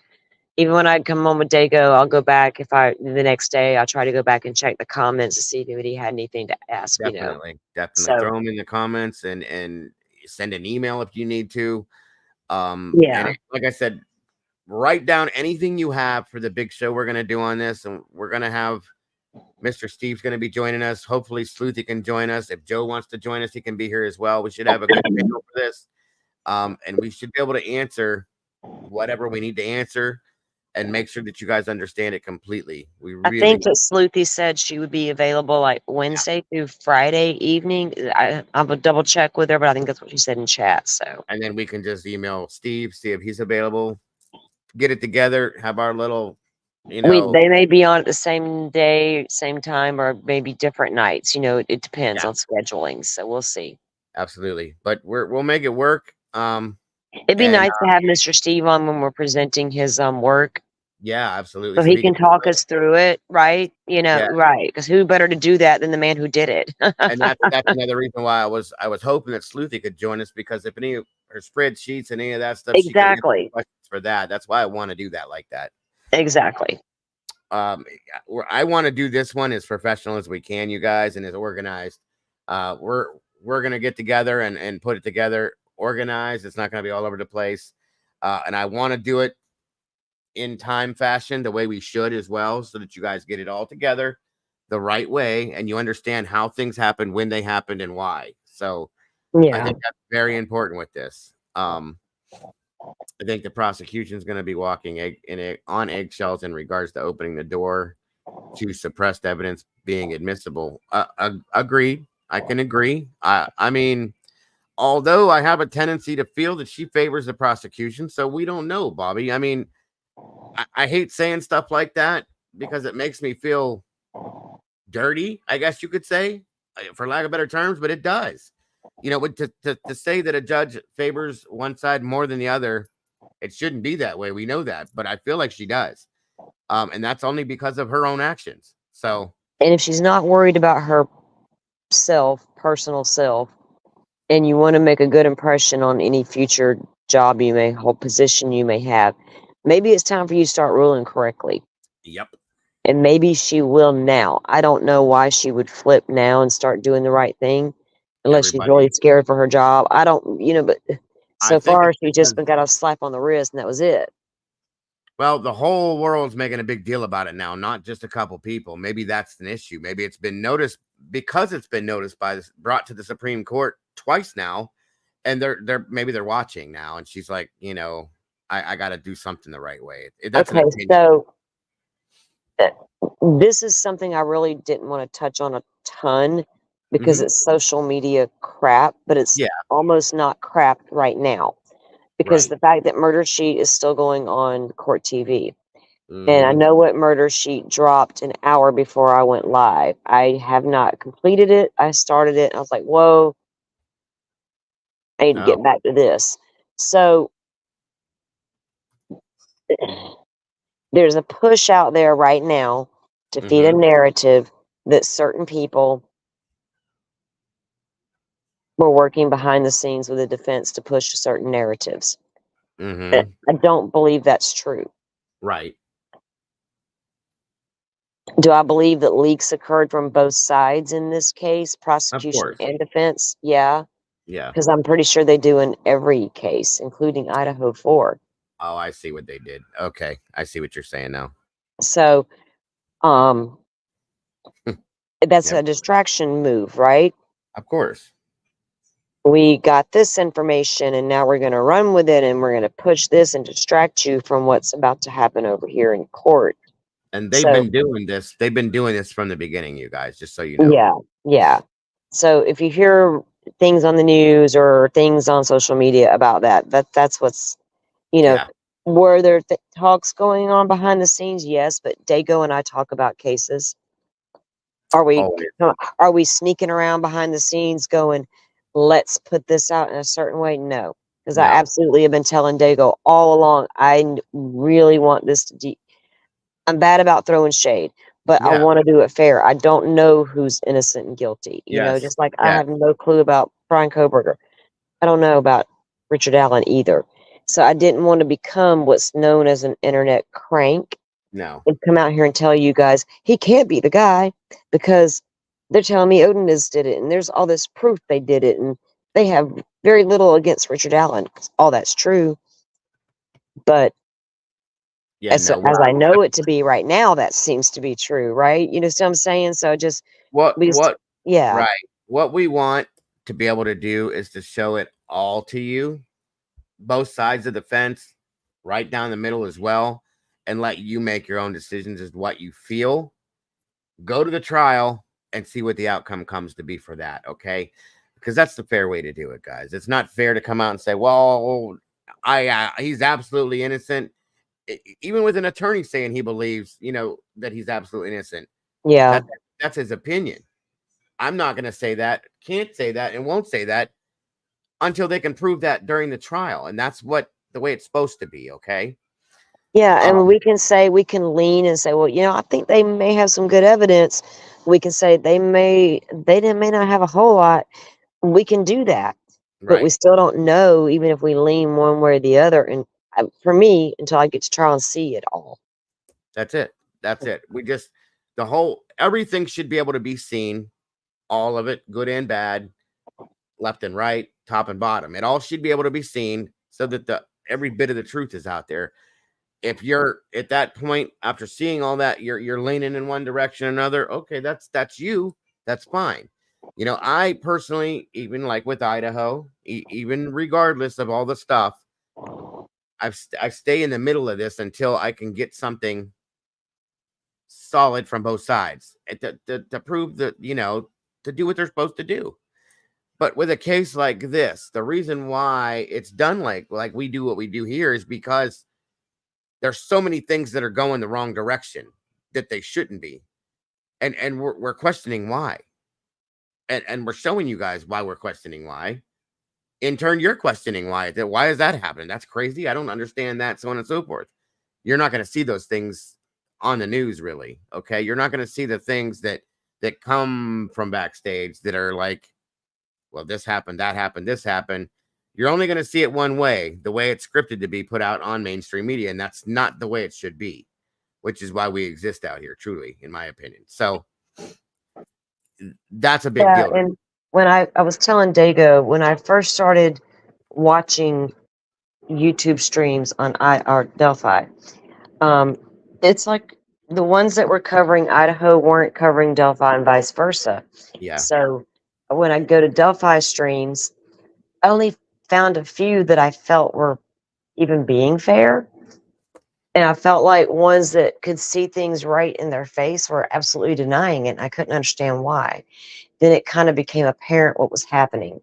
Mm-hmm. And that's when I was like, ugh, this doesn't feel right. Nope. And that's when I could tell the cranks were cranking. And what I mean by that is coming out and telling you this ain't right, or this is right.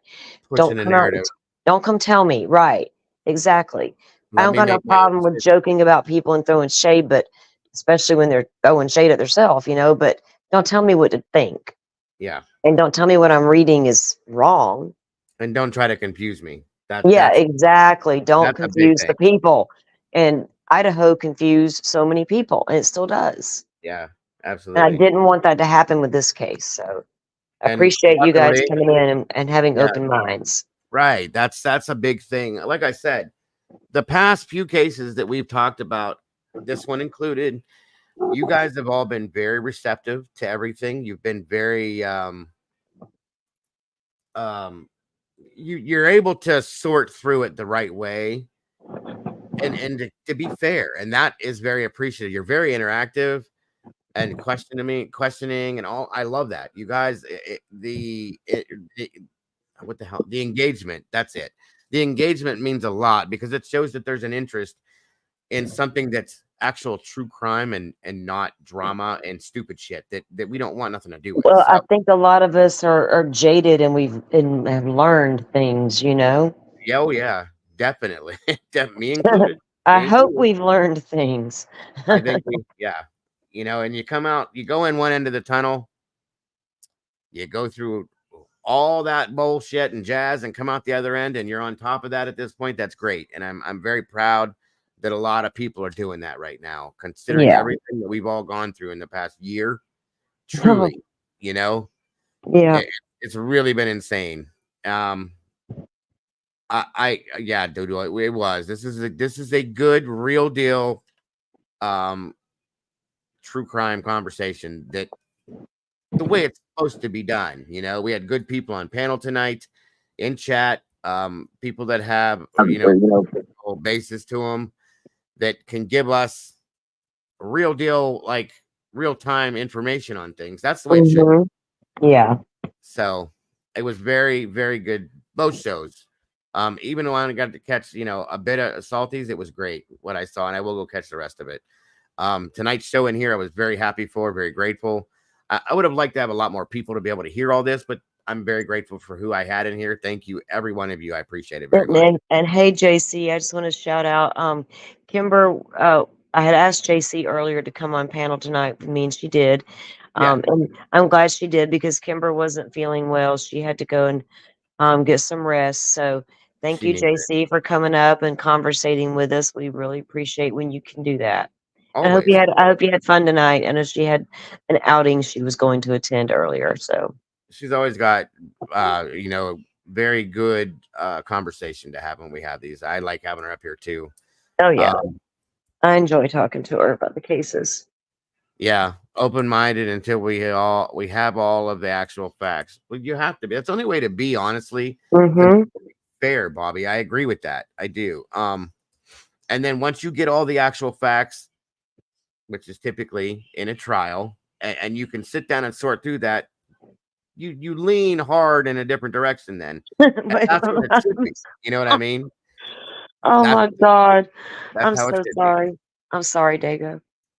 I'm laughing at something I saw in chat. I do not do politics, but that's funny shit. I mean, it's not funny, but okay. I'm looking. Biden got on the wrong plane or tried to. Like they didn't instruct him to the right one. Did that really happen? Did it really? I mean, I'm not surprised if it did. I'm not either. Bless his heart. That is so sad. That really is sad. Like shame that man, on them people. Shame on them for letting that happen. They need to put that man, let him go home. Just let him go home. Let him go home. That's all I'm saying. Please. Please let them both go home at this point. Yeah. Poor Joe. I'll go be president. That is so sad. We would just chill and talk about true crime all the damn time. Right from the Oval Office. Oh my God, that poor guy. I swear to God, you guys, he doesn't even seem to know where he is half the time. You watch him in these when he's doing these interviews and stuff, and he's got people standing all around him that seem to be telling, okay, now you do this. Now I'll raise up your right hand and point forward. And it's so sad. Like, good God. He almost got on a Russian plane. Jesus God. Dude, it was just a regular plane. Yeah, right. Military. Oh my God. Oh, this country. We're in trouble. We're in trouble. Dude, we've been in trouble for decades. Send him home. Let him go home and enjoy the rest of his life, guys. Good God. I know, right? Mystery, you think, I don't know if we can trust security anymore. Anymore. After what happened to, what's his name the other day? Yeah, that's, this country is in Miss Barbara, I'll make you my VP because you call bullshit. That's right. We need somebody to call bullshit. Right, Jenny. Get him a joint and let him retire. I'm saying. Enjoy the rest of it, Joe. Eat some gummies. It was sad. He got on the plane. The prisoners got off of. Jesus God. Oh man. That's so damn sad. The prisoners, what the hell? They had him in close proximity to prisoners. What the hell was this? We let a sniper on a roof recently to take out an ear. And what? Who dropped the ball on that one? Oh my God. Who's running our security for the United States of America right now? Well, we know who she is. We got an investigation to conduct, people. We got a nefarious actor in the building. Right. Somebody has infiltrated the freaking Secret Service. Or who is that protects the presidents? Yeah. What's it called, people? Secret Service. Who took over when she resigned? That's what I want to know. Who's going to resign next? Good Lord. Going underground now. Right. Right. God, I'm in a rural area, but I ain't even growed nothing this year. I gotta get me some groceries. Guys, it's time to go down. It was Chris Watts. Okay. Shit. Prisoner swap. Okay. Oh, okay, yeah. Good Lord have mighty. Man. We thought it was bad in Indiana. Shit. Yeah, right. Trade prisoners with Russia. Unbelievable. Well, aren't we the country that said that we don't negotiate? Oh yeah. Mm-hmm. Apparently we have. Sounds dancing with the devil. Yeah. Glad they didn't trade Biden. Oh my God. Oh my God, here it is right here. Look. Okay, hold on. I was reading chat. Let me get this zip off the screen. Okay. Jesus God, this guy.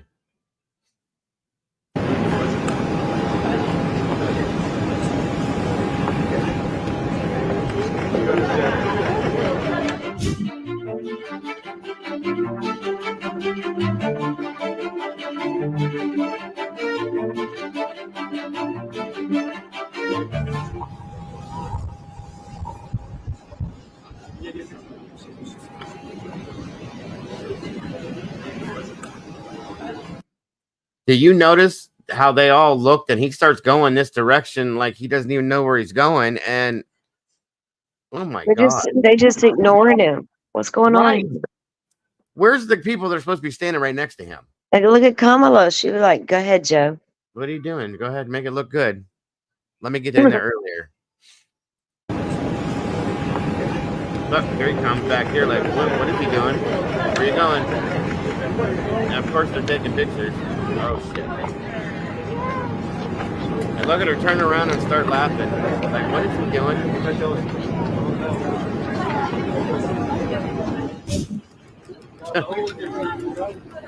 I was just checking out the plane, guys. It's okay. Chatting with the was there security in the plane with the prisoners? You just let him walk up in there. Why did they let him do that? Oh, for God's sakes. Did he's like say, I'm gonna go talk to the prisoners, and he pointed, and they're like, okay. Guys. They're like, sir, that's not a good idea. Let us escort. I don't understand. I'm scared. I am scared, and that is beyond. I feel so bad for him. I really do. Yeah, I mean, it's so obvious. I mean, damn, it's been obvious for a long time. Yeah. I'm an independent. Let me just state that. I'm down the middle. Too. I don't do political parties, but what they're doing to that man is sad. Oh God, yeah. Yeah, the plane was empty. Even when he so he go in there and he's standing there for a minute wondering, where's everybody where at? am I at? 100%. Get down, cat. Kitty, kitty. My son's they just don't seem to give a shit about him anymore. He makes so many mistakes now, and they let him do it. Yeah, I mean, did they not want to embarrass him and be like, we don't want to be like calling attention to what he just did, and we'll just there's a way Or to he's do the it. president, so we shouldn't say anything. You know, like Yeah. I'm there. no, they should have. One should have made it look like they was at least trying to protect him and walked with him. Walk with him to There make it could have look been like a sniper nearby. We've seen your failures. Yeah, and the look on his face sometimes in his public appearances, guys, is so very sad. I listen, I'm not gonna lie. I remember that look. My grandmother had dementia and Alzheimer's. That look is there. It's real. I He took care of my absolutely grandfather until he passed away at home with Alzheimer's, and I know what I'm seeing. Oh, it's 100% the same thing. I've told my wife, I said, there it is again. I watched him do a speech. He was standing at the podium and he stopped and he was just staring. And one of his people come over and kind of nudged his elbow and like leaned and said something. He kind of went, oh, like, and then he came back and I'm like, Brought oh, him back. God. He should not be out in public. That's fact. Eventually, he's not going to be able to for them to contain. When he starts to revert back to like childhood, Exactly, that's going to be very noticeable. It was with my grandmother, and they will revert back. That's happens. how the disease is. I'm sure that this man is on, if there's any medication available, because he is the president of the free nation, that he's on it. But at some point, Well, there are medications. They've come a long way since my grandfather took the very first ones when they were still in, what do you call it? When they weren't still regulated. testing, right? Yeah. So he was like in some of the very first ones. My grandfather suffered the side effects from those medications. One was a constant runny nose, like it was a faucet. Yeah. And I didn't know what it was. I didn't know what it was until I told the doctor, like, well, that's a side effect from the medication. I'm like, y'all didn't tell me to watch for that. But there it was. It was horrible. And it was life affecting, right? So, but the medicine's come a long way since then, but it does not prevent or reverse. It can slow the progression.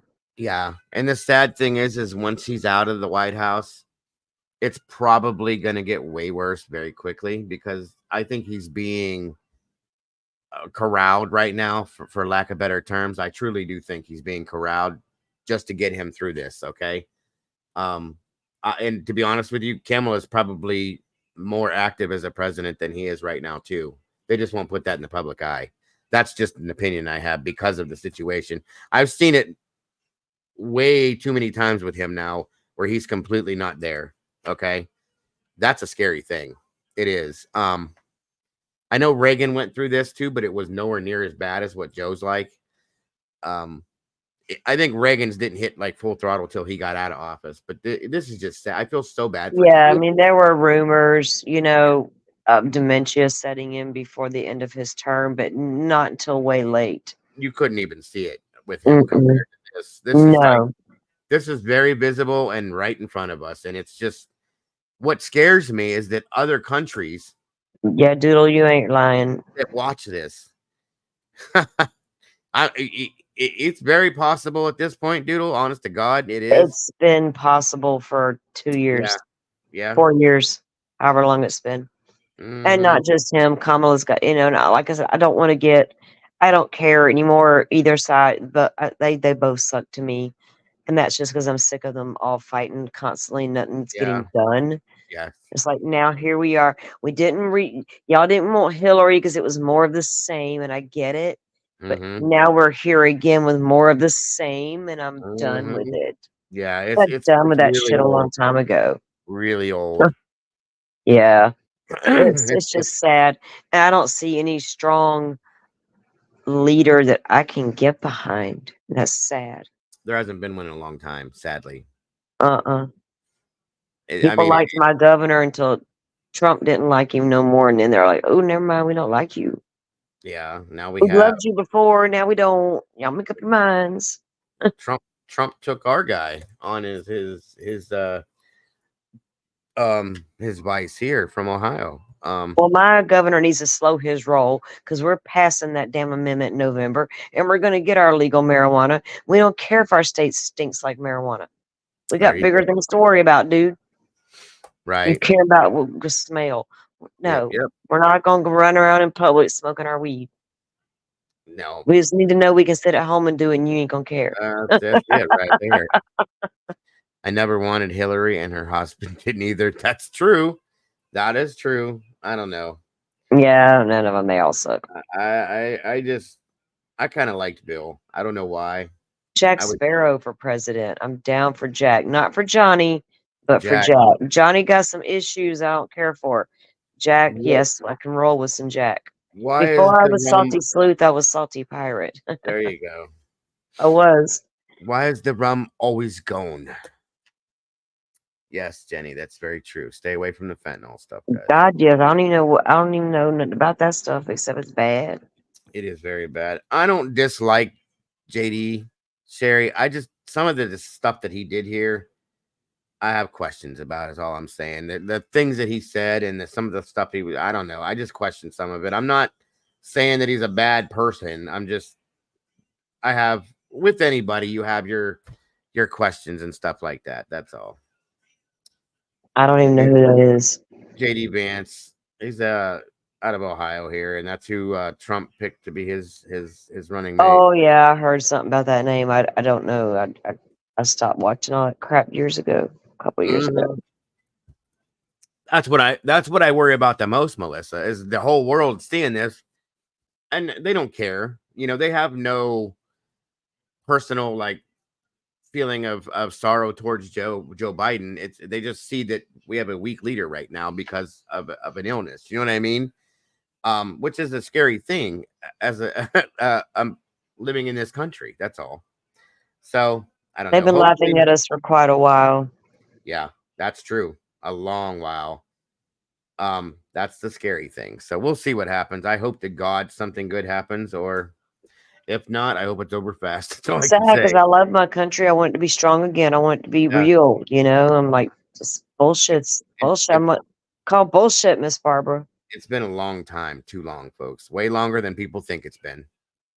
Y'all raise them babies up right so we can get us a good, strong leader for the future. I'm trying to get my little grandbaby to be one, but I don't know if I want him to be the president because, damn, that seems real hard. If you got to deal with all them crazy people that want to just be in power struggles, I'm like, it's not. And there's so many more of them nowadays than there used to be, too. Enough of the power struggles, people. We got to save the country. Sean Connery. Everybody calls Sean Connery. Yep, Barbara's calling bullshit. There we go.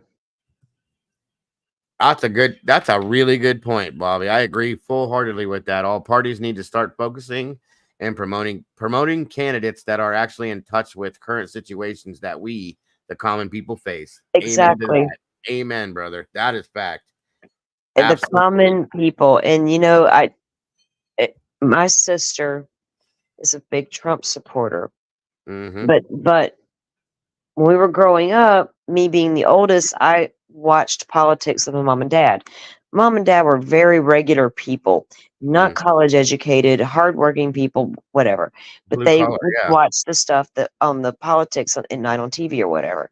And I would always listen to their conversations and watch. I knew how they both pretty much felt. And they were always down the middle with stuff. But they very heavily leaned Republican. We are in the South as far as the belief system. But my mother also leaned very liberal as far as helping the poor and the needy and things like that. You know what I mean? And as far as that goes. So my dad told me one day, I was visiting and he's like watching the news and he's watching Joe Biden. I think it was when Trump, he was running for election or whatever. So he looks over at me and he's like, so what do you think about Trump? And I looked at him and I was like, I didn't want to answer. I don't know what to say. I don't know what I'm supposed to say. He's like, I don't care for him. I was like, yeah, Daddy, I know. I was like, I don't really care for him either. Well, your sister does. I was like, yes, sir, I do, but it's okay. He's like, my friends all like him. I was like, they do really? He's like, yeah. He's like, I don't know. He's like, they asked me one time, why don't you like him? And I said, because he don't talk like us. He's not like us. Right. I'm like, well, you ain't lying, Daddy. I'm like, that was the end of the conversation. You know what I mean? That was the end of it. My dad's eyes, that man was not like him. that actually says a lot, though. You know, Right. If you think about that, because he don't talk like that. They talk like us. He's not like us. That's a problem for a lot of people, and I get that. So that does say a lot. And my dad's not some Southern racist dude. You know, it's not like that. My dad Yeah. raised me not to be. My dad worked with a lot of different people, you know, and I don't know the right political words to say anymore, of all colors and nationalities and things. So Right. I was never raised in that kind of environment. Do you know what I mean? And so Neither it was was just, I. but he was just like the hardworking blue collar types, like you were saying, Dago. Yep. My dad That's just it. didn't think that guy was in touch with him. And that makes perfect sense because, But a lot of his friends felt opposite of that. So, you know. well, and here's the thing is I remember being 12, 13, 14 when I started understanding the basis of politics and Republican, Democrat, this and that. And I might be wrong. And maybe I just didn't understand it like I thought I did. But when I was that age, I swear that it seems that things have flip-flopped like a bit. Like it seems that because my parents were Democrat, okay?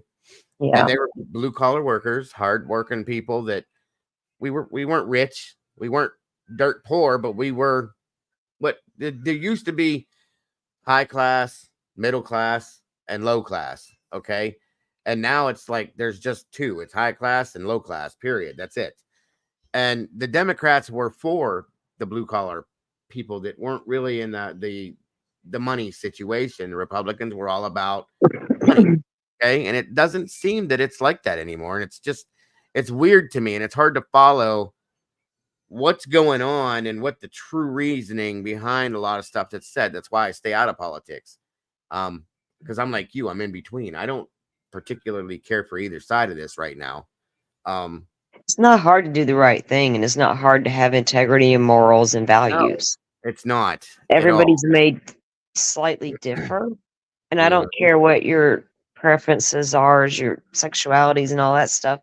You can still have morals and integrity. There's no and reason do right from wrong and know what's appropriate to show in public and what isn't, you know, and things like that. I mean, it's not hard. It's just not hard. That's right, Miss Barbara, right there. Vote your morals over your money. Bingo. Exactly. You know, when money gets involved, the root of all evil, there you go. It causes everything, good or bad, mostly bad, you know? Well, that's where you get your dirty politicians. Mm-hmm. That big chunk of money you're willing to give them means more than their integrity. And they're willing to go against something they personally feels wrong for that big chunk of money. Of course. Of course. These are facts, folks. These are facts.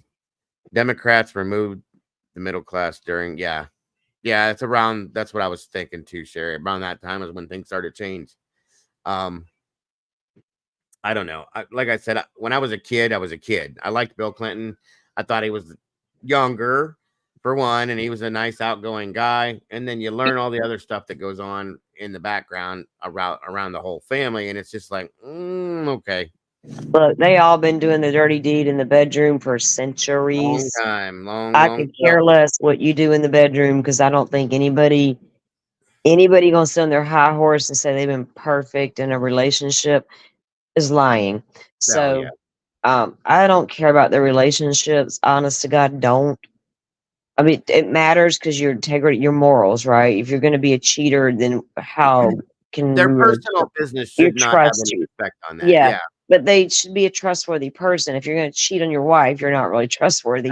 But how does that spill over to your politics, right? So that is something that we should care about, but I don't. But well, like with Kennedy, I care about your policies, you know. And right now, I don't feel like either side cares about us.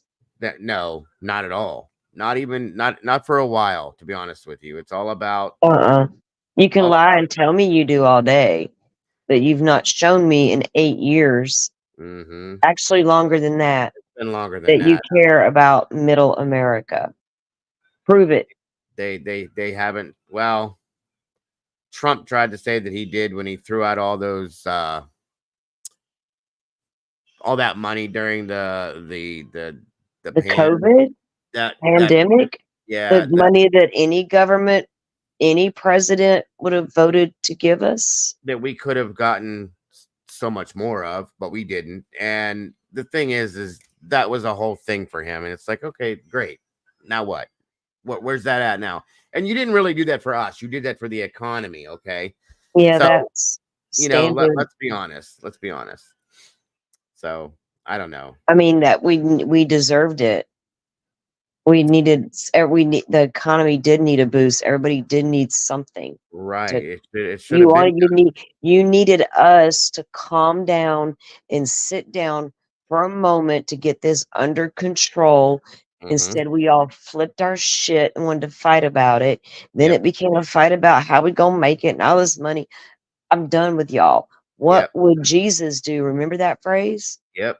We suddenly forgot and didn't give a shit what he would do. So therefore, I turned my back on politics and I walked away. Yeah, I agree. Okay, I went and stayed 6 feet, protecting myself and my high risk child, and went on my merry way. Absolutely. And now we got a man who got his ear taken out. Another man died innocently, and a man getting on wrong airplanes. All right, America. We're We've on our way now. accomplished it. We have. Saray, where you at? What's she saying? Did anyone see Harsh's video calling Saray a fraud?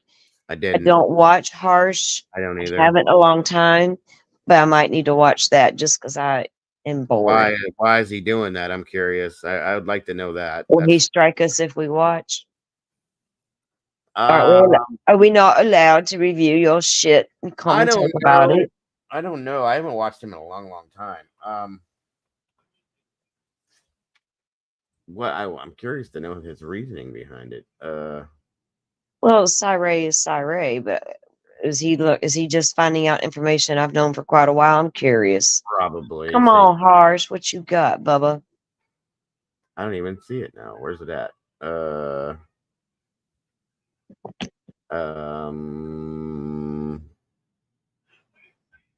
Which one is it? Exactly, Bobby. I agree. Terry.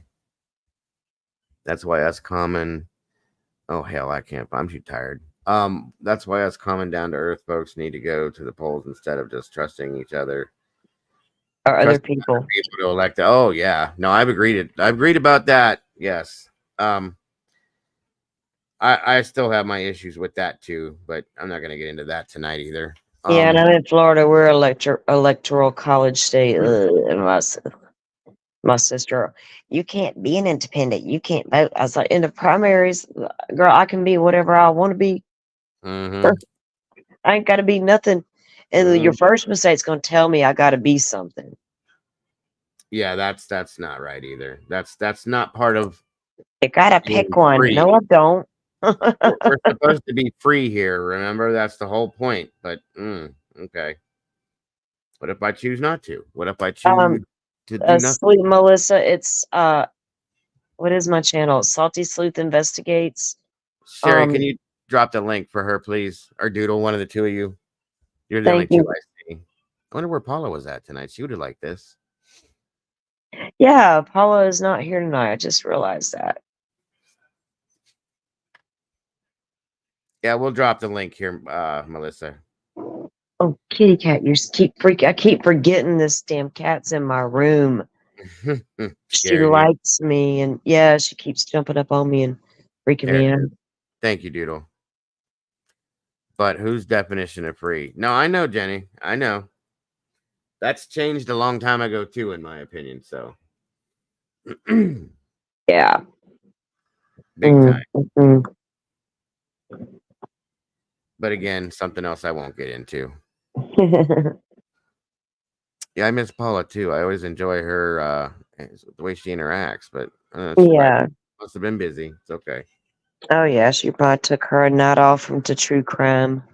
Still a great show. I'm very happy, very impressed with every bit of it. So good stuff. And I was kind of itching to talk about this stuff tonight. I'll be honest with you. I have been for a while, and I know we were working on this and that. And it's like, no, I just want to talk about it a little bit, you know? Yeah, and I've been dying to talk about it, and because I've got so much I've tried to process with it, and I don't talk about it a lot. I don't go into other there's not a lot of the streams that are talking about Delphi right now are just not, I just can't. So, Yeah, I agree. you I know, agree. and it was cool to see Sleuthy pop in and, That, because I was gonna, you know, we already talked about reaching out to her about doing the show anyway. So right. It was all on point tonight.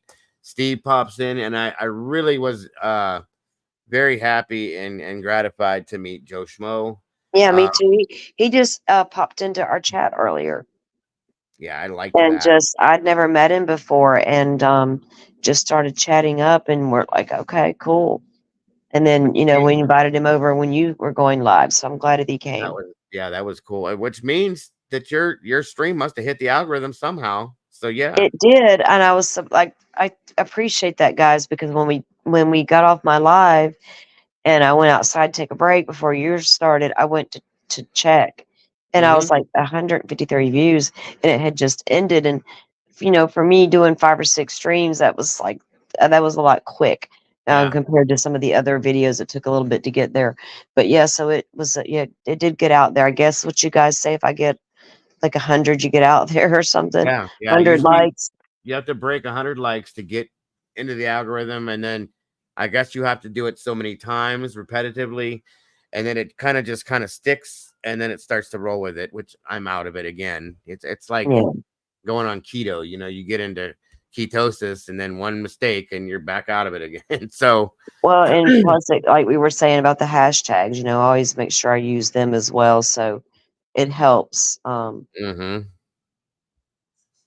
what get the you hell? out there. Georgia's putting the 10 commandments in every classroom. It's mandatory. Really? That's crazy. Wow. Good, yeah, but it's good. I mean, what that's separation of church and state? They're not. Did I they? guess they changed their mind, or they pulled out of that.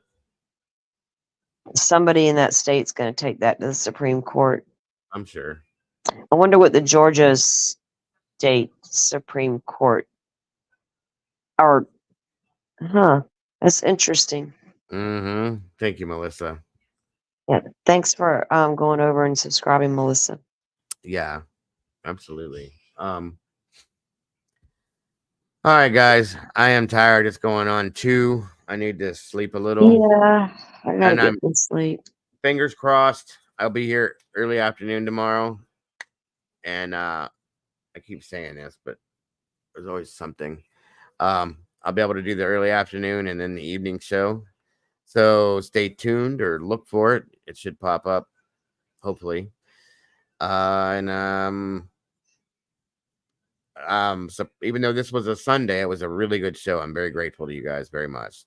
Salty, as always, I'm grateful to have you here, especially today. This was a very good one. Again, guys, thank you for those of you that went over and you followed Salty's channel and subscribed, and you're supporting it. That means a lot to me as well, to see her doing well with that. And obviously it means a lot to her too. I appreciate it, guys. I really do. Thank you. Very much so. So, all right, guys, I'm out of here. I'm going to go pass out for a little while, and then I'll be back. Have a good night, guys. Absolutely. You too. Guys, don't forget to love yourselves, love each other. Please don't change anything about yourselves. You guys are amazing people, and you guys make this what it is. If I wouldn't be here if it wasn't for you, so I appreciate that so very much. Everyone have a wonderful rest of your night, and I will see you very soon. Bye-bye.